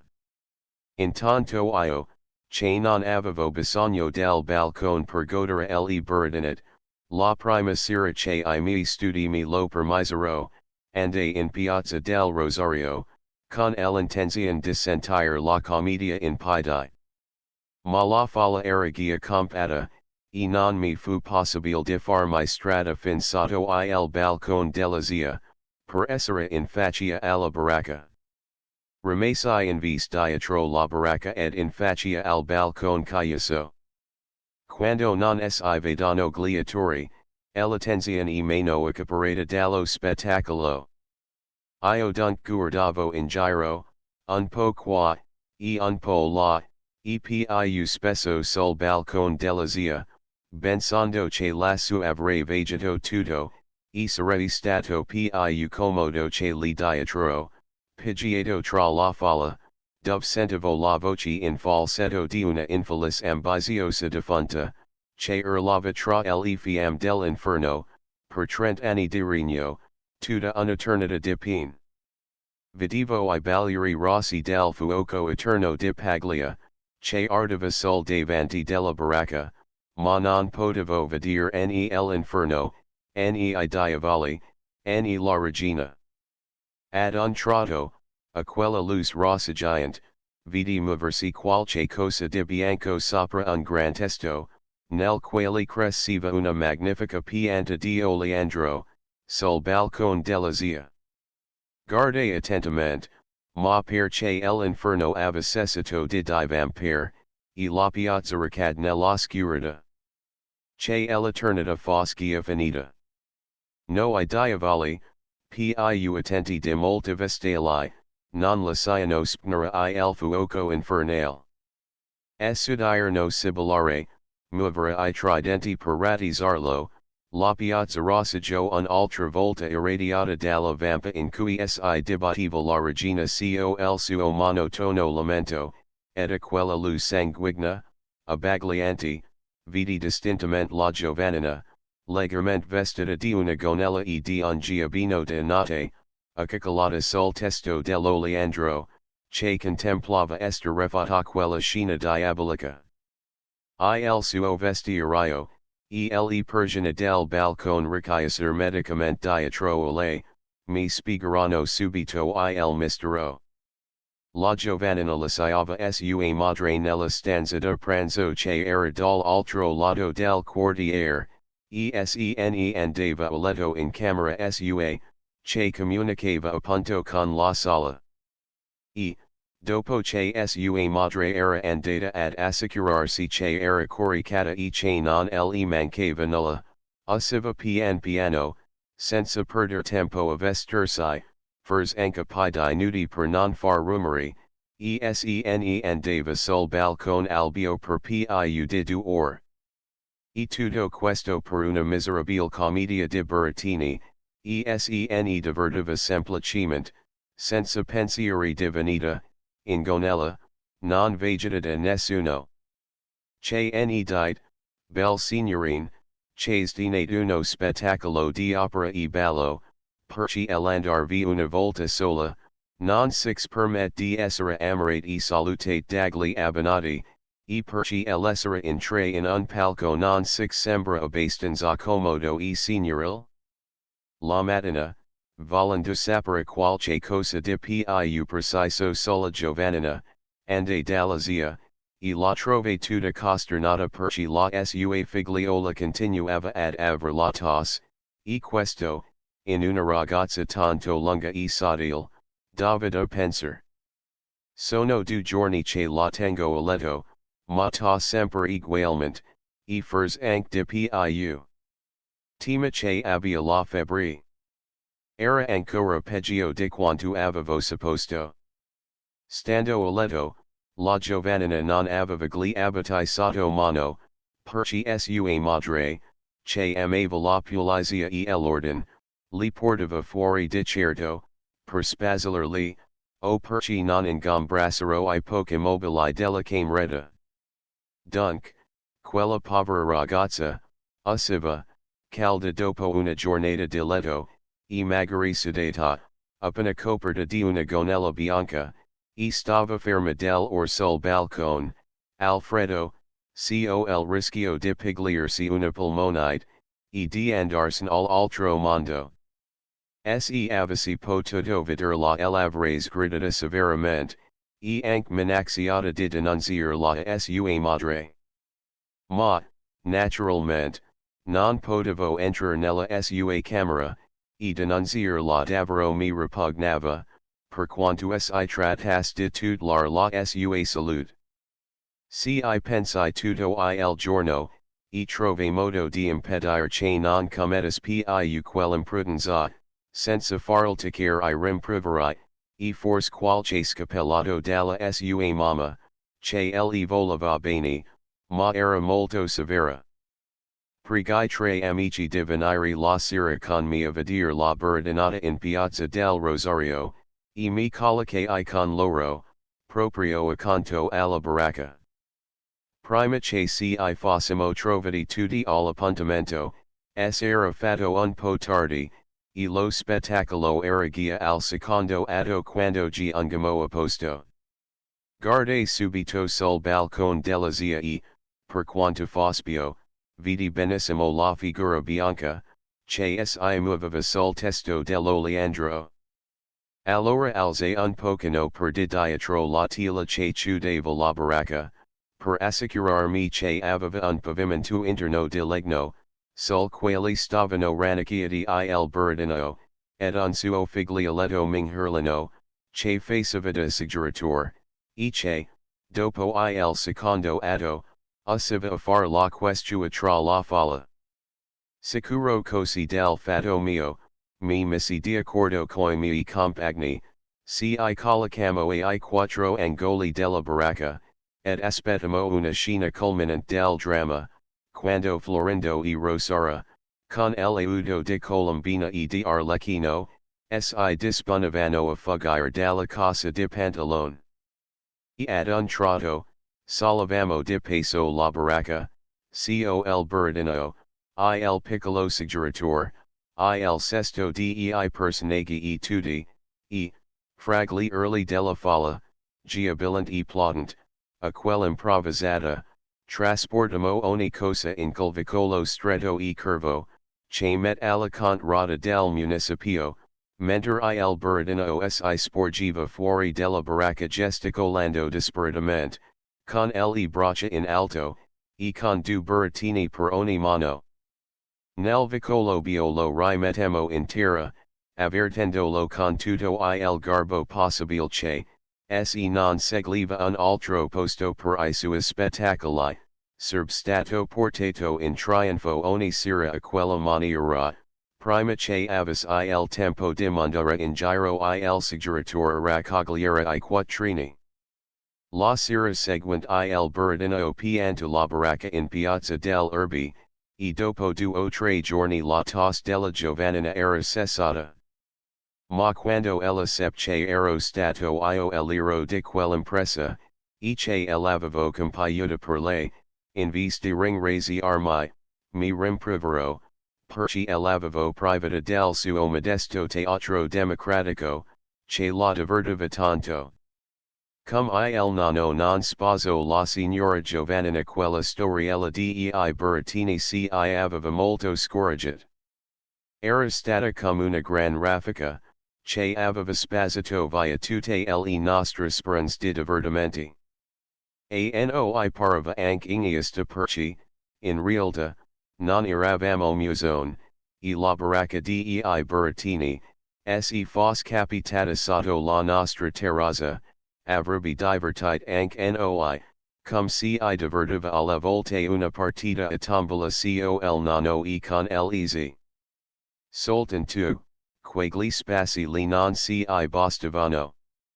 Avevamo sempre il desiderio di andare ai balli, dove andavano la tale e la tal'altra, di vestire come loro, e qui continui confronti si rendevano malcontent, e dissipavano presto l'allegria, che si avevano procurato I nostri modesti e semplici piaceri. Per combinazione, appunto pochi giorni dopo quel discorso sul teatro, ricevemmo per la prima volta un invito per una festa da ballo. Eravamo a tavola, noi pranzava al tacco, la donna venidersi che c'erano giù in sala del signore. Chi mai? Il nonno non voleva esser disturbato quand'era a pranzo, e sebbene, quando si trovava con il signore, le trattasse con la squisita cortesia dei suoi tempi, preferiva però di non trovarsi.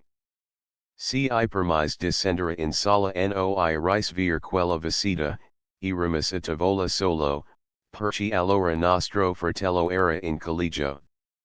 In sala trovamo la signora Rai, con due del suoi figlioli. Non volevano neppur sedersi, perché avevano una gran premura, erano in giro a fare l'inviti per 4 soldi che si farebbero in casa loro il domani sera. Dovevano ancora girare tutta Novara, perché non si trattava di una festa, per la quale met conto di mandare gli inviti per lettera. 4 soldi, semplicemente. In tutta confidenza. Un vestito chiaro per Cescia. Chiaro, perché più allegro, ma senza eleganza, vidit. E badate di non mancare. Ditelo al nonno che contiamo su voi. ed ira no guia in fondo alla scala. Io era cum spilordita, in uno di quegli accessi di contento inspirato, che quasi non siosa credere alla nostra felicità. Stavo a guardare mia sorella, aspettando di sentire cosa ne pensis lei, prima di abbandonarmi alla gioia che mi gonfiava il cuore. La Giuseppina scrollo il capo, e di sfiduciata, e inutile pensarsi, non cisiva, si. Perci?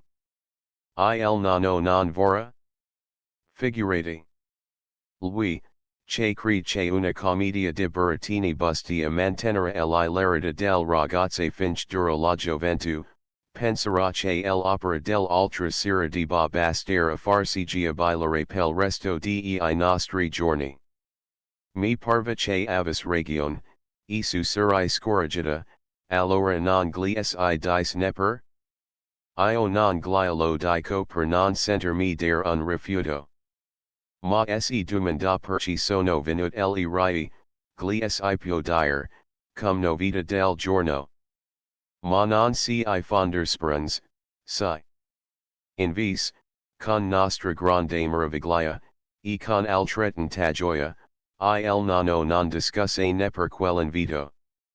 Si domando a che ora si doves ender, e si avverti che si dovrebbe tornare a mezzanotte, perché lui non permetteva che si vegliasse più tardi.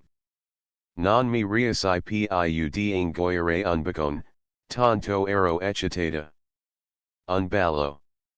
Continuavo a parlar con una vivacità insolita, senza badare a quanto dicevo, cum ubriaca di gioia. Mia sorella era assai meno allegra. Appena il nonno si alzo di tavola isis nel suo studio, io dissi alla Giuseppina, vedi? Se non gli si diceva dell'invito, si perdeva il divertimento. Pensa, un ballo. Le scrollo le spall infastidita, e dis, ma che ballo. Non si Virginia rimasi spilordita, poi mi ven una grande indignazione ed esclamai, vedi cum si. Ha ragione il nonno. Nulla ti contenta. Lui, povero vecchio, è disposto a condursi ad un ballo, e tu non vuoi. Allora e colpa tua se non si divert. Le non si scompose e torno a rispondere fredda, si, e colpa mia. Se un bel vestito bianco in guardaroba, ed io non me lo voglio mettere, nevero. Un vestito bianco. Ci il ha messo, non fer la simonetta. Ti dico che non abbiamo vestito per andare, ecco perché non si andra. Io osservai timidamente, ma quello bianco e verde, guia, per fare la figura che abbiamo fatta al teatro. Serbun bel divertimento. Ma gli rai hanno detto in tutta confidenza, un vestitino chiaro per cescia, sono cose che si dicono. Io preferisco non andarsi. Quella risoluzione inaspettata mi affliggiva troppo, se pensai un pochino, poi feci questa proposta temeraria, se dice al nonno di farsi un vestito, o, anzi, di farlo soltanto per te, che la maggiore, e lo desideri. A me non importa di venire con quello bianco e verde. Mia sorella alzò le braccia al cielo, e gridò, per carità. Si racconterebbe un'altra storia, noiosa cum quella de sua vestita andati in fumo, che si racconta 2 anni fa in collegio, e non si guadagnerebbe altro. Io sosperai, è vero. Tutti I nostri ideali sono destinati a svanire in una storiella. Tuttavia avevo l'animo pieno di gratitudine pel nonno, che aveva consentito con tanta facilità ad accompagnarsi a quel ballo, e mi addolorava il pensiero di non profitare di quella concession. Cerque de conciliar le cos con un ultra proposta, infatti, demander un habito nuovo serb un indiscretion. E poi la sartin non avrebbe neppur il tempo di farlo. Ma si può accomodare ogni cosa. Io mi metto il vestito verde. Tu prendi quella vecchia gonella rosa di seta della povera mamma, che e nell'armadio. La copriamo tutta coi nostri due vili di tul bianco della prima comunion, che sono affatto nuovi, e che ti faranno una bellissima sopravvist. Quanto alla vita, metterai quella di seta nera, ed avrai una talletta serata senza spendere un soldo. Mia sorella si rassirano tutta l'idea di quell'abbigliatura, che allora era di gran moda, e che certo le avrebbe fatto fare una figura magnifica. Soltanto, la gonella rosa la teneva il nonno in un armadio chiuso a chiave, con tutto lo spoglio della nostra povera mamma, e non si poteva pigliar la, se lui non si dava la chiave, ed il consenso. Questo si mise in gran pensiero, perché, conoscendo I sui principi severi, temevamo un serio rabuffo. Tuttavia, siccome non si era tempo da perdere, io che, domandando non per me ma per un ultra, mi sentivo più coraggio, ande dal nonno, e piano gli dissi che la Giuseppina serb stata tanto bene con un vestito da ballo, e che si poteva combinarlo senza nessuna spesa, perché si era tutto in casa. E gli sposi il mio disegno, il vestito rosso, I vili, etc. etc. Egli corrugo la front, poi rispose una sua parola che noi conoscevamo decisava, inesorabile, ed alla quale non avremo mai osato di rispondere, non se parli altro. Io rimasi male. Ma cosa potevo dire? Non dava nessuna ragione del rifiuto, non si era mezzo di combatterlo. Mia sorella si limitò a crollare il capo ed a dire che prevedeva che sarebbe andata così. Ma aveva le lagrime gliache, e ripeté che non voleva venire al ballo. Io poi, ero disperata di rinunciare al divertimento per quella storia del vestito, e suggerii di far parlare al nonno di qualcuno più influente di noi. Si privis la signora Giovannina? La stuzzica sempre per la suaeta, ma in fondo le voa bene. Ha fatto tutta quella cosa della baracca dei burattini per lei. La Giuseppina sted un minuto perplessa, poi mi approvò, forse hai ragione. La signora Giovannina e la sola che lo possa persuadere. Si andaste a lei? Felice di vedere ancora accettato un mio consiglio, e di potere, ad ogni modo, andare col ballo, corsi dal nonno a domandargli il permesso di uscire con la serva e con la mia sorella, per fare una visita alla signora Giovannina. Il nonno si tolse gli occhiali per guardarmi, e cominciò a dire, mi per una stravaganza. Ma poi, forse ricordandosi di avermi dato un rifiuto secco un momento prima, si strinse negli spalle, e disse, ma se fa piacere, andate. Corsi in cucina ad avvertire la serva, che brontolo perché le si faceva smettere di rigovernare, e ci avviamo. Infatti la serva aveva ragione.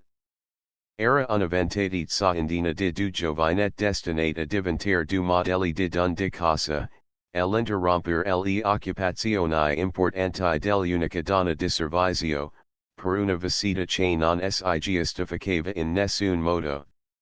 Ma la strada era breve, ed appena fummo alla porta della signora Giovannina, rimandammo la donna alle sue facce e salimmo sol. Era la prima volta che andavamo spontaneamente quella vecchia parente, e la prima volta che invocavamo il suo appoggio. Comicade semper dei disegna troppo arditi, passata elecitazione argagliasa di averlo concepito, mi si affaccia vano tutte le difficoltà dell'averlo. Nel salire le scale, disi con un sospiro, non ottere nulla neppur lei, cum la direttrice quando si tratta del lezioni di piano. E la Giuseppina rispose, almeno la signora Giovannina non corre il rischio di sentire una storiella, perché le storie del nonno le sa tutte anche lei. Ed io sagai unsi, e così non la sentiremo neppur noi, sarà tanto di guadagnato. Fu invis la signora Giovannina, che, questa volta, si racconto una storia. Appena, un po' intimidite, un po' esitante, le abbiamo detto quanto volvemo da lei, si scrollo tutta con tale nervosità, che I nastri della cuffia, I lembi della cravatta, il grembiule, tutto si mise svolazzer ed sbatacchiarla intorno. E, mentre si agitava a quel modo, diceva, no, no, ragazze, no. Io non glielo dico, e nessuno glielo deve dire. E voi dovete rinunziare a questa idea del vestito, e non pensarsi più, e metter da parte l'ambizione. Perché, se sapest che mal può farvi. Se sapest. Bisogna sapersi accontentare del proprio stato, e non pretendere di imitare I ricchi, ecco. Non importa che quell'abito non costi nulla. Non dovete farlo. Poi, con una certa peritanza, e con espressione di rammarico, sagai uns, io elho imparato a me spes. La Giuseppina di Sporida, oh, dio. Vuol raccontare una storiella anche lei, signora Giovannina? E lei rispose con impeto, ma si, appunto.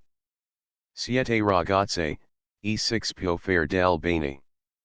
Sapete perché sono invecchiata sola, senza marito, senza figliola, in questo isolamento che met pieta? Per l'ambizione. E per un'ambizione che non costava nulla ai miei parenti e che prima non avevo, state a sentire. Voi conoscete quanto è buono Andrea, e quanto ha studiato, e che io amo di ingegno e ma allora, ai tempi di cui parlo io, non era ancora professor di fisica e di botanica. Era farmacista e giovane. Aveva comprato la farmacia con poche migliaia di lire che gli aveva de suo padre, impegnandosi a pagare il resto del prezzo convenuto, nel termine di un certo numero di anni. E lavorava molto, e spendeva poco, per finire col pagamento e diventare proprietario assoluto della farmacia, e diceva, allora avrò una situazione modesta, ma sicura, e potrò pensare al mio avvenire, a farmi una famiglia. Non aveva mai detto di più, ma frequentava moltissimo la nostra casa, e mi dimostrava tanto affetto. La Giuseppina, che cominciava a prender gusto a quella storia, la interruppa ridendo, si, sappiamo, signora Giovannina. Le imprese di Ercole. Ha portato un teatro con tutta la compagnia drammatica, per risparmiarla un raffreddore. E la signora Giovannina riprese, appunto. Mi voleva bene a quella maniera. Ed era contento che mi divertissi del burdinet. Diceva che gli piacevano le ragazze semplici, contente del loro stato, sanamente allegra. I miei genitori dicevano apertamente che Andrea sarebbe stato un buon marito per me. Che sarebbero stati felici di avere un genero con quell'intelligenza e con quel carattere. Ed io non lo dicevo apertamente, ma lo pensavo, e, più ancora, lo sentivo. Disgraziatamente, qualche anno dopo la storia dei burattini, Abai, cum voiltra, el invito per una festina de ballo. Allora le case della borghesia non ostentavano il lusso di appartamento e di mobili che si ostentatora. La famiglia che dava il ballo possedeva un salottino, ma piccolo, appartato, che non si prestava ai ricevimenti un po' numerosi, e stava quasi sempre chiuso e bio. Invece avevano una bella cucina, vasta, quadrata, con le pareti bianche ed I fornelli di mattoni rossi. Si toglieva la tavola di mezzo, si stendeva un lenzuolo sopra una parete per nascondere il rame, si innaffiava il pavimento di mattoni con acqua insaponata, si ballava in cucina. Per musica si era un organetto, per rinfreschi il secchio dell'acqua con il rispettivo ramagliuolo, per illuminazione du lampade ad olio sul camino, e du candle sui fornelli. Pero, nel fargi l'inviti, la padrona di casa aveva detto, cum di sugaro le ria voi, di vestirsi di chiaro, per dare alla serata un'aria più gaia.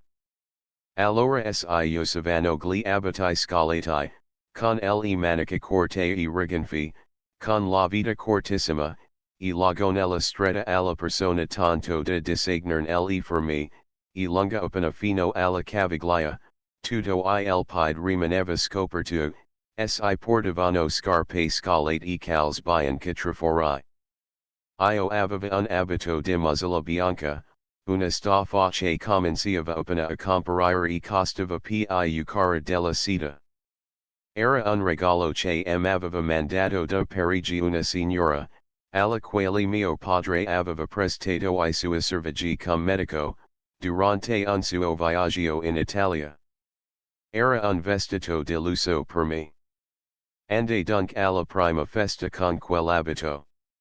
Il nano 60s, cum, senza maestro, avesi imparato a ballare assai bene.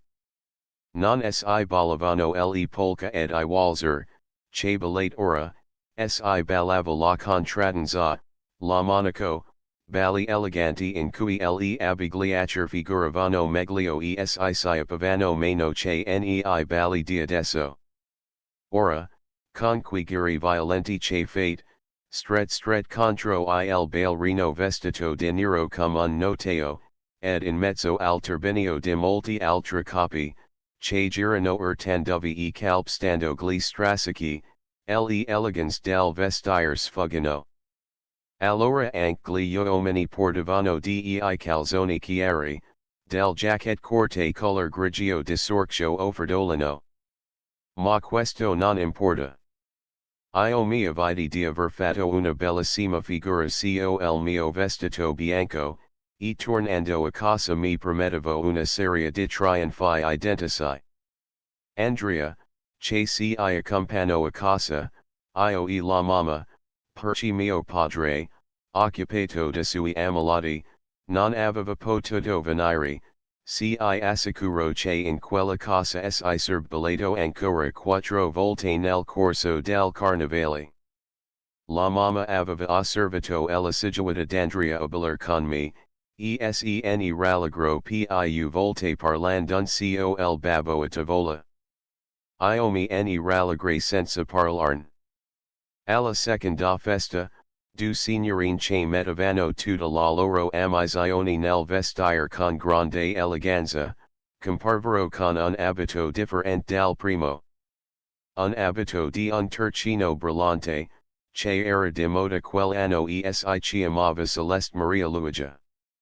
Tutto le signore le complimentarono per quel vestito, gli uomini si affollerono intorno a loro, litigando per essere I primi a farlo, ed io fui assai meno ammirata della prima volta, ballai quasi sempre con Andrea, che non dovete litigare con nessuno per avermi.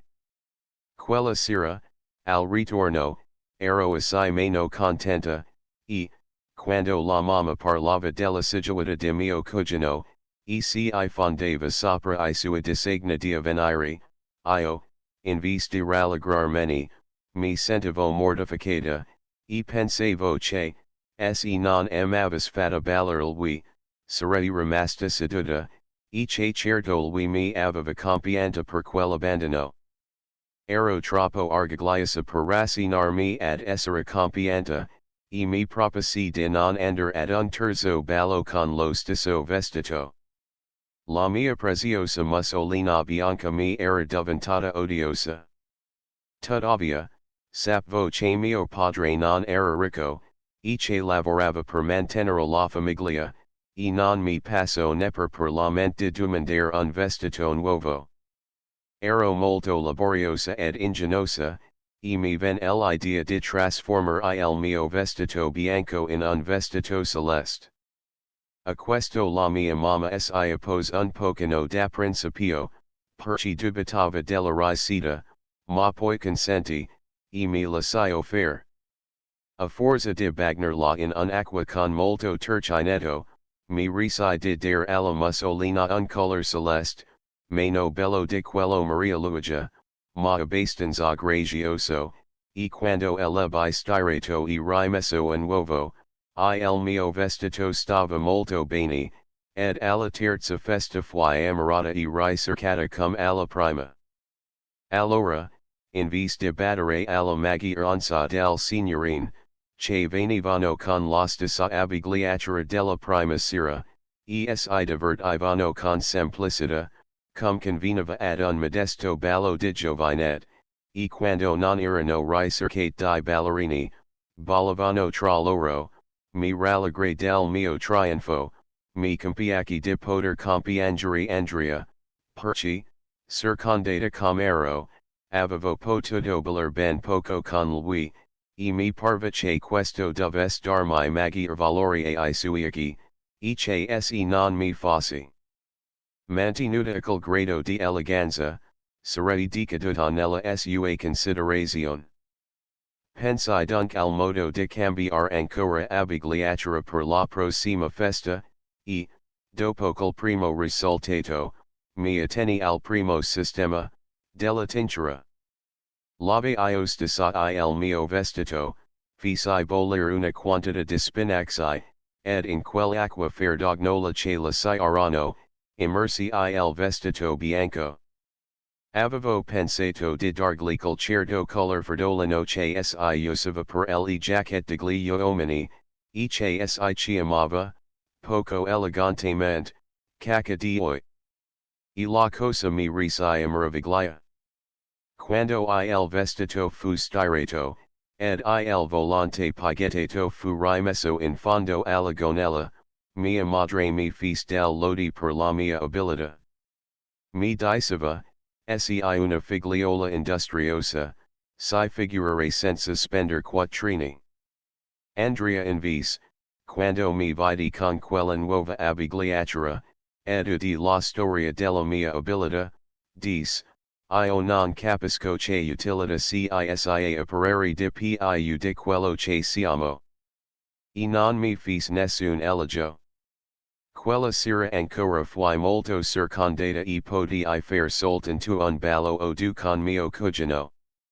Ma mi avevano trovata tutti così bizzarra, per aver adottato quel colore degli abiti maschili, che io ne ero lusingatissima, e, del resto, se mettevo dell'amor proprio a potermi far preziosa con lui. Non mi pareva mai di aver riscattata abbastanza l'umiliazione di quella seconda sera, quando, vedendomi trascurata, m'aveva fatta ballare per compassione. Almeno io aveva credito che fosse per compassione. Incoraggiata dai risultati ottenuti, per l'ultimo ballo rilevai il vestito e, sempre con lo stesso metodo, m'ingegnai a dargli un nuovo colore. Questa volta lo bagnai nel caffè e gli diedi una forte tinta di tela grigia, che allora si chiamava color nancino. Con 2 o 3 lire di spesa sixing I unsi una cintura rossa, e fu ancora una serata trionfal per me. Quella sera la mamma osservò che, con Andrea, non avevo ballato affatto. Ne per una volta. Ma io me ne consolai. Chissà quanto doveva aver sperato di avermi, senza trovarmi mai libera. Doveva amarmi tanto più, doc m'aveva vegeta tanto ricercata da tutti. Finito il carnovale non si parlo più di divertimenti, si torno alla solita vita casalinga. Andrea si vedeva di rado, ma era molto occupato nella farmacia, si capiva che non gli rimanis tempo di andare in giro. Non gli mancava più che un'ultima rata del pagamento per diventare proprietario. La mamma diceva a mio padre, sono sicura che, appena avrà finito di pagare la farmacia, verrà a domandarsi la giovanina. Ed il babbo rispondeva, io non desidero di meglio. E un bravo giovane. Ha cuore ed intelligenza. Farà una bella strada. Quanto a me non dicevo nulla, ma pensavo anche io che verrebbe, e mi rallegravo di aver tanto brillato a quel fest, pensando che lui doveva rammentarmi così elegante e corteggiata. Ma passarono dei mesi. Andrea continuò a farsi del visite settimanali, senza mai fare la minima allusione al pagamento della farmacia, né al suo proposito di crearsi una famiglia. Verso la fine di giugno ci preparamo a partire per un pescolo vicino a Novara, dove aveva una casetta e poca terra, e dove andava ogni anno per badare ai raccolti e per fare un gran bucato annual, non per villeggiare né per cura climatica, perché era una brutta campagna, tutta circondata di risi che ammorbavano l'aria. La vigilia della nostra partenza Andrea venne a salutarsi, e la mamma lo trattano a pranzo, sperando che dice qualche cosa. Questa speranza mi la comunicò più tardi, ma io l'avevo indovinata subito, perché era anche la speranza mia. A tavola Andrea dice, guardando sul piatto vuoto, come se gli facesse pena di guardare in faccia qualcuno di noi. S.A. Zia. Ho cominciato a studiare seriamente le scienze naturali. Voglio diventare professore e dedicarmi all'insegnamento. La mamma capi, come l'avevo intuito io stessa, che quegli studi seri, nei quali soprattutto assorbo per un tempo relativamente lungo, distruggevano che sui primi propositi che si avevano lusingati, ne prendevano il posto, ed esclamo, oh! E la farmacia? Ho preso con me un buon praticante, così avrò tutto il tempo di studiare. Mio padre fece la sua osservazione di uomo pratico. Tisi assunta questa spesa, prima di aver finito il pagamento della farmacia.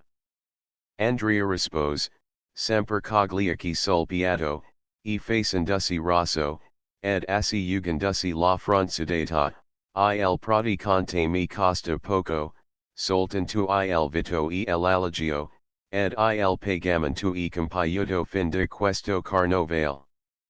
Misericordia, che caldo. La mamma guardomi, che ero tutta agitata, e mi disse di andare a fare il caffè. Poi quando fui uscita, riprese il discorso con intimidità parente, allora non si pensi più a crearti una famiglia, come dicevi. Il brusco, per ora no. Si alzo in piedi, giro per la stanza come se volesse uscire, poi fermandosi dinanzi alla finestra, e sporgendosi in fuori come per cercare un soffio di aria, disse ancora, voglio prendere gli esami, e diventare professor di fisica o di botanica, si sventolava con la pezzuola. Ma perché?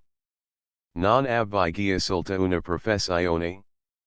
Non vuoi più fare il farmacista? Si, ma ho bisogno di occupare la mente, di fare qualche cosa di più.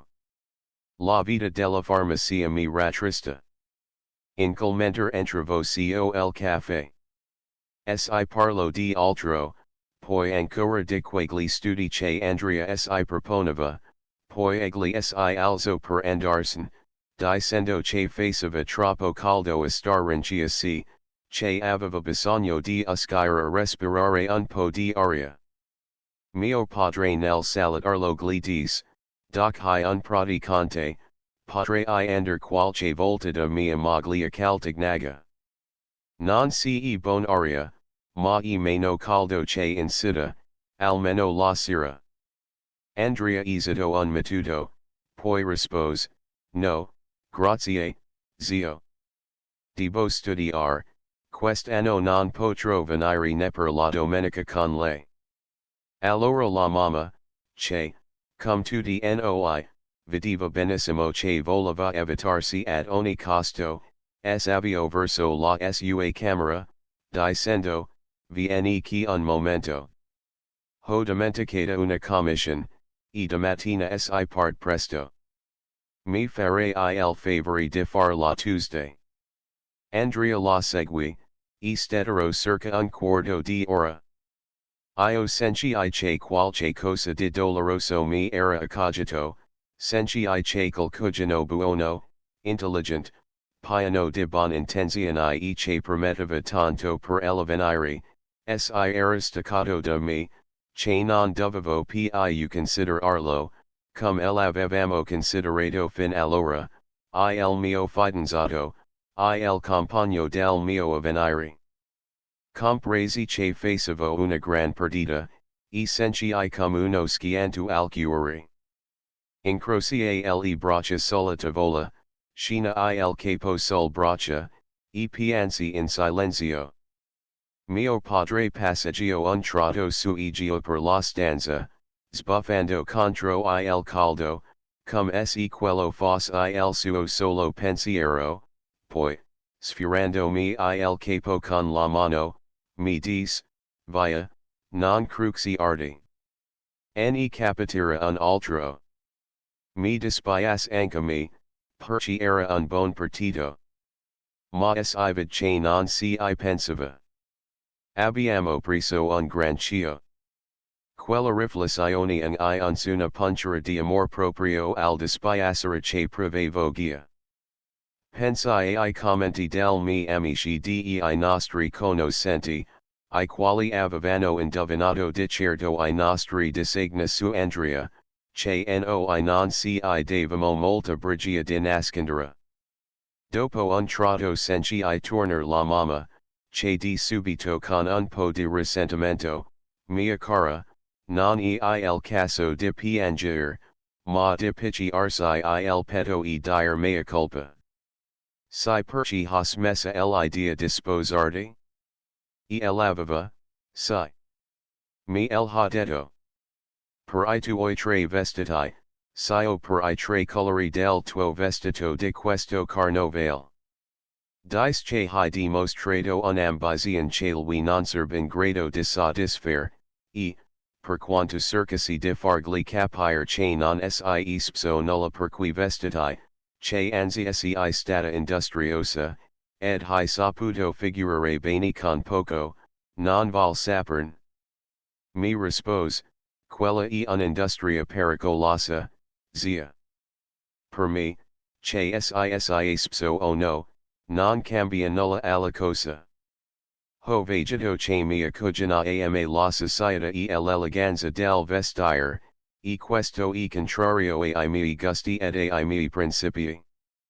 Ho sempre pensato di trovarmi una moglie che si contenti dello stato in cui l'avrò posta, non per far atto di doverosa rassegnazione, ma spontaneamente, per modestia di carattere, per semplicità di gusti.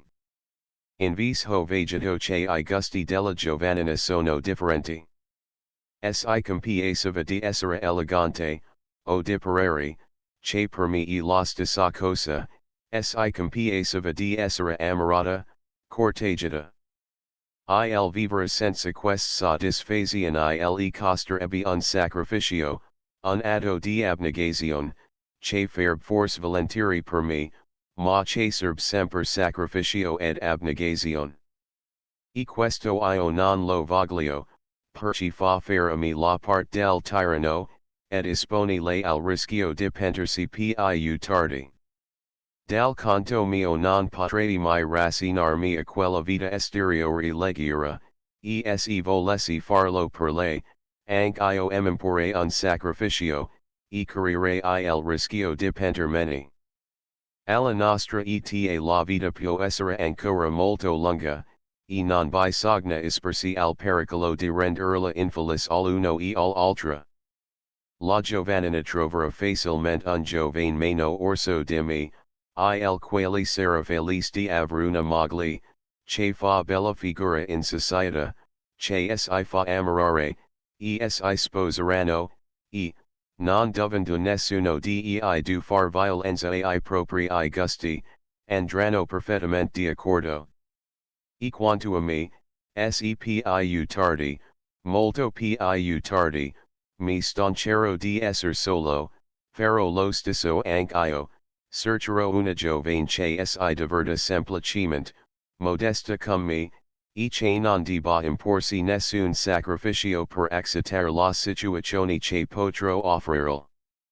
La signora Giovanna stet un tratto penso sa, e sospero come se rimpianges ancora dopo 50 anni, col buon matrimonio andato avanti. E forse lo rimpiangeva davvero, perché la sua vita doveva essere stata molto arida e triste. La Giuseppina osservò, però, quella volta, il nonno è stato cattivo. El ha punita troppo severamente.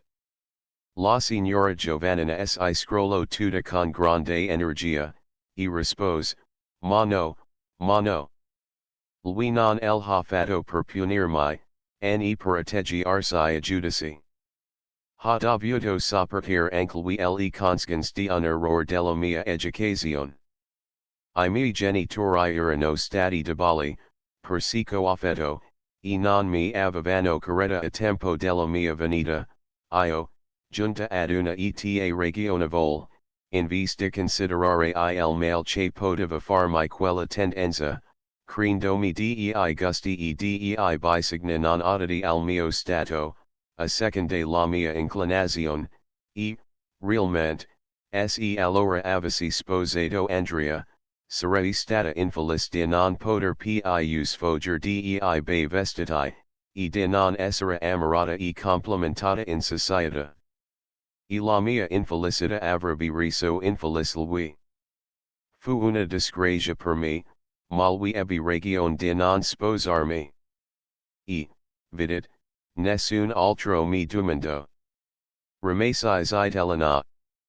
Forse appunto perché tutti mi trovarono molto vana, per una giovane della mia condizione. Noi comprendiamo che tutto questo era vero, e, senza più parlar del famoso vestito rosso, andamo a quel due festicoli co il nostro vestito da estate di lanetta bianca e verde, che ora farebbe vedere cert nostra giovinette pretenziose ed inspirerebbe loro chissà quanti epigrammi maligni. E ci divertimo allegramente, ballando fra noi ragazzi quando I ballerini non venivano a prendersi. Però quel giorno, mentre la signora Giovanna era andata a mettersi il capolino per accompagnarsi a casa, la Giuseppina mi disse, vai bene, dianzi a casa, Maria. Tutti I nostri ideali sono destinati a svanire in una storiella. E tutte e due sospiriamo con grande rammarico. Come il nonno pres moglie col grandissing anno della signora Giovanna si aveva richiamata alla memoria la prima moglie del nonno, morta da molti anni, e che noi naturalmente non avevamo mai conosciuta. Ma avevamo udito ripetere in casa e fuori che era una gobina, alta appena un metro, e che non usciva mai di casa. In 16 anni circa che aveva vissuto col nonno, non era uscita più di 8 o 10 volte, in carezza. Perché mai il nonno aveva sposato col povero essere deforme? Lui doveva essere stato bello nella prima gioventù. Certo era alto, molto alto, ben proporzionato, forte, cogliaci boni ed I lineamenti regolari. Tutto questo si vedeva ancora ad ottanta anni. Ed anche la signora Giovannina, la sua prima passione, era stata bella. Ne portava l'attrazione nelle linee carettissime del volto, nella persona alta e svelta. E poi, il nonno stesso se l'aveva detto più volte. Come mai era poi andato a seguire quella sposa disgraziata? Se I pensamo tanto, che alla fine, non potendo più frenare la curiosità, domandemo alla signora Giovannina come era andata quella cosa strana. Era un pomeriggio di estate quando le facemmo quella domanda. Eravamo tutte e tre alla casina del nonno, che noi ragazzi chiamavamo per affettazione la villa quando però il nonno non udeva. Si stava seduto sopra una panca di legno, addossata al muro esterno della casa civile, la quale era poco più civile di quella rustica. Dinanzi a noi si stendeva una striscia di terreno lunga e stretta come una strada maestra, tagliata fuori dal praterie e dagli orti, e fiancheggiata da due viali. In quella striscia crescevano alla rinfusa del daily di ogni color, del ortensi, dei gigli, del peony, fiori ed arbusti comunissimi, che costituivano tutte le bellezze del nostro giardino. I viali laterali erano fiancheggiati da pianti di calicanto, di persicaria, che il nonno chiamava sempre polygonum persicario in memoria della cattedra di botanica che aveva occupato per molti anni, di lilla e di altri alberi ed arboscelli fioriti, che chiudevano il giardino come in una fitta siepe, separandolo dal resto del fondo. Nel viale di destra vedevamo il nonno, con una vecchia giabboniera, ed un vecchio cappello a tuba grigio, avanza della sua guardaroba di seta, che egli faceva servir come costume di campagna, per misura d'economia. Camminava lentamente, allontanandosi da noi, con le mani dietro la schiena, e con in mano il falsetto che luccicava al sole. Trotto alzava il braccio destro armato di quell'arma innocente, spiccava con un solo colpo un ramo troppo sporgente, poi riprendeva la sua positura con le mani di dietro incrociate, e tirava via a camminare canticchiando cert su tre note, stonate ed invariabili. Hum. Hum. Hum. Quel giorno eravamo troppo distanti per udire le note, ma conoscevamo le sue abitudini, e ci pareva di udirle. La signora Giovannina strinse le labbra ed alzò il mento, accennando il nonno, e, cogliaci fissi in quella larga schiena diritta, rispose, perché è sempre stato buono come un santo. Ecco perché ha fatto col matrimonio. Noi non parliamo, perché avevamo sorpreso nella voce della signora Giovannina un certo suono gutturale, che ci aveva imbarazzato.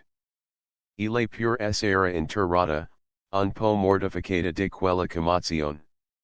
Si d'una gran scrollata, come per scuoter la via, poi cominciò a raccontare, parlando a scatti, col suo accento aciato, che quel giorno stono più volte col senso pieno di calori del suo parole. Quella povera gabbana, era figlia di certi signori Ripamonti, lontani parenti di Andrea. Erano tre figlioli e quattro maschi. Le figli erano maggiori dei fratelli. Le due prime erano sane e belle. La terza era stata colpita a 10 anni da un'arthritide deformante, che l'aveva ridotta in uno stato da far pieta, gabba, con le mani contorte e nodos, e quasi inferma.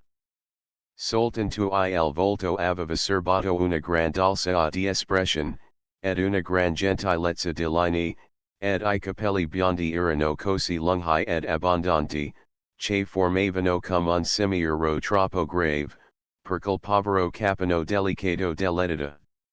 La signora Ripamonti era una buona donna, ma di un'intelligenza assai limitata.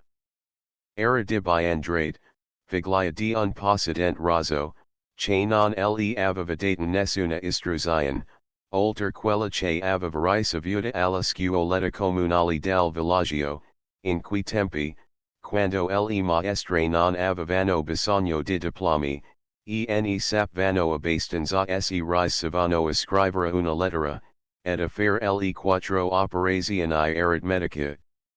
Ripamonti l'aveva sposata, perché appunto era figlia di un ricco possidente. Ma quel possidente, che non era una gran testa neppure lui, era sempre lagnato di non aver altri figli che quella ragazza, ed aveva dichiarato di volerla sire a lei, soltanto la parte che le spettava a titolo di leg, e di voler legare il grosso del suo patrimonio ai discendenti maschi. Sua figlia aveva dei maschi, come era da sperare, era di darebbero la sostanza del nonno materno, coll'obbligo di portare il nome, unito a quello del padre, rapimenti perdinelli. Per disgrazia sua figlia non aveva figli maschi, gli era di serbro I figli di un fratello di lui, dei veri perdinelli, du ragazzini robusti, che permettevano di godere a lungo I quattrini dello zio. Si può figurarsi con che ansietà il signor Ripamonti, un piccolissimo proprietario, che cavava opinata sui fondi, tanto da vivere, aspettasse di esser padre di un bel maschiato, rapimenti perdinelli, ed anche Gaetano, perché, per abbondar di cortesia, contava di farlo tenere a battesimo dal suo sero e di dargli il suo nome. La sposa pregava il cielo con fervore che le mandasse un bambino. Ma videro invis, e con crescente terrore di tutti, venire al mondo, una dopo l'altra, tre bambinate. La signora Ripamonti le amava, le allattava, ne aveva tutte le cure, e le trovava bellissime. Ma se ne vergognava, come di tre cattivazioni che avesse commessi. Certo, suo padre e suo marito le consideravano, se non proprio come tre cattivazioni, come tre errori, e la facevano responsabile del conscience finanziari, disastros per la famiglia. Finalmente, dopo 6 anni di matrimonio, quella povera donna trovò grazia dinanzi a Dio, che le mondo il piccolo Gaetano rapimenti perdinelli, destinato a richiamare sulla retta via il patrimonio di suo nonno, che stava per sviarsi. Il Fausto avvenimento fu festagiatissimo di tutta la famiglia, ed il bambino divenne l'idolo, l'arbitro della casa. A 2 anni, col piccolo despota, amalo gravemente di morbillo, e fu lì per tornare al limbo dal quale era partito. Fu una tale ansietà, un tal terrore, che per poco non morirono tutti I Ripamonti, di quella sua malattia. Le cure assidu, amorosissime della madre, contribuirono molto a salvarlo. Pero era ridotto come un cadaverino, ed il medico ripeteva, ora io ho finita la mia parte. Il resto lo deve fare la mamma. E la sola che possa assisterlo con tutta l'attenzione, con tutta la devozione che si ricide. Avrà una convalescenza lunga e difficile assai. La manoma inavvertenza, un soffio di aria, un bacon che mangi più del bisogno, possono mandarlo all'altro mondo da un'ora all'altra. La povera mamma non si risparmiava di certo, ed era disposta a rimettersi la vita, per digerire il piccolo ammalato. Ma sgraziatamente il male era contagioso, o dopo alcuni giorni ne fu colpita anche le molto gravemente. Si fece un consulto, ma I medici tentonavano il capo e davano poca speranza. Ed intanto il bambino, in vista di riaversi, rimaneva abbattuto, languido, con un resto di febbriciatola che non si poteva sradicare. Quando si vide perduta, la povera donna esempori, non tanto per se quanto per quel piccolo essere, tanto necessario alla venire della famiglia, alla felicità di suo marito e di suo padre. La sua mente piccina si smaria quell'idea tremenda che, mortale, anche il bambino, al quale erano indispensabili le sucure materne, morebbe, lasciando la casa nella disperazione e nella rovina. Sotto quell'incubo poroso, ella fece un voto strano, inaudito, quasi incredibile. Giuro di offrire al Signore tutte e tre le su figliole, di far il monac, se ottenevo la grazia di guarire, per curare il piccolo Gaetano. Noi interrompemo il racconto della signora Giovannina, per esclamare con indignazione, ma era una cattiva madre. Una donna senza cuore. Un egoista. La signora Giovannina stezzita un lungo tratto, chiudendo quasi gli occhi, e stringendo le labbra, come per fare violenza a se stessa e trattenere le parole che le venivano in bocca. Poi disse con molta fermezza, no.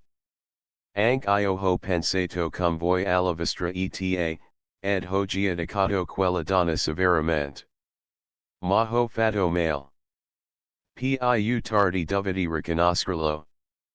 Fu sempre per le su figli una madre affettuosa, le olivo con la massima tenerezza, qui si ammalavano, se alla scuola subavano qualche piccola ingiustizia, era sempre pronta ad assist oral, a difenderla con una parzialità affatto materna. Quando l'edita fu colpita dall'arthritide che durò più di un anno nello stato occulto, poi prese un carattere cronico, la mamma abbandonò ogni cosa per curarla giorno e notte, non risparmio ne fatiche ne vegli, tutti la videro soffrire, agire ed amore come una vera e buona madre. Io risposi, però devo ammettere che, quel povero figli, le amava molto male, e le sacrificava. Lei non aveva diritto di dispor della loro vita. È vero. Ma era semplice dement. Quest cose che tu dici non le sappa. Siccome il privarsi del su figli era un sacrificio, un dolore anche per lei, non poteva immaginarsi di essere egoista. Chi non esse di fare il male e come se non lo faces. Creditemi, ragazzi, non abbiamo diritto noi di ergersi a giudizi. Io ho compreso questo, quando ho veduto Andrea, col giovane buono ed onesto, troncar ad un tratto tutte le mie speranze, il mio avvenire di donna, per una questione di principio giusta a suoi occhi, ma troppo severa. Ho compreso allora che si può far male ad altri senza essere cattivi, ne colpevoli, mia sorella disse, o è stato cattivo, si, quella volta il nono con lei. È stato crudele. Io non glielo posso perdonare. E la vecchia, con un accento secco, come distesa, rispose, ed io si. Voi siete Giovanni. Non sapete. Ma quando si vede che una persona è buona, giusta, onesta in tutta la sua vita, non si deve giudicarla per un atto solo che sembra crudele. Può essere soltanto uno sbaglio, e può essere che noi non lo comprendiamo e che sia un atto buono, nel fine o nell'intenzione. Il nostro cuore di donna si porta a stimare barber le madri Spartan, che spingevano I loro figli in guerra, e non piangevano quando erano morti. In vis per che fossero migliori dell'altra madre, grandi ad iridere. Siamo noi poveri don et semplici, che non li comprendiamo. Forse al mondo non sic sono vir cattivieri, sic sono soltanto degli errori. La signora Giovannina fine col discorso might, che aveva detto con la sprezza di una invettiva, rimase sorda in quel riflessione, che chissà quanta parte avevano occupata nella sua povera vita solitaria. Io era stupida, come se la vedessi e la udissi per la prima volta. Non avrei mai supposto che quella vecchia zitella, priva di cultura, piena di piccoli manie, fosse capace, per sola intelligenza e nobiltà di animo naturale, di quel du virtù tanto grande e poi, essere indulgent, e non giudicare il prossimo. Sono le più difficili del virtù umana. Il perdono, la dolce virtù del perdono, che Cristo ci comanda e ci insegna, non è che una riparazione per chi è mancato a quest'altra. Chi ha come esso l'atto di superbia di giudicare arbitrariamente un suo simile, de poi aspirarlo, perdonando la colpa che gli ha imputato. Ma egli uomo umile e giusto, che dice, io non posso giudicare le azioni di un altro, perché non gli vedo nel cuore, perché, forse, anche facendo quanto mi sembra male, ha dell'intenzione buone, col giusto, non ha bisogno di perdonare. Quest cose che ora dico, allora le sentivo soltanto. Ed amoravo quella vecchia semplice e sfortunata, che in tanti lunghi anni di vita senza joy, non le aveva ringate. La signora Giovannina dovette darsi una scrollata famosa per riscuotersi di quelli dei filosofici. Tutti I sui abiti, I nastri, le gale, svolazzano, la panca tremo, noi saltamo sulla panca, cum sec I fosse il terremoto. Poi ella riprese a parlar in fretta, cum per farsi dement I caer quegli sfoi di sentimento e quali di pensiero, dei quali, nella sua timidezza selvatica, si fergognava. La signora Ripamonti Gueri, e pot allevare col primo arid pertinelli, e du altri che vennero poi, a garantire solidamente alla famiglia il possesso della sostanza materna. Ed intanto, accanto ai fratelli ricchi, crescevano le sorelle povere. Le due maggiori erano guia al sacro cuore per esservi educate, e per avvezzarsi a quell'ambiente nel quale dovevano passare tutta la loro vita. La povera Edita, a 15 anni, dimostrava appena di essi. Camminava con difficoltà, era incapace di qualsiasi lavoro, aveva bisogno di un'assistenza continua. Quando sua madre, l'aveva trasportata a Tracade per farla ammettere al sacro cuore come di usianda, aveva ricevuto un rifiuto formale, irrevocabile. E, non solo non poteva esservi ammessa come di usianda, ma non potrebbe neppure, più tardi, entrarvi come monaca professa. La sua infermità la escludeva dalla vita monastica. Allora la coscienza timorata della signora Ripamonti cominciò ad inquietarsi. Nel suo voto solenne aveva promessi al signore tutte e tre le sue figli, ora dandun du soltanto, si sentiva spergiera. Cosa serve di lei, cosa serve di sua figliola, e di quella figlia stessa, in questa vita e nell'altra? Era continuamente tormentata da scrupoli religiosi, atterrita dall'idea del punizione soprannaturali che la minaxiavano. La Edita, che con la sua infermità la obbligava a trasgredire un voto, divenne I sui occhi un oggetto di repulsion, era al tempo stesso causa di rimprovero della sua colpa. El lecitazione della povera donna ragazzi il grado di una idea fissa, di una mania.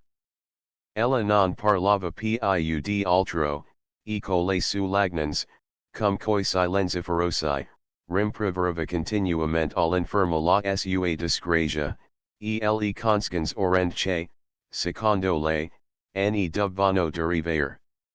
Quando ebbero compiuta la loro educazione nel sacro cuore, le due sorelle maggiori tornarono in casa per passarvi un anno prima di prendere il velo. Tutte e due, ma specialmente la Delfina, la maggiore, furono presta un'immensa pietà per la loro giovane sorella, sola quale pesavano due grandi miseri, l'infermità, e l'ingiustizia della madre. Le due duc tenteranno ogni mezzo per far ragionare la signora Ripamonti, ma la sua scarsa intelligenza, l'ignoranza, il fanatismo religioso, l'avevano ridotta in uno stato di irritazione vicino alla demenza. Neppure il suo confessor riceva a tagliare dalla mente quello strano scrupolo del voto trasgredito. In quel tempo, Andrea, che prima frequentava poco qui lontani parenti, era diventato il più assiduo di casa Ripamonti. Aveva posti gli occhi ed il cuore sola Delfina, la bella bruna malinconica, di grandi occhi azzurri. Egli, che non era mai entrato nelle confidenze della famiglia, sapeva vagamente, come tutti lo sapevano in Avera, che le due sorelle Ripamonti erano destinate a farsi monache, ma non poteva immaginarsi a che punto la madre fosse tenace e irremovibile in quel suo proposito. Appena comunicò alla Delfina la sua intenzione di domandarla in esposa, e di cambiare il suo destino, le gli tolse ogni illusion, perché non gli resise più amaro il dicing anno.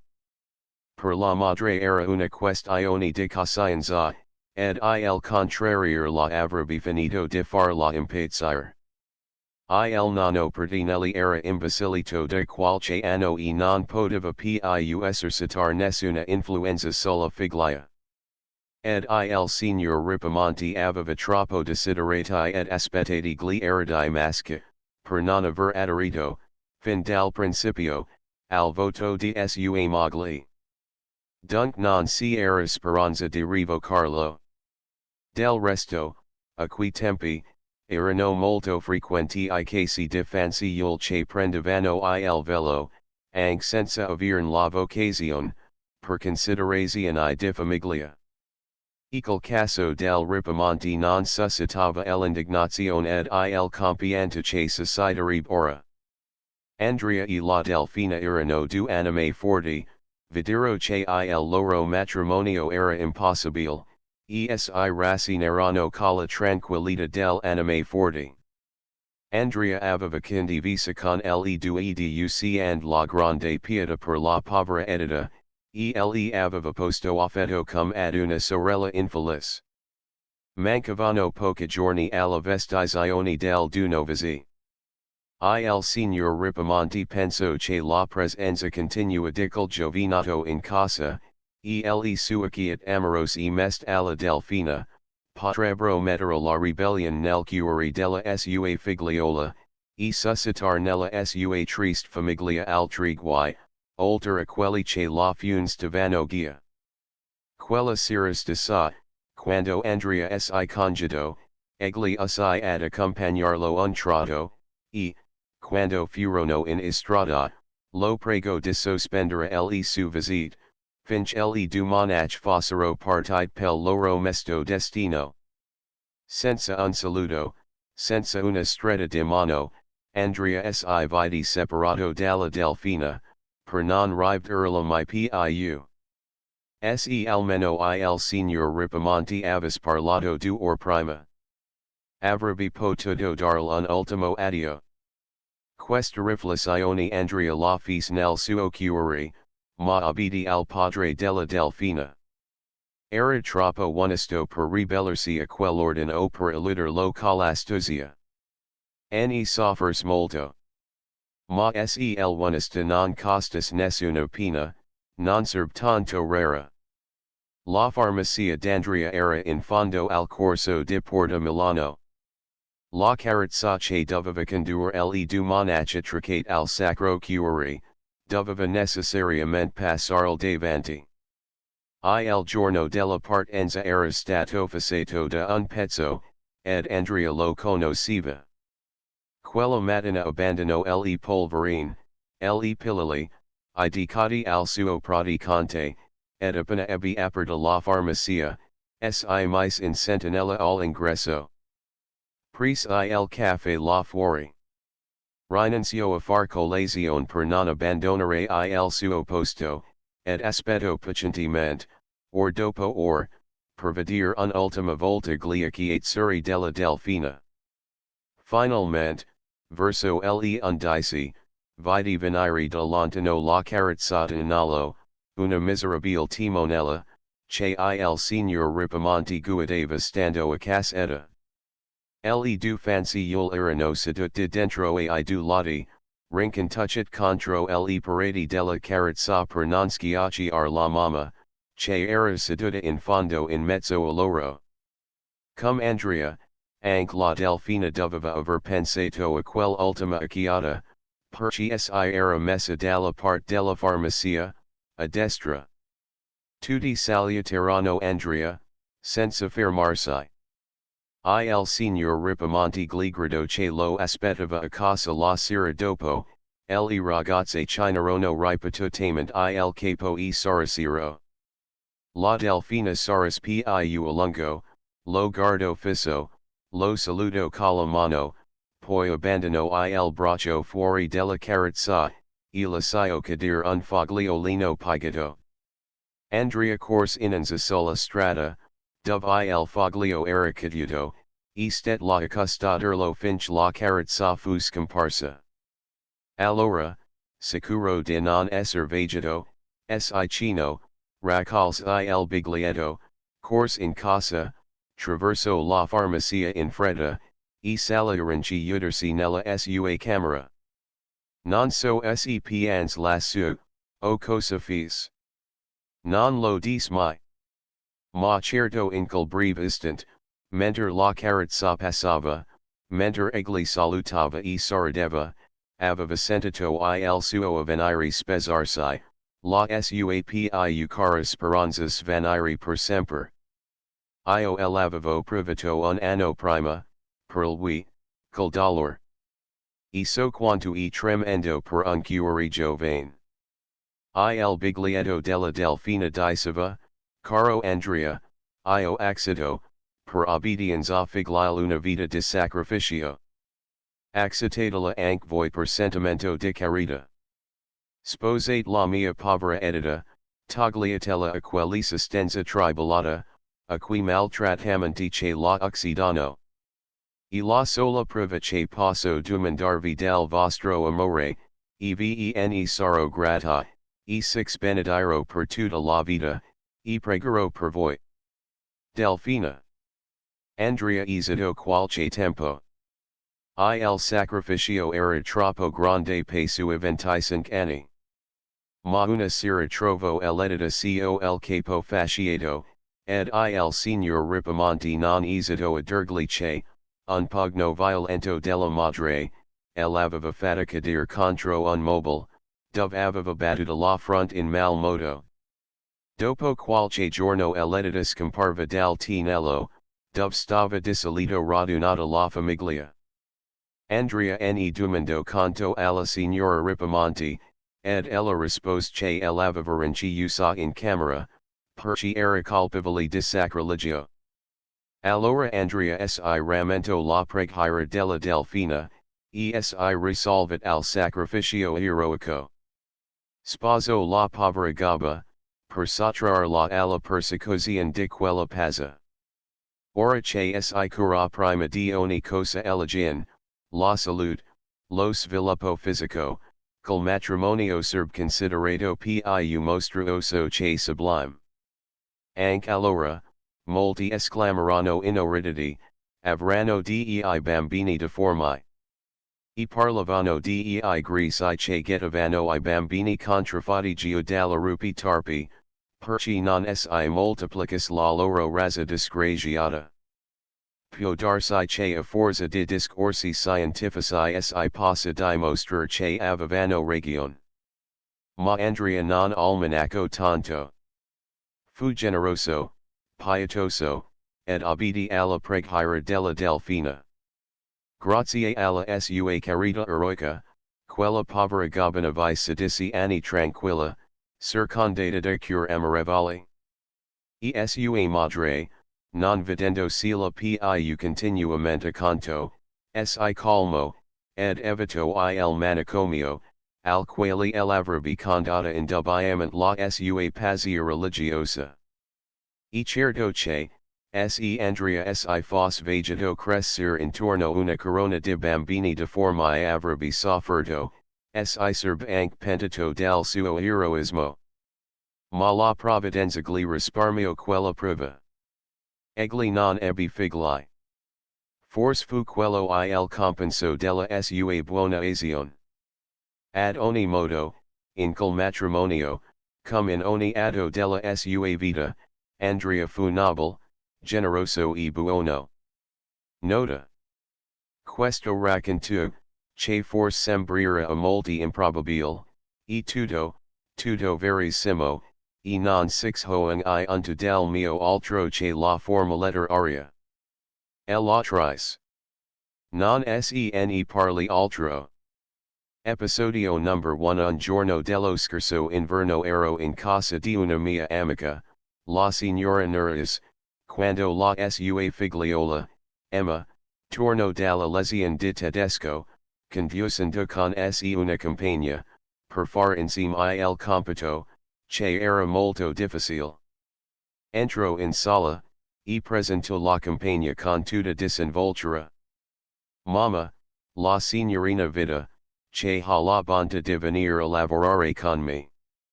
Poi, rivolgendosi alla sua amica, riprese accennando noi, la mia mamma. La marchesa Colombi.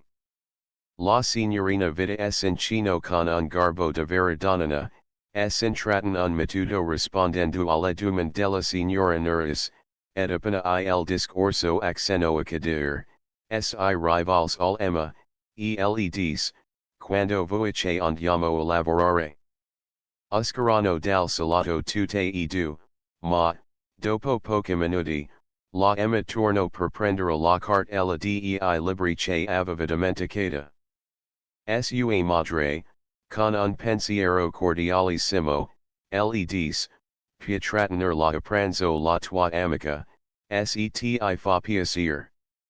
Emma pensò un tratto, poi disse con aria infastidita, bisognerebbe avvertire I suoi parenti, li avvertiremo per mezzo della persona di servizio che verrà a prendere la ragazza. No. Potrebbero non consentire, ed allora dovrebbero mandarci un'altra volta a pigliar la. Serve un disturbo. Si potrebbe mandar la nostra cameriera ora, e domandare il permesso di trattenere la signorina. Emma non manifestò nessuna soddisfazione, e disse anzi con un fair spresentuccio, ne parli magnificamente, mamma, di questo pranzo. Ma io vorrei sapere che pranzo ce. Oh, il solito. L'msi mi sorridera, e domandò, fai del proselitismo per la società di temperanza. Confisalo. Poi soggiunse, davvero, cosa si può in Ungari alla dolcezza della nostra mensa di famiglia? La signora Suggery, un antipasto, un piatto di mezzo freddo, una crema, ed una bottiglia di vino dolce spumante. La figliola crollo il capo disapprobando, si capis troppo che un pranzo di ripiego. La mamma, troppo buona, le disse ancora, ma, se non ti fa piacere, non invitar la, sai. Io lo dicevo per te, si, a mi fair piacere. Ma vorrei anche noi non si faces troppa cattiva figura. Elisa ha dei gusti molto raffinati. La mamma osservo, ad ogni modo, non potrà figurarsi che noi facciamo ogni giorno un banchetto. Doc la invitiamo alla fortune du pot non può aspettarsi che un pranzo di famiglia. Cum pranzo di famiglia, il nostro non è desprezzer. Questo invitare alla fortune du pot che non è signorile, quando il pot ha del fortune discutabili cum il nostro. Io stava a sentire a bocca aperta, sbalordita. Non seppi trattenermi dal domandare a quella ragazza, quanti anni hai, figliola mia? Ne avrò presto 15. Sono vecchia. Ma certo che sei vecchia. Sei ben sicura di non aver 30 anni? Lei mi rispose con un'aria di setica, che mi sicuro di nulla a questo mondo? Ma tu, non senti che hai 15 anni, che sei quasi una bimba, che hai un babbo, una mamma, oh. Babbo e mamma si fanno sentire, se non altro, per farmi dei predicazzi e per dettar del legge. Diceva questo sorridendo, cum per burla, ma, in fondo, si sentiva che le pesavano le leggi. Io ripresi, ma nel tuo cuore di fanciulla amata, viziata anzi, non isolta l'allegrezza della gioventù? Dianzi, alludire che potevi invitare la tua compagna a pranzo, non hai abilito? Non hai sentito un impito di riconoscenza per la mamma che è tanto cordial con le tuoi amici? L'amabisio sua madre con aria di protezione, e dis riden du, oh. La cordialità della mamma non la manda in rovina. Ha sentito che trattamenti localiani? Un antipasto, un piatto freddo ed una crema, abilmente intercalati al rancio del focolare domestico. Evidendo la sua compagna, che, stanca forse di aspettarla nello studio, tornava in sala a cercarla, leds, Giabilla, Elisa. Si prepara un divertimento sfarzoso, una gioia pazza. Chi, la marchesa non può darsi pascio non faccia le capriole per la gioia. Indovina di cosa si tratta.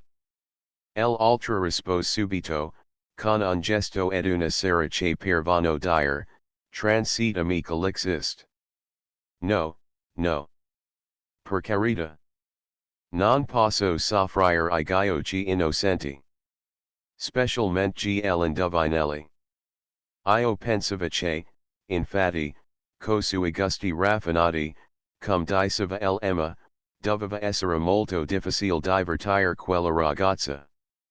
L'Emma riprese, ti invita al nostro pranzo di gala. Alla folle hilarita della nostra serata di famiglia. L'invitata rispose con un fare perfettamente cortese, oh grazie. La tua mamma è troppo gentile. Ma mi aspettano a casa. La signora Nuris non oso insistere. L'Emma dice, non è proprio il caso di pregarti, perché ti annoyer stpiuche in casa tua. Elisa alzo le mani e gliacchi al soffitto, esclamando, oh. In casa mia. Io domande, sempre più curiosa, e sempre più sbalordita, scusa. Ti annoy anche in casa tua? Quella signorina di gusti raffinati, mi guardo, meravigliata chiole desi del tu senza conoscerla, poi mi rispose, ma quanto? E un abisso, un incubo di noia. Io ripresi, sei forse sola, senza fratelli né sorelle. Scusa sai, io do sempre del tu alle ragazze. Non ho ancora potuto avviarmi a considerare persone seria, come siete voialtra. Ella fis un seno del capo, graziosamente, per indicare che scusava, poi esclamò, ma che sola. Si chiamiamo legioni. Siamo si figuri. Mi figuro che Gaio sherad, che ride riti, che six bisticarit qual che volta, e che starat allegri. Quanto a bistici arsi, si bisticiamo spesso. Ma ridere non e facile. Manca di larida la nostra casa. Siamo due sorelle, vestite tutte e due ad un modo, uguale, minuziosamente uniformi, come due vasi del Giappone, come due candelabri de caminetto borghese, come due pendants, molto ridicole, ma, il ridicolo fa ridere gli altri, enoici fa quasi piangere. Abbiamo due fratelli in collegio, studiosi. Sono cose che capitano soltanto a noi. Hanno sempre dell'ucide di favori pe loro meriti, le nostre domniche le passiamo tutte a portare in giro per Milano qui due soldatini didi, in grande uniforme, che fanno voltar la gente in istrada. Ed il resto del nostro tempo, quando non si a scuola, si fanno dell'esclamazione ammirative dinanzi a nini ed a baby, I due piccini, tanto bellini, tanto carini, e tanto noiosini. La signora Nuris profito di quella jeremiad per dire, eben, che non ceni il suo pendente le fa venire de piangere, nei noiosini che strillano. Resti oggi con noi, si rallegrire tutti il suo spirito. Finalmente la signorina Elisa, con molta smorfiat, lascio cadere dall'alto il suo consenso, al quale l'emma fis questo commento, poco lusinghiero per la sua famiglia, poverina. Come ti compiango. Io mi sentivo invasa de quello sgomento, de quel sentimento di un pericolo prossimo, che m'inspirano sempre l'indifferenza, lo sedicismo, la mancanza di hilarità e di gioia nella gioventù. De un pezzo I miei poveri vecchi, il nonno e la signora Giovannina, erano morti. Confrontando la mia adolescenza, che a quella gente austera sembrava guia pretenziosa e setica, l'adolescenza vecchia di quest giovinette, la mia mi parveglia come una risata, al paragon. E, soprattutto, la mia era stata più semplice e meno fortunata. Profitai di un'uscita della signora Nuris che andò a dare degli ordini per la sua ospite inaspettata, e fisi con quel ragazzo la part che faceva il nonno con miei fratelli e con me. Comenciai da un predicazzo, per finire con una storiella. Ecco il predicazzo, avete trop soddisfazione, ragazze. Tutti I vostri desideri sono appagati. Non six resta nulla a desiderare nel campo del cose semplici e possibili. Per questo, quando six capita una cosa piacevole, non la apprezzate, perché l'avete ottenuta con troppa facilità, e vi immaginate del cose più difficili ad ottenere, e, per conseguenza, ai vostri occhi, più belle. E così six create degli ideali impossibili, ed avete il gusto dal raffinatezze. Una, non è contenta di avere un'amica a pranzo, perché non può offrire un pranzo di gala, l'altra si fa pregare ad accettare, perché forse non vede la prospettiva di una serata elegante.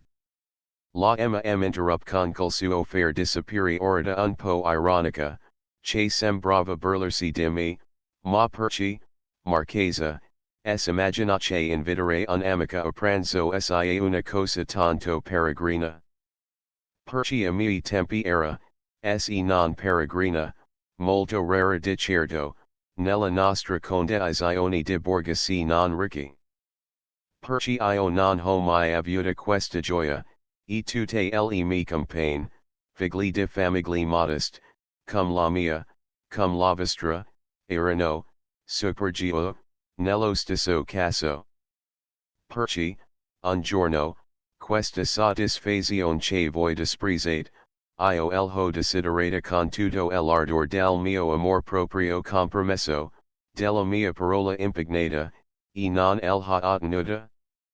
Non si ottenevano mica molte cose, ai miei tempi. E bisognava prendere il mondo come veniva. Si borbottava un poco fra noi, qualche volta si arrischiava una timida protesta, ma si finiva sempre a piegare il capo alla volontà dei superiori, una volontà indiscutibile ed inesorabile. La signorina Elisa osservò con un sospiro, allora dovevano essere anche meno allegri di noi. Confesso che cominciavamo già un po' a prendere gli atteggiamenti di vittima che prendit voiltra, ma soltanto nei momenti di contrarietà, e per poco. In generale, eravamo molto più allegri, perché avevamo delle esigenze molto più moderate, ed anche, per moderate che fossero, I nostri genitori cele sapevano reprimere con fermezza. Si allevava nel sentimento della sommission. Ma era una tiragna. Chissà. Anche noi, allora si pensava così. Ma, col tempo, si ha risparmiati molti dollari, quella cosiddetta tiragna, perché si aveva vesiti alla contrarietà della vita, e quando li incontramo più tardi, seria ed inevitabile, avevamo imparato a sopportarli senza debolezza. Non so se voiltra, che a 15 anni discutit un pranzo, e non lo trovate abbastanza raffinato per meritare di essere offerto ad una bimba, che trovate ridicolo vestirvi come le vostre sorelle, e noioso passaggio coi vostri fratelli, sapriste, poi rassegnarvi, d'un fat, alla limitazione che impongono le rendite ristretto o l'avarizia di un merito, alla privazione di ogni divertimento, alla vita affatto casalinga, che taxa a moltissime spose, mentre magari il merito es ogni sera si divert. La Emma, che probabilmente si annoiava della piega troppo seria chio aveva data al discorso, osservo, con la confidenza con cui trattava sempre con me, come con tutti superiori ed inferiori, credevo che questa pratica dovesse metter capo ad un raccontano come quelli del suo nonno, infatti, ma non si ero arrivata ancora. Allora, scusi, sa, ma il suo nonno era meno, era un po' più divertente, non faceva del dissertazione morali tanto lunghi, almeno agia di quanto riferis lei, e perché io, quando six ripeto I sui racconti, ne abbrevio la part noiosa. Ma è una buona abitudine, marchesa. Batti di non perderla, per carità. Profiterò della tua lezione. E ridendo dell'impertinenza schietta di quella bimba, cominciai a raccontare. Una del nostra grandi contrarietà, tocco appunto, a me ed a mia sorella, per un invito a pranzo. Avevamo due amici, le signorine Liprendi, maggiori di noi di parecchi anni, molto belle e molto eleganti, che si davano una gran suggezione, ma della cui amicizia andavamo molto superb. Alle volte, nell'estate, venivano la sera al casanino del nonno, che noi parlando con loro chiamavamo sempre villa per darsi un'aria un po' elegante anche noi, si mettevano tanto in gala, che noi pareva che facessero una grande nazione girando con quei bei vestiti papillari della vigna, e mettendosi in bocca I chica dell'uva con quei guantini adelaidi e chiari. E quando avevano fat quest cose, noi non si finiva di esclamare, come sono bon. Cum sono semplici. Non hanno nessun argaglio. Paravace si trattasse du principes. Del resto erano boni semplici davvero, e tolta la mania di vestir sempre in gala, avevano l'istas abitudini casaline che avevamo noi, si divertivano facilmente, si contentavano di tutto. Ed anche l'eleganza del loro toilet, non costava di molto, perché si facevano gli abiti loro stas con un'abilità invidiabile. Una volta mia sorella aveva imparato uno di quei lavori di cattivo gusto che inventano tratto I giornali di moda, e contro I quali l'arte dovrebbe bandire del pene severe. Si chiamava pittura orientale e serviva ad imbratter del bel stuff di seta, con fiori, frutti, oggelli, destinati a disgustare per sempre l'umanità, contro tutte le flori e le fondipinte, ed a far piangere all'arte le su lagrime più amori. Le liprendi, in vista di disgustarsi, s'innamorarono di quei delitti di liso buon gusto, e desiderarono di imparare a commeterne. Era di estate, noi avevamo l'abitudine di pranzare alla villa. Si andava il mattino dopo la colazione. Si pranzava al tacco, si tornava in città la sera a cena. Quel giorno che si parlò con le liprendi, in casa loro, della pittura orientale mia sorella disse, vi sognerebbe che si pot stare insieme un po' a lungo, se volet imparare, almeno tutto un pomeriggio. Loro risposero, noi non domandiamo di meglio, ma come si fa? Mia sorella riprese, potreste, un giorno, venire da noi presto, e rimanere fino alla sera. La Giuseppina intendeva presto nel pomeriggio, al tacco e mezzo. Invece le liprendi, che in casa loro pranzavano alle 5, udendo quell'invito che sopprimeva il loro pranzo, credettero che volesse dire di pranzare da noi, e l'Elena, la maggiore, rispose con molto garbo, grazie tant. Noi accettiamo senza complimenti. Quando vorrete, potremo essere pronti alle 9 del mattino. Io provai l'impression di cadere in un abisso. Sentii istintivamente che davvero entravo in un ginpreo, dal quale sarebbe stato difficilissimo uscire. Tuttavia, il sentimento della cortesia, ed anche un po' la venita di far lotta signorina ricca ed indipendente, che può fare inviti nelli su terra, mi spinsero a rispondere, benissimo. Passeremo a prendervi alle 9, ed andremo alla villa insieme, e poi la sera, o la vostra mamma verrà a prendervi, o 6 accompagneremo a casa noi. Nevero, zia. La zia Caterina assentì con un'aria molto sporita.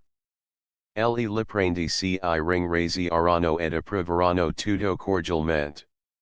Si discusse il giorno, si comino per il prossimo venerdì. Il posdomani. 6 fu un momento di eccitazione e di gioia nel fare il programma della giornata. Si stabilirono per bene le ore dell'andata, dell'arrivo, del lavoro, dello spasso in giardino, del pranzo. Io mi ubriacai al punto di dire, come una vera padrona di casa, mi dispiace, da noi, si mangia di magro il venerdì. E loro dissero che non importava, anzi. E tornarono a ringraziare. Poi ven in sala la loro mamma con la parrucca, e si ringrazio anche lei, e noi trionfamo con aria cortese di due signore, che, possedendo una villa, potevano permettersi il lusso di far degli inviti. Ma, appena fummo uscite di casa liprendi, la zia Caterina disse, cosa dirà poi il nonno, di questo invito? Noi rispondemo con due sospiri. Purtroppo, L'aria e la luz della strada avevano richiamate anche noi alla realtà, e si era entrato un gran freddo nel cuore all'idea di annunciare al nonno, che, così, di nostra testa, avevamo invitato due signorine a pranzo. In casa nostra, a nostra riservanza, told l'easy, ed I parenti che venivano dalla campagna, non era mai invitato a pranzo nessuno. Neppure la signora Giovannina. La zia ripres, come ferret a dirglilo. Io sospirai ancora, ma.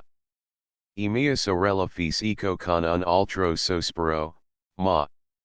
Appena fumo a casa raccontamo il caso a nostro fratello, che era tornato dal collegio per le vacanze, egli fece una gran risata ed esclamò, brave.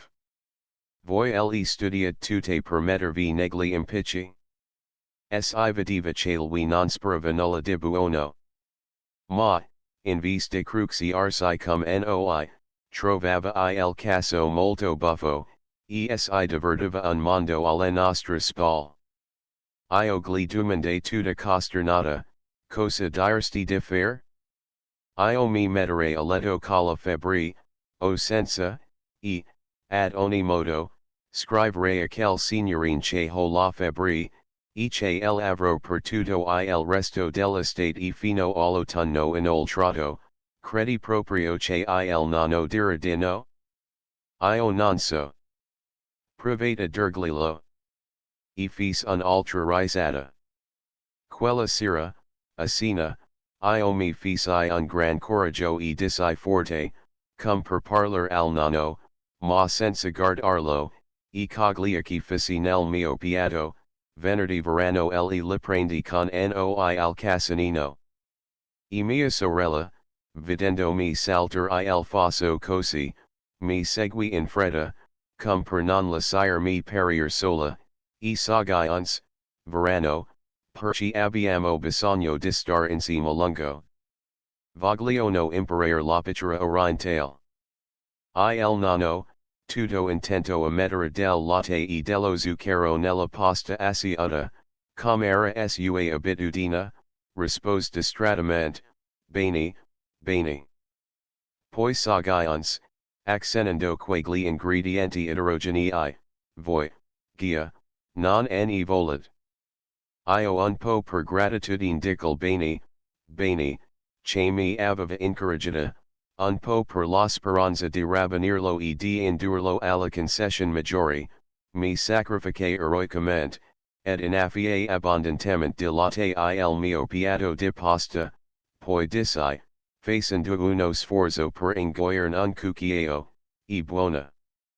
Mio fratello, che se la godeva passamente, mi volse un'occhiata derisoria, e suggeri, mettersi anche un po' di zucchero. Fare meglio. Avevo il cuore che mi batteva fin in gola. La giussepina era pallida. Perché, in sostanza, il più grave non era ancora detto. Ad un tratto Mario, con una gran sfrontatezza, disse forte, trattenendosi a stento dal ridere, resteranno anche pranzo, quel signorine.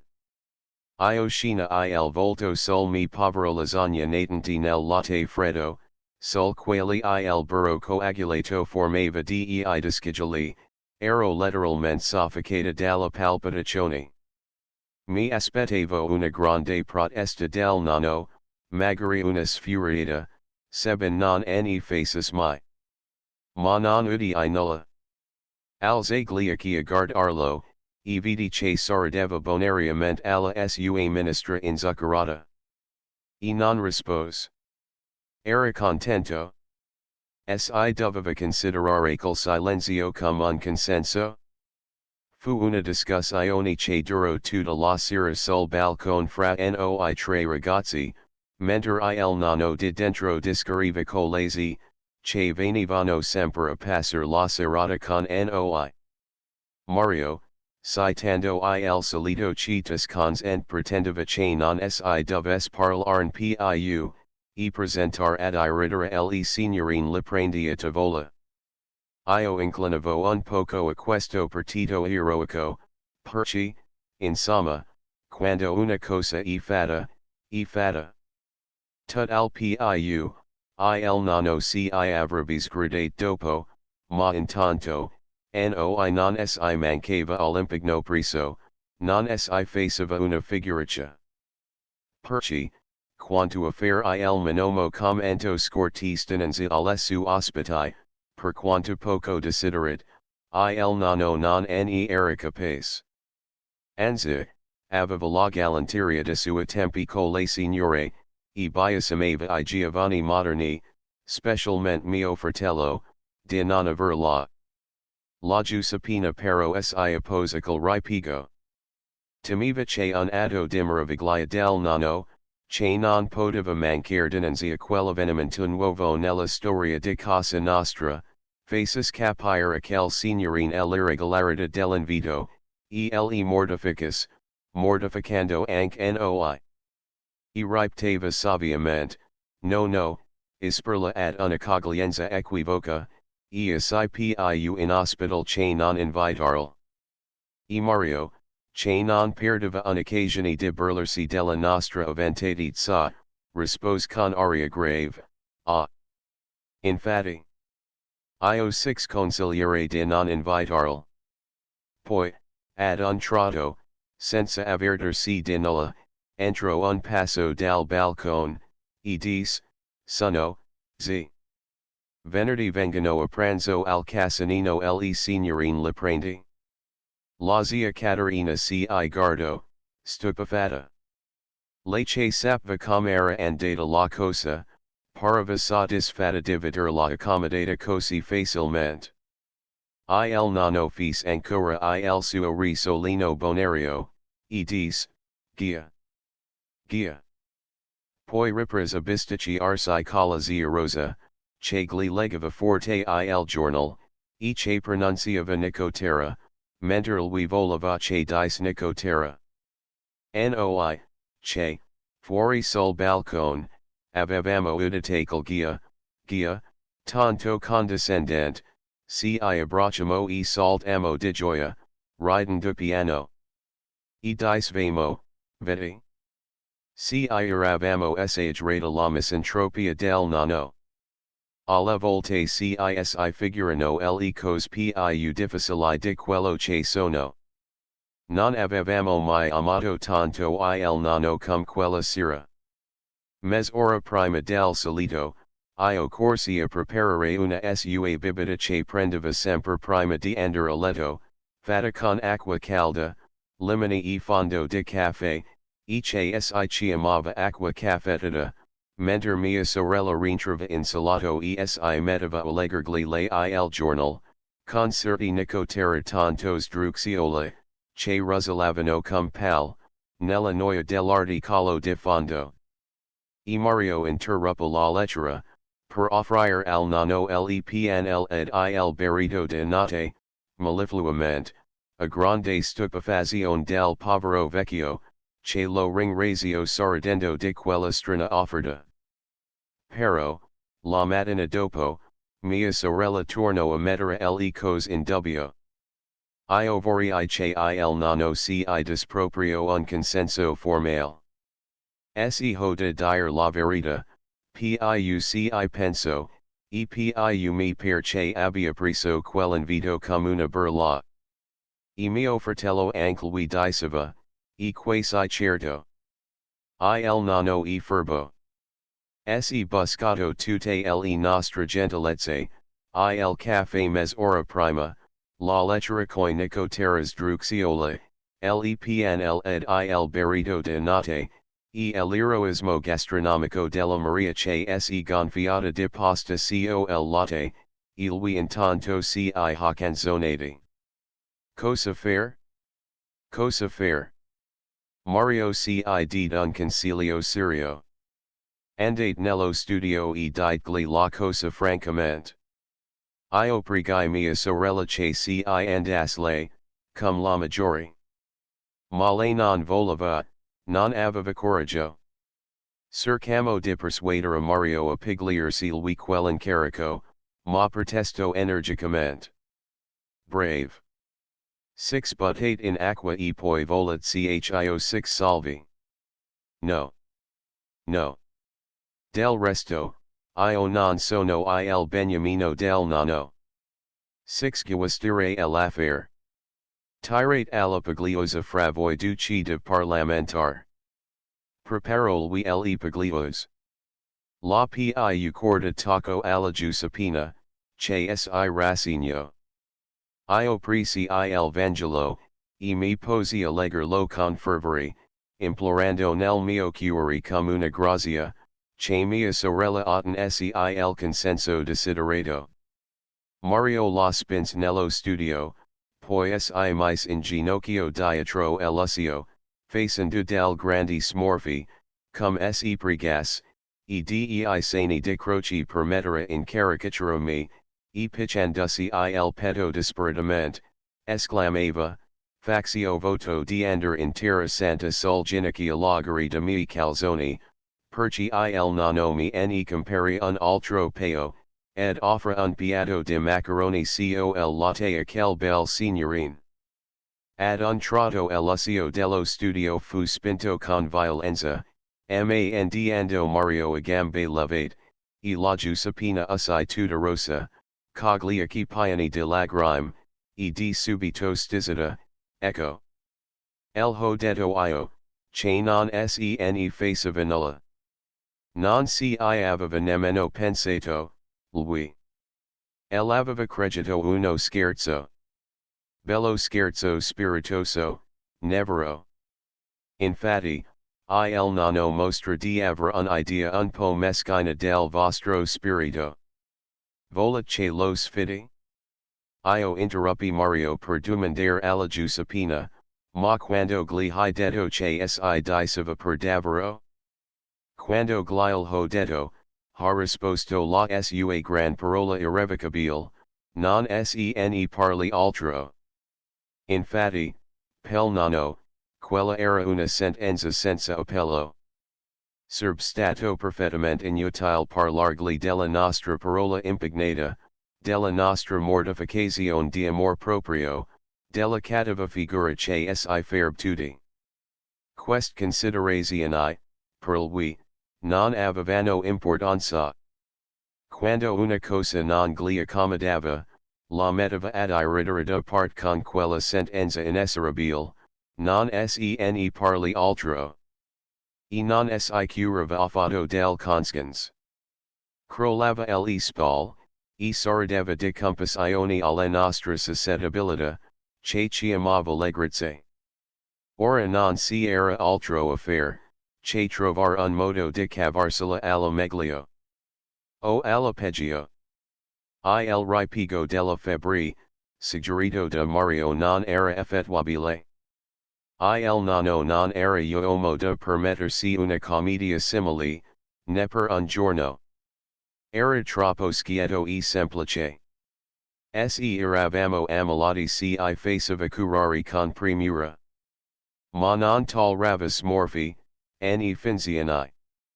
Bisogno rassegnarsi, e scrivere semplicemente alle signorine Liprendi, che in causa di certi affari del nonno, che lo trattenevano in sita, era dovuto smettere di andare a pranzo alla villa per cui il domani non potevamo andare a prendere per la partita combinata. Era assurdo, perché in tal caso, avremmo dovuto pregarla di venire ad imparare la famosa pittura orientale a casa nostra in sita, e di rimanere a pranzo con noi egualmente.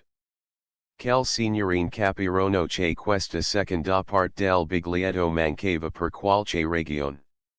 Tanto più che a noi non ven neppure in mente la temerità inaudita, di propor al nonno di rinunciare ai suoi cari pranzi del casanino per accomodare col nostro pasticcio, si continuo ad andar fuori il mattino, per non tornarci la sera. Per conscienza le Liprendi, non potendo immaginare il vero motivo della nostra scortesia, la semplice aversione del nonno ad ogni specie di novità, si affisero, e non venero più a vedersi. Tanto, che credemo di aver perduta per sempre quell'amicizia che era la nostra gloria. La recuperamo in vis in un'altra circostanza, che fu un vero trionfo per noi. Ma un trionfo breve. Il regno dei 100 giorni. L'ema e la sua amica erano state a sentire la mia storiella, con un'attenzione benevolita signorine bene educate, esi erano dinate di far bocca da ridere alla burla di Mario ed al nostro imbarazzo. Quando però, alludendo a quell'altra circostanza, feci capire che si era una seconda storiella da dire, la Emma, con una premura, che non oserei dire se fosse di desiderio o disgamento, ma inclino a credere disgamento, mi domando, e vuol raccontarsi anche quella, marchesa. Io non me lasciai scoraggiare e risposi, si, voglio raccontar la, perché giovere a farvi apprezzer quanto valgono I divertimenti che I nostri genitori six procurano, e che voi six pigliate con indifferenza, cum cose che six siano dovute, perché non ne avete mai privata la privazione. Jack la Elisa si ferma che a pranzo, domanderò anche io da pranzo alla tua mamma, per potervi raccontare questa sera la storiella number 2.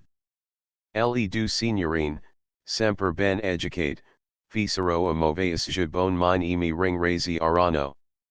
Non se parli altro.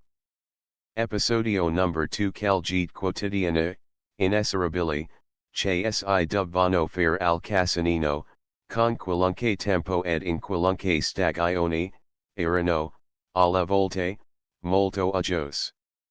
Nell'inverno specialmente, quella spedizione era secondissima per noi, esi faceva a gara a chi non andrebbe. Io debo finire un ricamo, io debo fare un esercizio di francese.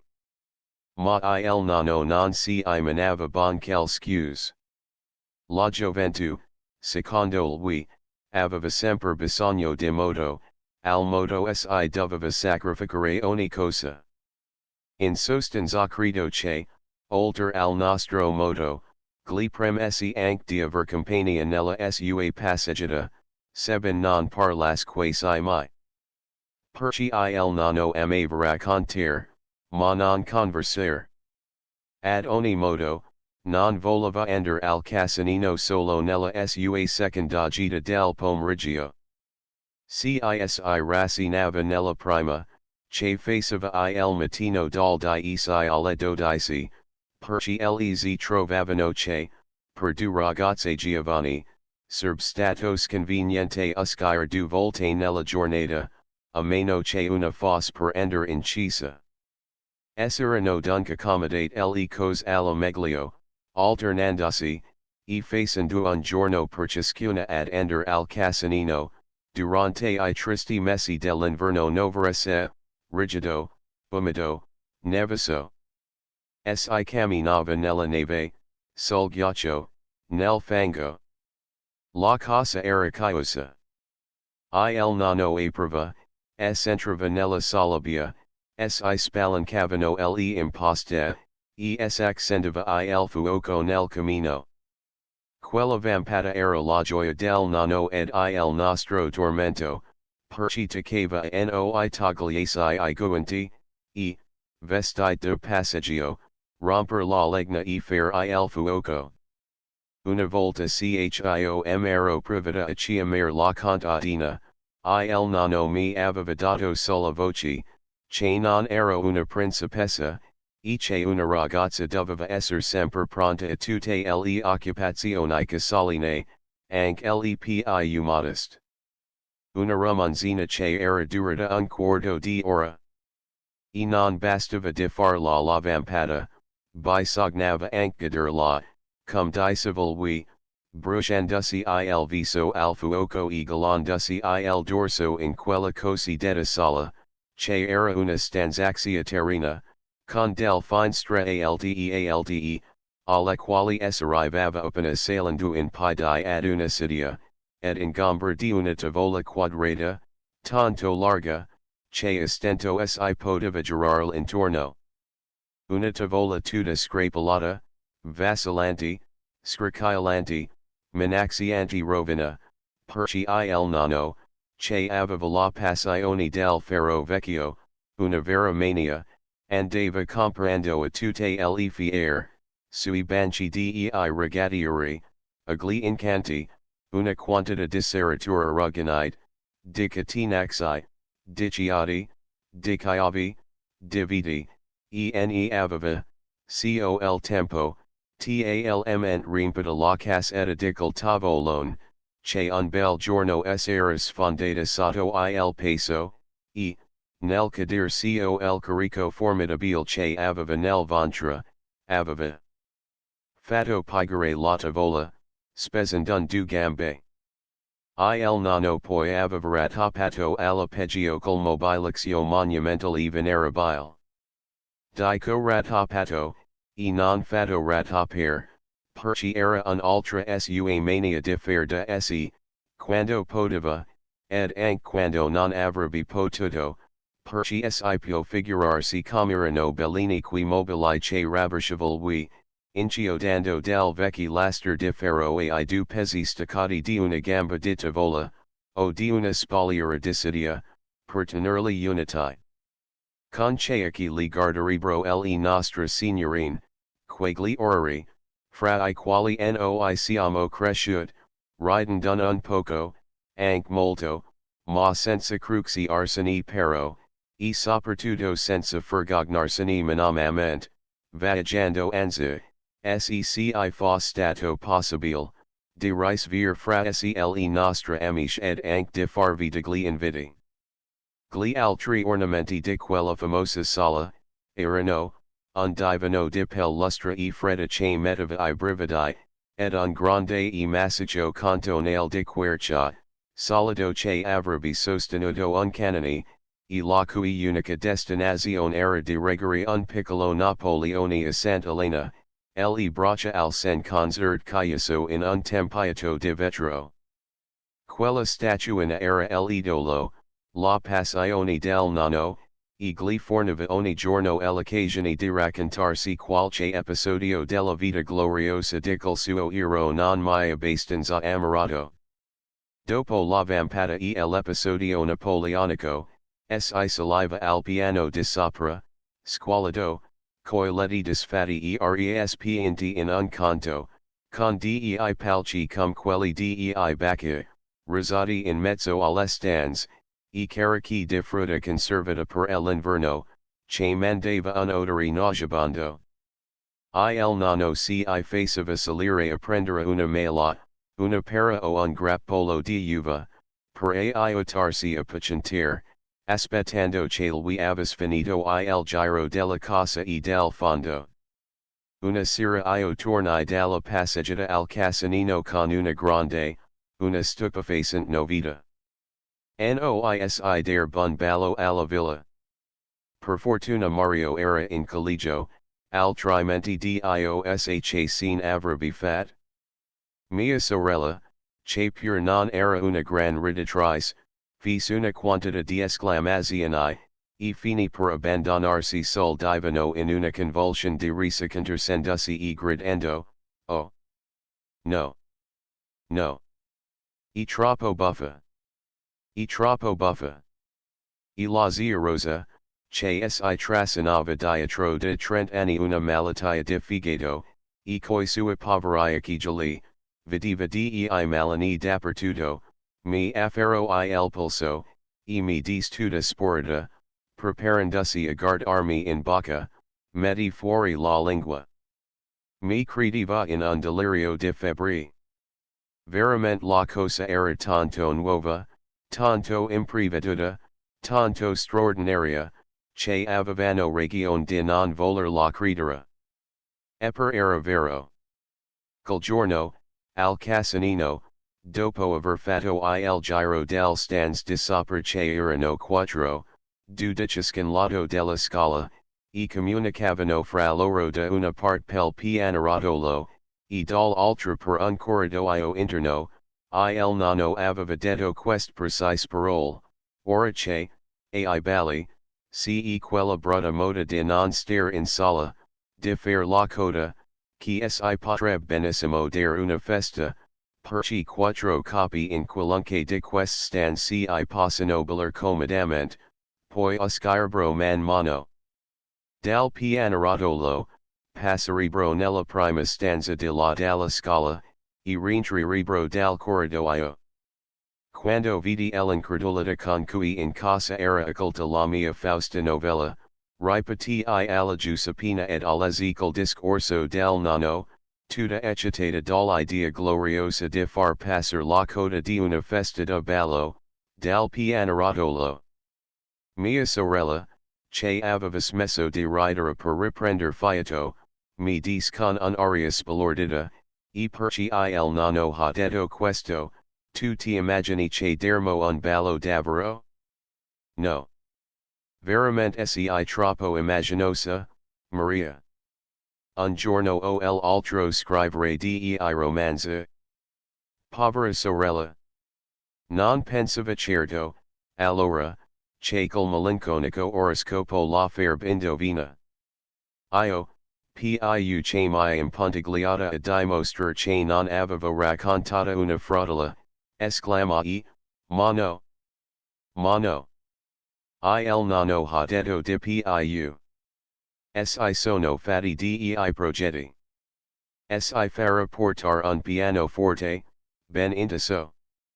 Si toglieranno dal stanza I letti ed I palchi della frutta, si faranno ridipingere le pareti.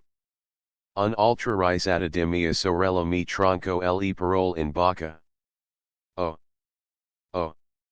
Ridipingere le pareti. Il nonno. Oh. Ma davvero ti giro la testa. Ha ragione la zia Rosa. Metti fuori la lingua. Ichi il Raffaello che fare questo lavoro? Via. Non es hanno a dipingere davvero, es intendere coloreral, darsi una tinta. Ero così mortificata che non sapevo più stare allo scherzo e rispondevo seria e simunita. Dovete lottare tutta la sera contro l'incredulità della Giuseppina e delzi, e contro le loro burle. Finalmente il nonno uscì dallo studio, ed io lo aggredii ad ridere, domandandogli francamente, a brusio pilo, come una ragazza sicura del fatto suo, nevero, nonno, che si combinato di dare una festa da ballo al Casanino? Ah. Si.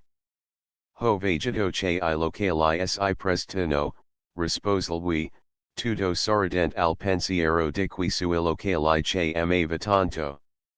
E quando dermo questa festa? Domandò mia sorella, sempre con un'aria di incredulità e di burla. Ma, questa primavera, di subito il nonno. Io trionfavo. Ma la Giuseppina torno a domandare ridendo, si ballera intorno ai palchi dei bacca da seta. Il nonno, che senti in quel parole un accento di ironia, come un voto di sfiducia ai suoi locali ed al suo tenimento, rispose, ma no. Che bisogno ce? Non manca lo spazio. I bacchi si possono mettere a pian terreno, in sala, in cucina, nella sera. La sera era un corridoio senza stufa, dove si ritiravano nell'inverno I vasi di fiori che sarebbero morti stando al freddo di fuori, e che morivano gelati di dentro. Mia sorella non pot a meno di osservar, starano caldi I bacca nella sera. Pero, vedendo che il nonno insisteva sulla possibilità, per quanto discutabile, di dare col ballo, comincio a trovarmi meno immaginosa, ed a prender sul serio la mia grande nuova. Dal prender la sul serio ad appassionarsi non si era che un passo. Perché, sebbene cominciassimo gia ad aver quello spirito critico, che ora ren tanto esigenti ed un po' infelici I giovinetti, non iravamo ancora arrivati a farsene un cruxio, usavamo soltanto per trovare il lato buffo di ogni cosa e per divertirsene. Pel resto della serata non si parlo di altro che della festa. Si disposero, con fantasia, le sale, I lumi, I rinfresca. Dei rinfresca molto ridicoli, che noi credevamo oddity ad una festa campestre, tutti di frutta, di latte, di cose di campagna, ed assolutamente decided ad un ballo.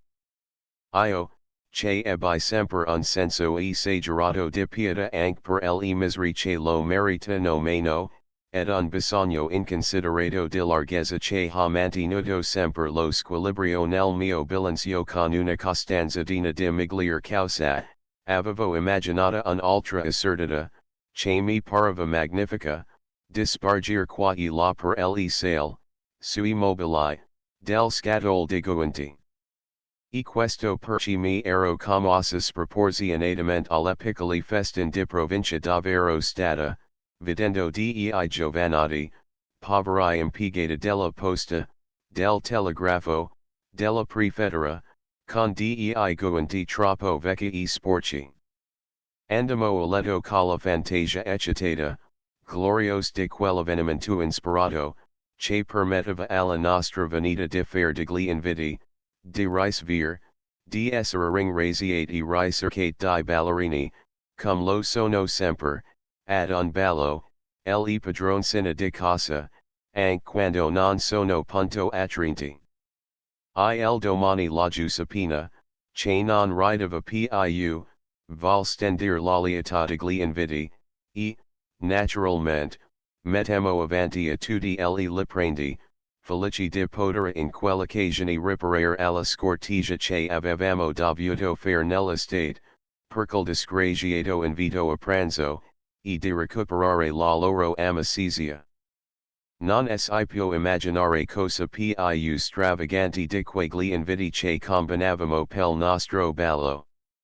Mentre doveva essere una seratina affatto intima, agli uomini si doveva mandare un invito, scritto o stampato, ma sempre un invito formale per lettera, perché noi di uomini non ne conoscevamo neppure. Il nonno non voleva giovinetti per casa.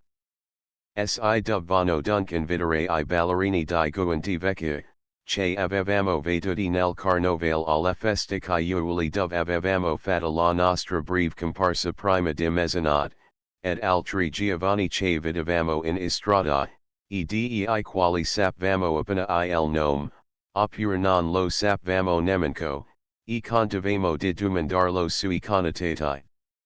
Cominciamo a parlare con le cugine, poi con le prime amiche che incontramo. La voce corse, e ben presto tutte le nostre conoscenti furono informate che nella primavera si serve una festa da ballo alla nostra villa. Un bel giorno, dopo un lungo abbandono, capitarono a farsi visita le liprendi tutte in ginghiere, e si dissero con coloro fare tanto affabile e grazioso, abbiamo sentito che si farebbe, nevero. Noi, che non vedevamo l'ora di dar l'ostra alla grande nuova, con tutto il suo seguito di progetti, confermamo gentilmente l'invito, sottinteso nella loro domanda, e cominciamo subito a discorrere della disposizione dei locali, e dell'orario, e dei vestiti. Disvemo con una grande affettazione di semplicità, non si dovrà fare del lusso, figurarsi. Quattro salti in campagna. Ma si vestirmo di chiaro, però, sera della stagione, ed anche più allegro. Il che era quanto dire modestamente, badate a farvi belle, ad ornarvi di colori guai, perché noi intendiamo che la nostra festa risca elegante. Le liprendi, che non avevano bisogno di incoraggiamenti in fatto di talletta, proposero subito vari combinazioni, una più bella dell'altra, compiacen docenagia in anticipazione, cum sesi videssero in uno specchio. A Navarra le voci hanno presto fatto a compiere il giro della città, allora era anche più piccola di adesso, e quella voce, nel suo giro, doveva busser soltanto alla porte della borghesia modesta.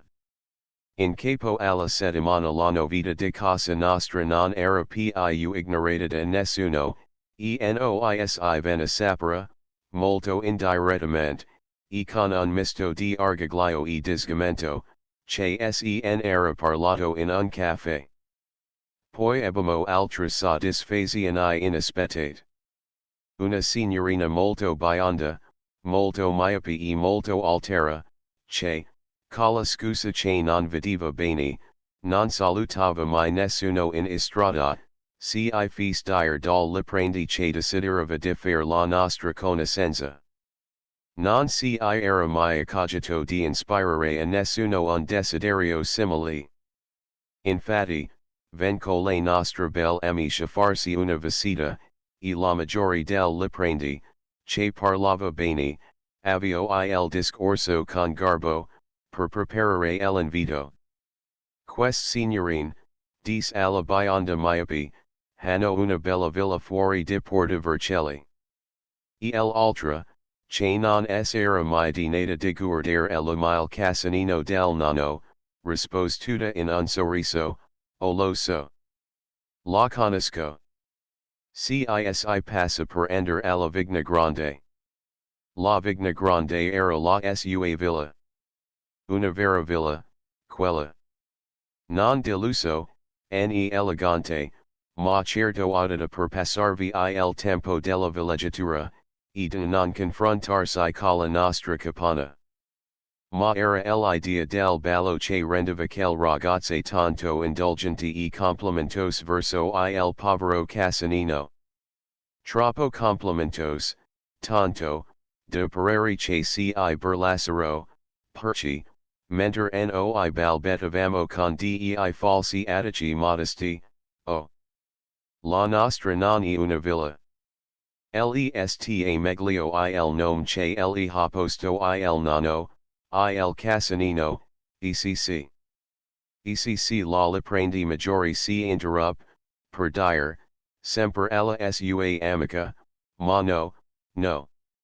Se tu vedessi, di dentro, e bellissima. Poi, un po' confusa di quella bomba che aveva sparata, riprese, modesta, sai, campestre, anzi. Ma graziosa. E continuò anche di darvi un ballo, appena cominciera la primavera. L'altra, che era venuta per quello, fece le meraviglie, come se non ne sapesse nulla. La tentazione di formulare un invito era così forte per me, che sagai unsi subito, sarà un'occasione di vedere il nostro casanino, se vorrà favorirsi in quella circostanza. Esi tiro via, una serie di salamelecchie, che a me ed a mia sorella andarono in tanto sangue. Cert altre signorine, che avevano il banco immediatamente davanti al nostro in Duomo, e che si salutavano appena con un'aria di donazione, perché avevano un titolo di nobiltà e molti anni più di noi. Cominciarono a farsi dei sorrisetti amichevoli quando si voltavano ad aprire il banco prima della predica. Ed un giorno una, la più giovane, profitò della combinazione chio era ancora inginocchiata, per cui egli rimaneva vicina, per dirmi, mentre metteva la chiave nella tappa, le pace questo predicatore. Era un modo di entrare in discorso, per poi concludere, come conc luz, e tanto, che si vid ogni giorno nella quaresima, che mi per di conoscerlo, e mi venuto natural di rivolgerle la parola. Io balbettavo del cose inconcludenti, tutta intimidata, perché erano tre zitellone che non m'inspiravano nessuna confidenza. Maloro si volterono tutte affair dei sarazetti e dei senani graziosi col capo, e quella che aveva parlato, mi di sabrosia pilo, facendo mi arrosire e confondere, e un pezzo, sa, che volevo parlarle. Mi e tanto simpatica. Infatti di allora si parlerono ogni giorno, e fin dal giorno seguente, comencierono a fare delle allusioni alla villa, ed alla festa da ballo. Che chissà come doveva essere bella. Una festa campestre. Naturalmente, ricaddi a capo fitto nel tranello, e sfoglie mi graziat in un invito. Col fermento, col chiacchiero, duro una settimana in città. Poi, siccome eravamo in piena quaresima, ed alla primavera mancavano ancora 2 mesi e più, il fermento cesso, e della nostra festa non si parlo più che fra noi tra amici. E fini la quaresima, e ven la Pasqua, che quell'anno fu verso la metà di April, poi l'April fini, e comencio il Maggio, tutto biancagiant di margherite e rossagiant di rose. Era primavera. Ma, a misura che il tempo di concretir il grande segno s'avvicinava, l'enormità della cosa si faceva più chiara alla nostra mente, ed un segreto sgomento si invadeva. Serb stato tempo di provvedere a far dipingere le stands, a far portar il pianoforte, a diramargi l'inviti. Il nonno non faceva la manoma allusione a tutto questo. Anzi, era tutto occupato del seme di bacca, e gia 2 volte di seguito se l'aveva fatto lavare nel vino, con gravissimo danno del nostro mani, che ne serbavano il violetto alla radis del unhi per vari giorni, ad onta del più complicate lavande. Intanto gli amici, incontrandosi in istrada, si domandavano, a quando saret occupate nei preparativi? Sarà questa settimana? O quest'altra? Enoisi rispondeva sempre, oh, sarà presto, sicuro. Ma sempre con un freddo nel cuore, con una specie di vertigine, all'idea che si affacciava alla mente di quel stand squalid, co le pareti imbiancate calce ed ora en right dal fumo e dal tempo, el pavimento di mattini, che ad ogni passo salava una nuvoletta di polvere rossastra. Mia sorella cominciava a recriminare, se parlato troppo presto. Tu cala tua fantasia che vola, e che piglia per veri tutti I fantasmi. Ora chissà come andrà a finire? Il nonno non si pensa affatto, by sognare rammenterglilo. Ah! Che tribolaccioni, che por, che lunghi stret di cuore si costo quella festa da ballo. Non ne hanno idea le ragazze di adesso, avesse trattare I genitori con tanta confidenza, ed esprimere I loro desideri senza soggezione, ad accettare ilsidi babai del mamma cum cosa a cui abbiano sempre diritto, a ribatterne il no quando lo trovano incomodo, a discutere, a volere, a contare per qualche cosa, per molto, nelle risoluzioni da prendersi in famiglia. Intanto I giorni le settimane passavano, e non si vedeva nessun sintomo di festa da ballo, noi non avevamo il coraggio di riservare al nonno quella sua parola spontaneamente impegnata. E per bisognava trovarlo col coraggio. Cominciavamo gia a pensare come si potrebbe entrare in discorso. Andavamo alla villa con lui, o l'una o l'altra, anche il mattino, parlavamo di cose agricole. Mia sorella, la cui inettitudine per la botanica non era comparabile che alla mia, ricominciò a farsi insegnare dal nonno quella sua scienza gentile che avevamo abbandonata, ed amassed I care dei nomi latini, che era una pietà. ed io lavevo e rilevevo con fervore il seme dei bacche, emergendo eroicamente le braccia nel vino fino ai gomiti. A. Cosa non avremo fatto per predisporre l'animo del nonno alla condescendenza. Mentre noi accarezzavamo così tutte le su piccoli manie, e lo studiavamo ad ogni ora, in ogni sguardo, in ogni sorriso, nel tono della voce, e nell'espressione del silenzio, per spire il momento più opportuno al difficile discorso della festa de ballo, il caso provocò la spiegazione tanto e lungamente aspettata. Un giorno, tornando colesi de casa loro, si vidimo career incontro geo per le scale la serva, che si dis, si sono su quel du signorine in gala, con quel altra che non si vid. Capimo subito che erano le liprendi colla bionda miope della vigna grande. Dove sono? Domandemo a veritandosi a salire. Sono in sala, col signor Andrea.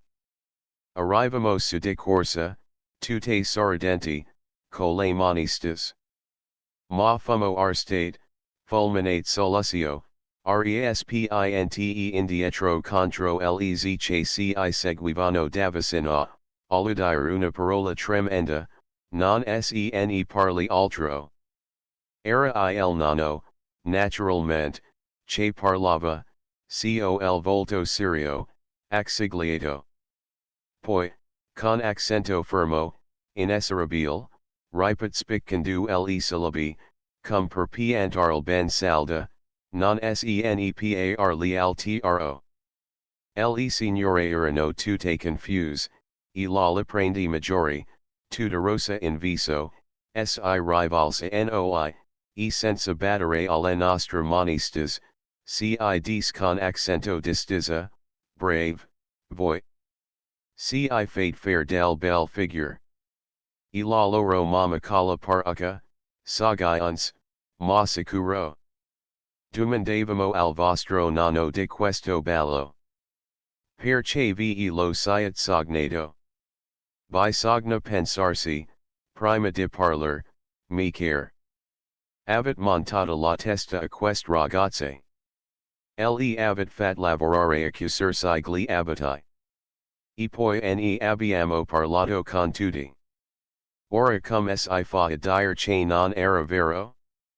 Noi affanniamo a protestare che era vero, che il nonno l'aveva detto lui, e che noi non si poteva a meno di crederlo. Ma parlavamo come di un terzo lontano, senza osare di rivolgere la parola al nonno per rinfacciargli la promessa mancata. Quanto lui, aveva detta la sentenza che troncava ogni questione, aveva respinta se una idea importuna, come si scoccia una mosca, e non si curava affatto del lagnance di quel signore, né del nostro imbarazzo. Ai sui occhi le ragazze erano esseri così assolutamente dipendenti, che non ammetteva che nessuno pozza aver dato valore alle nostre parole non confermate da lui. Ed avrebbe riso se gli avessimo detto che noi ci prendevamo tanto sul serio, da credersi impignate in faccia alla società per quella promessa mancata. Da quel giorno l'amicizia del liprendi fu inesorabilmente perduta per noi. La loro amica, più miope che mai, non si riconobbe più affatto, neppure quando si incontrò sul cancelo del Casanino, nel passer per andare alla Vigna Grande. Le zitellone del banco in Duomo, quando si voltavano ad aprirlo, avevano da fare cercare la tappa, e non potevano neppure alzar gli occhi. I loro volti pieni di sussiego non sembravano neppure suscetibili dei sorrisetti e dei senani graziosi che li avevano rischiarati un istante. Nell'estate la brigata dell'amiche non si fece più vedere al Casanino, e nel carnovale seguente non ebbimo neppure un invito per una seratina. Aveva fatto il voto intorno a noi, Culteri bile, non sene parli altro. Fine. Indus du parole de sortio pag. 9 cum il nano imparo agnotare 19 Santa Lucia 31 cum il nano si fis levere un dente 51 cum il nano divento un famoso ballerino 63 cum il nano imparo a suonare il flauto 79 cum il nano imparo a farsi la barba 101 cum il nano non si vesti di nuovo 115 cum il nano tronco una serie di rappresentazioni 137 cum il nano non sposo la signora Giovanna 153 cum il nano Prismogli 183 non sene parli altro. Episodio N1, 207 non sene parli altro. Episodio N2, 237 Nota del trascrittore ortografia e punteggiatura originali sono state mantenuti, correggendo senza annotazione minima errori tipografici. Copertina creata dal trascrittore e posta nel pubblico dominio. End of the Project Gutenberg ebook I ragazzi di una volta e I ragazzi di adesso updated editions will replace the previous one. The old editions will be renamed. Creating the works from print editions not protected by U.S. copyright law means that no one owns a United States copyright in these works, so the Foundation, and you, can copy and distribute it in the United States without permission and without paying copyright royalties. Special rules, set forth in the general terms of use part of this license, apply to copying and distributing Project Gutenberg trademark electronic works to protect the Project Gutenberg trademark concept and trademark. Project Gutenberg is a registered trademark, and may not be used if you charge for an ebook, except by following the terms of the trademark license, including paying royalties for use of the Project Gutenberg trademark. If you do not charge anything for copies of this ebook, complying with the trademark license is very easy. You may use this ebook for nearly any purpose such as creation of derivative works, reports, performances, and research.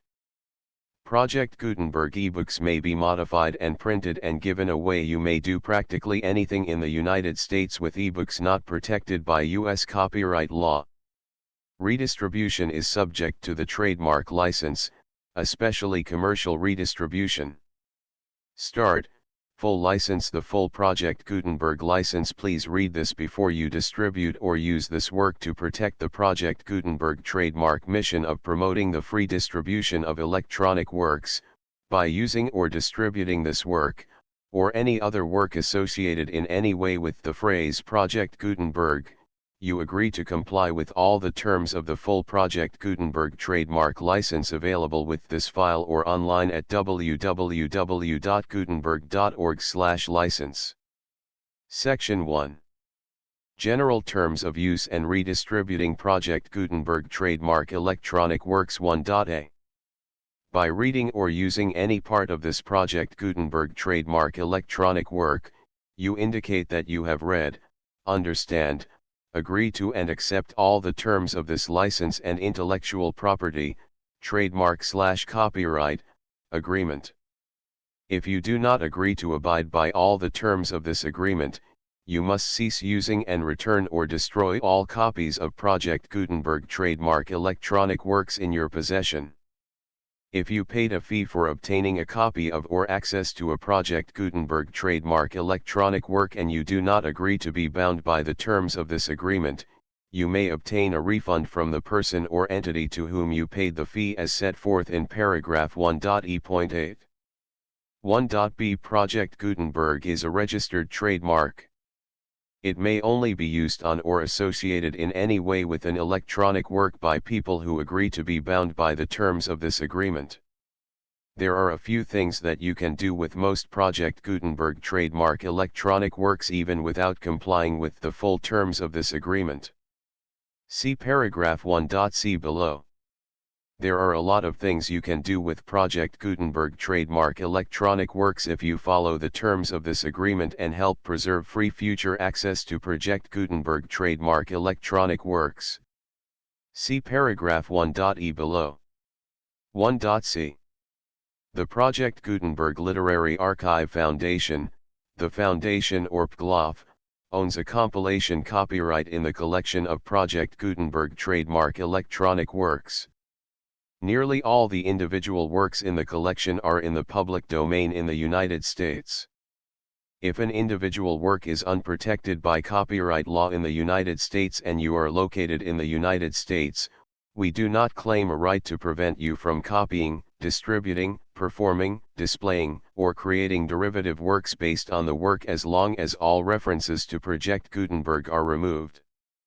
Of course, we hope that you will support the Project Gutenberg trademark mission of promoting free access to electronic works by freely sharing Project Gutenberg trademark works in compliance with the terms of this agreement for keeping the Project Gutenberg trademark name associated with the work.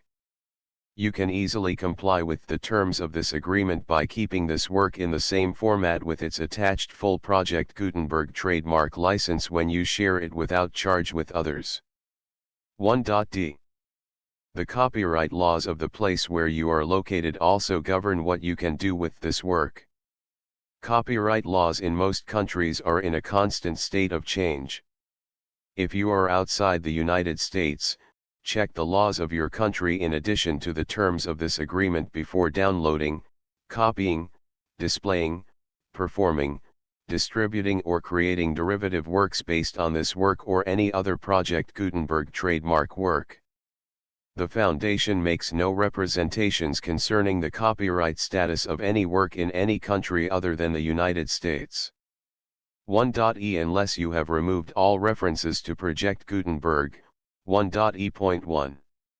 The following sentence, with active links to, or other immediate access to, the full Project Gutenberg trademark license must appear prominently whenever any copy of a Project Gutenberg trademark work, any work on which the phrase Project Gutenberg appears, or with which the phrase Project Gutenberg is associated, is accessed, displayed, performed, viewed, copied or distributed. This ebook is for the use of anyone anywhere in the United States and most other parts of the world at no cost and with almost no restrictions whatsoever. You may copy it, give it away or reuse it under the terms of the Project Gutenberg license included with this ebook or online at www.gutenberg.org. If you are not located in the United States, you will have to check the laws of the country where you are located before using this ebook. 1.e.2. If an individual Project Gutenberg trademark electronic work is derived from texts not protected by U.S. copyright law, does not contain a notice indicating that it is posted with permission of the copyright holder, the work can be copied and distributed to anyone in the United States without paying any fees or charges. If you are redistributing or providing access to a work with the phrase Project Gutenberg associated with or appearing on the work, you must comply either with the requirements of paragraphs 1.e.1 through 1.e.7 or obtain permission for the use of the work and the Project Gutenberg trademark as set forth in paragraphs 1.e.8 or 1.e.9. 1.e.3. If an individual Project Gutenberg trademark electronic work is posted with the permission of the copyright holder, your use and distribution must comply with both paragraphs 1.e.1 through 1.e.7 and any additional terms imposed by the copyright holder. Additional terms will be linked to the Project Gutenberg trademark license for all works posted with the permission of the copyright holder found at the beginning of this work. 1.e.4. Do not unlink or detach or remove the full Project Gutenberg trademark license terms from this work, or any files containing a part of this work or any other work associated with Project Gutenberg trademark. 1.e.5. Do not copy, display, perform, distribute or redistribute this electronic work, or any part of this electronic work, without prominently displaying the sentence set forth in paragraph 1.e.1 with active links or immediate access to the full terms of the Project Gutenberg trademark license. 1.e.6. You may convert to and distribute this work in any binary, compressed, marked up, non-proprietary or proprietary form, including any word processing or hypertext form. However, if you provide access to or distribute copies of a Project Gutenberg trademark work in a format other than plain vanilla ASCII or other format used in the official version posted on the official Project Gutenberg trademark website, www.gutenberg.org, you must, at no additional cost, fee, or expense to the user, provide a copy, a means of exporting a copy, or a means of obtaining a copy upon request, of the work in its original plain vanilla ASCII or other form. Any alternate format must include the full Project Gutenberg trademark license as specified in paragraph 1.e.1. 1.e.7. Do not charge a fee for access to, viewing, displaying, performing, copying or distributing any Project Gutenberg trademark works unless you comply with paragraph 1.e.8 or 1.e.9. 1.e.8.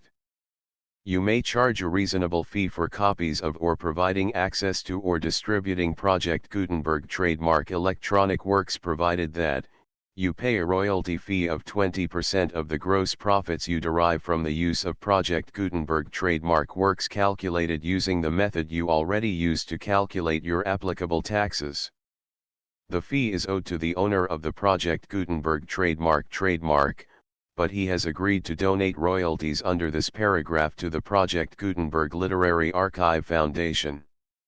Royalty payments must be paid within 60 days following each date on which you prepare, or are legally required to prepare, your periodic tax returns. Royalty payments should be clearly marked as such and sent to the Project Gutenberg Literary Archive Foundation at the address specified in Section 4, Information about donations to the Project Gutenberg Literary Archive Foundation. You provide a full refund of any money paid by a user who notifies you in writing, or by email, within 30 days of receipt that he does not agree to the terms of the full Project Gutenberg trademark license. You must require such a user to return or destroy all copies of the works possessed in a physical medium and discontinue all use of and all access to other copies of Project Gutenberg trademark works. You provide, in accordance with paragraph 1.f.3, a full refund of any money paid for a work or a replacement copy, if a defect in the electronic work is discovered and reported to you within 90 days of receipt of the work. You comply with all other terms of this agreement for free distribution of Project Gutenberg trademark works. 1.e.9. If you wish to charge a fee or distribute a Project Gutenberg trademark electronic work or group of works on different terms than are set forth in this agreement, you must obtain permission in writing from the Project Gutenberg Literary Archive Foundation, the manager of the Project Gutenberg trademark. Contact the Foundation as set forth in Section 3 below. 1.f.1.f.1. Project Gutenberg volunteers and employees expend considerable effort to identify, do copyright research on, transcribe and proofread works not protected by U.S. copyright law in creating the Project Gutenberg trademark collection.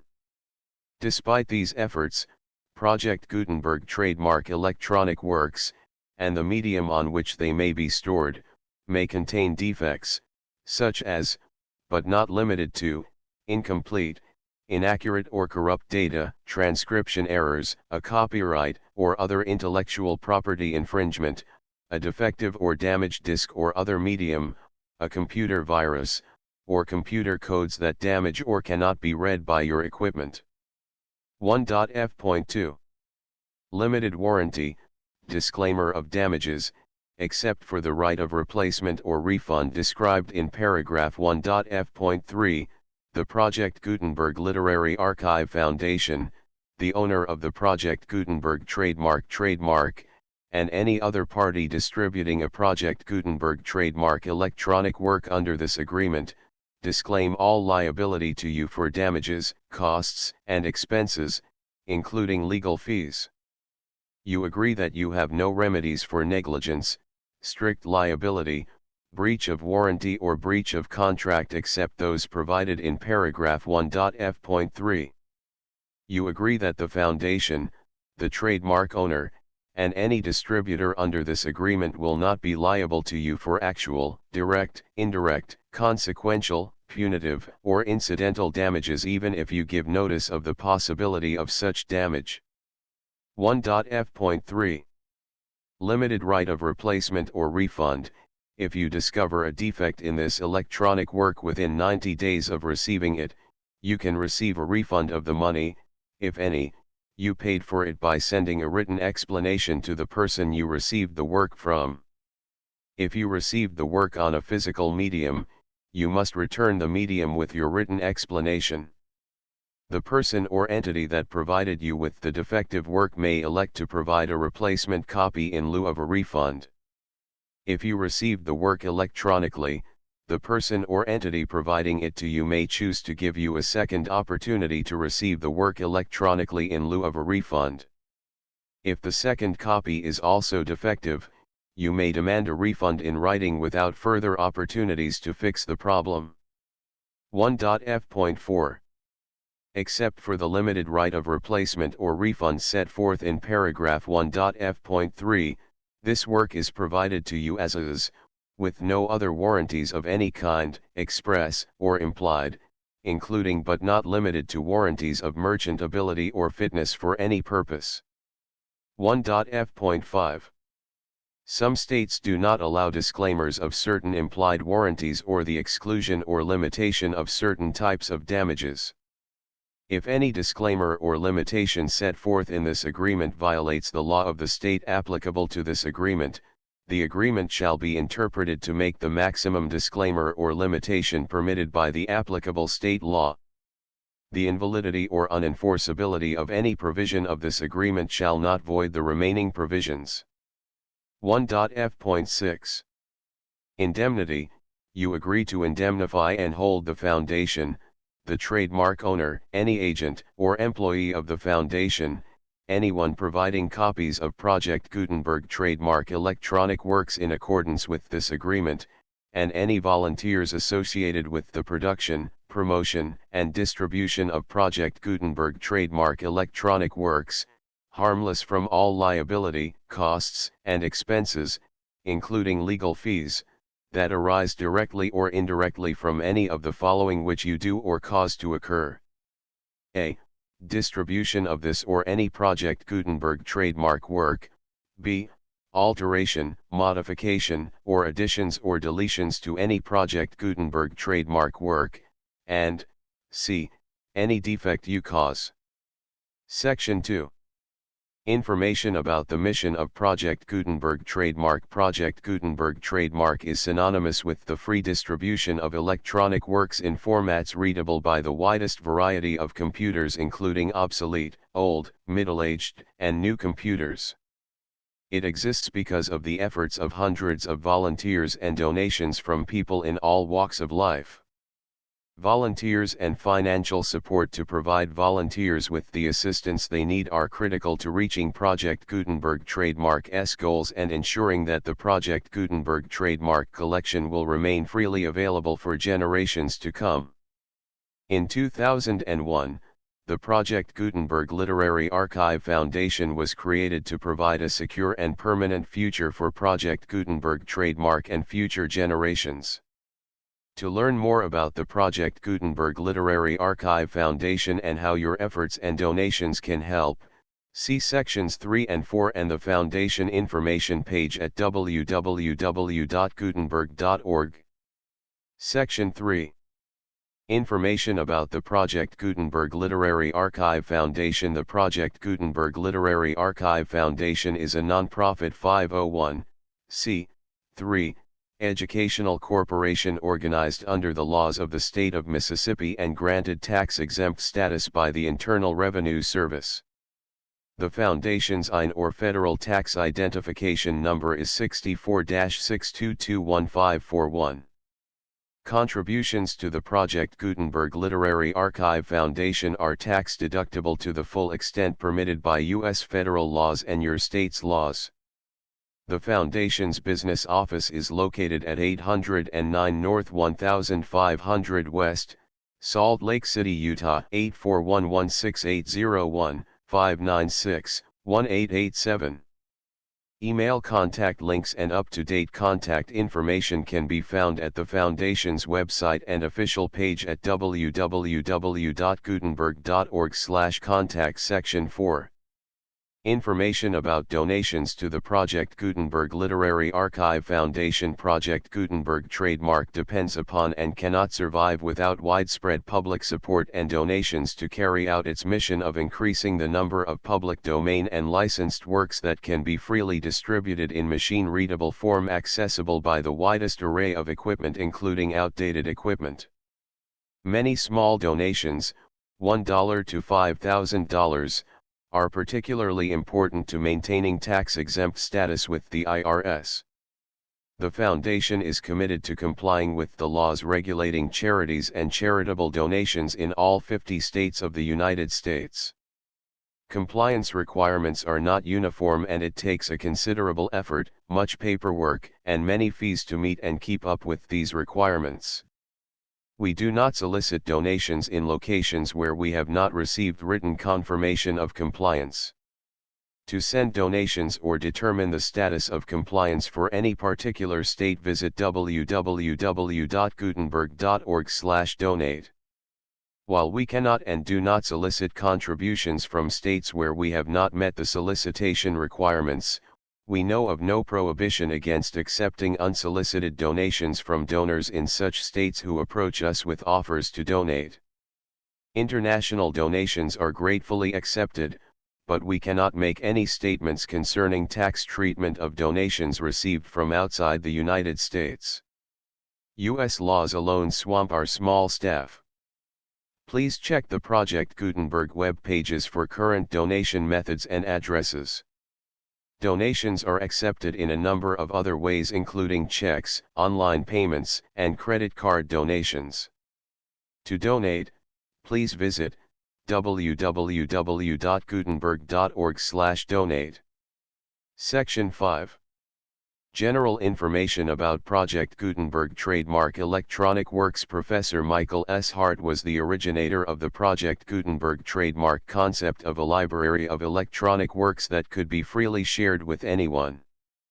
For 40 years, he produced and distributed Project Gutenberg trademark ebooks with only a loose network of volunteer support. Project Gutenberg trademark ebooks are often created from several printed editions, all of which are confirmed as not protected by copyright in the U.S. unless a copyright notice is included. Thus, we do not necessarily keep ebooks in compliance with any particular paper edition. Most people start at our website, which has the main PG search facility, www.gutenberg.org. This website includes information about Project Gutenberg trademark, including how to make donations to the Project Gutenberg Literary Archive Foundation, how to help produce our new ebooks, and how to subscribe to our email newsletter to hear about new ebooks. I ragazzi di una volta e I ragazzi di adesso. Du parole di esordio cum il nano imparo a nuotare Santa Lucia cum il nano si fis levare un dente cum il nano divento un famoso ballerino cum il nano imparo a sonare il flauto cum il nano imparo a farsi la barba cum il nano non si vesti di nuovo cum il nano tronco una serie di rappresentazioni cum il nano non sposo la signora Giovannina cum il nano prismogli non sene parli altro. Episodio number 1 non sene parli altro. Episodio number 2 Indus the full project Gutenberg license 9 10 11 12 13 14 15 19 20 21 22 23 24 25 26 27 28 31 32 33 34 35 36 37 38 39 40 41 42 43 44 45 46 47 48 51 52 53 54 55 56 57 58 59 60 63 64 65 66 67 68 69 70 71 72 73 74 75 79 80 81 82 83 84 85 86 87 88 89 90 91 92 93 94 95 96 97 101 102 103 104 105 106 107 108 109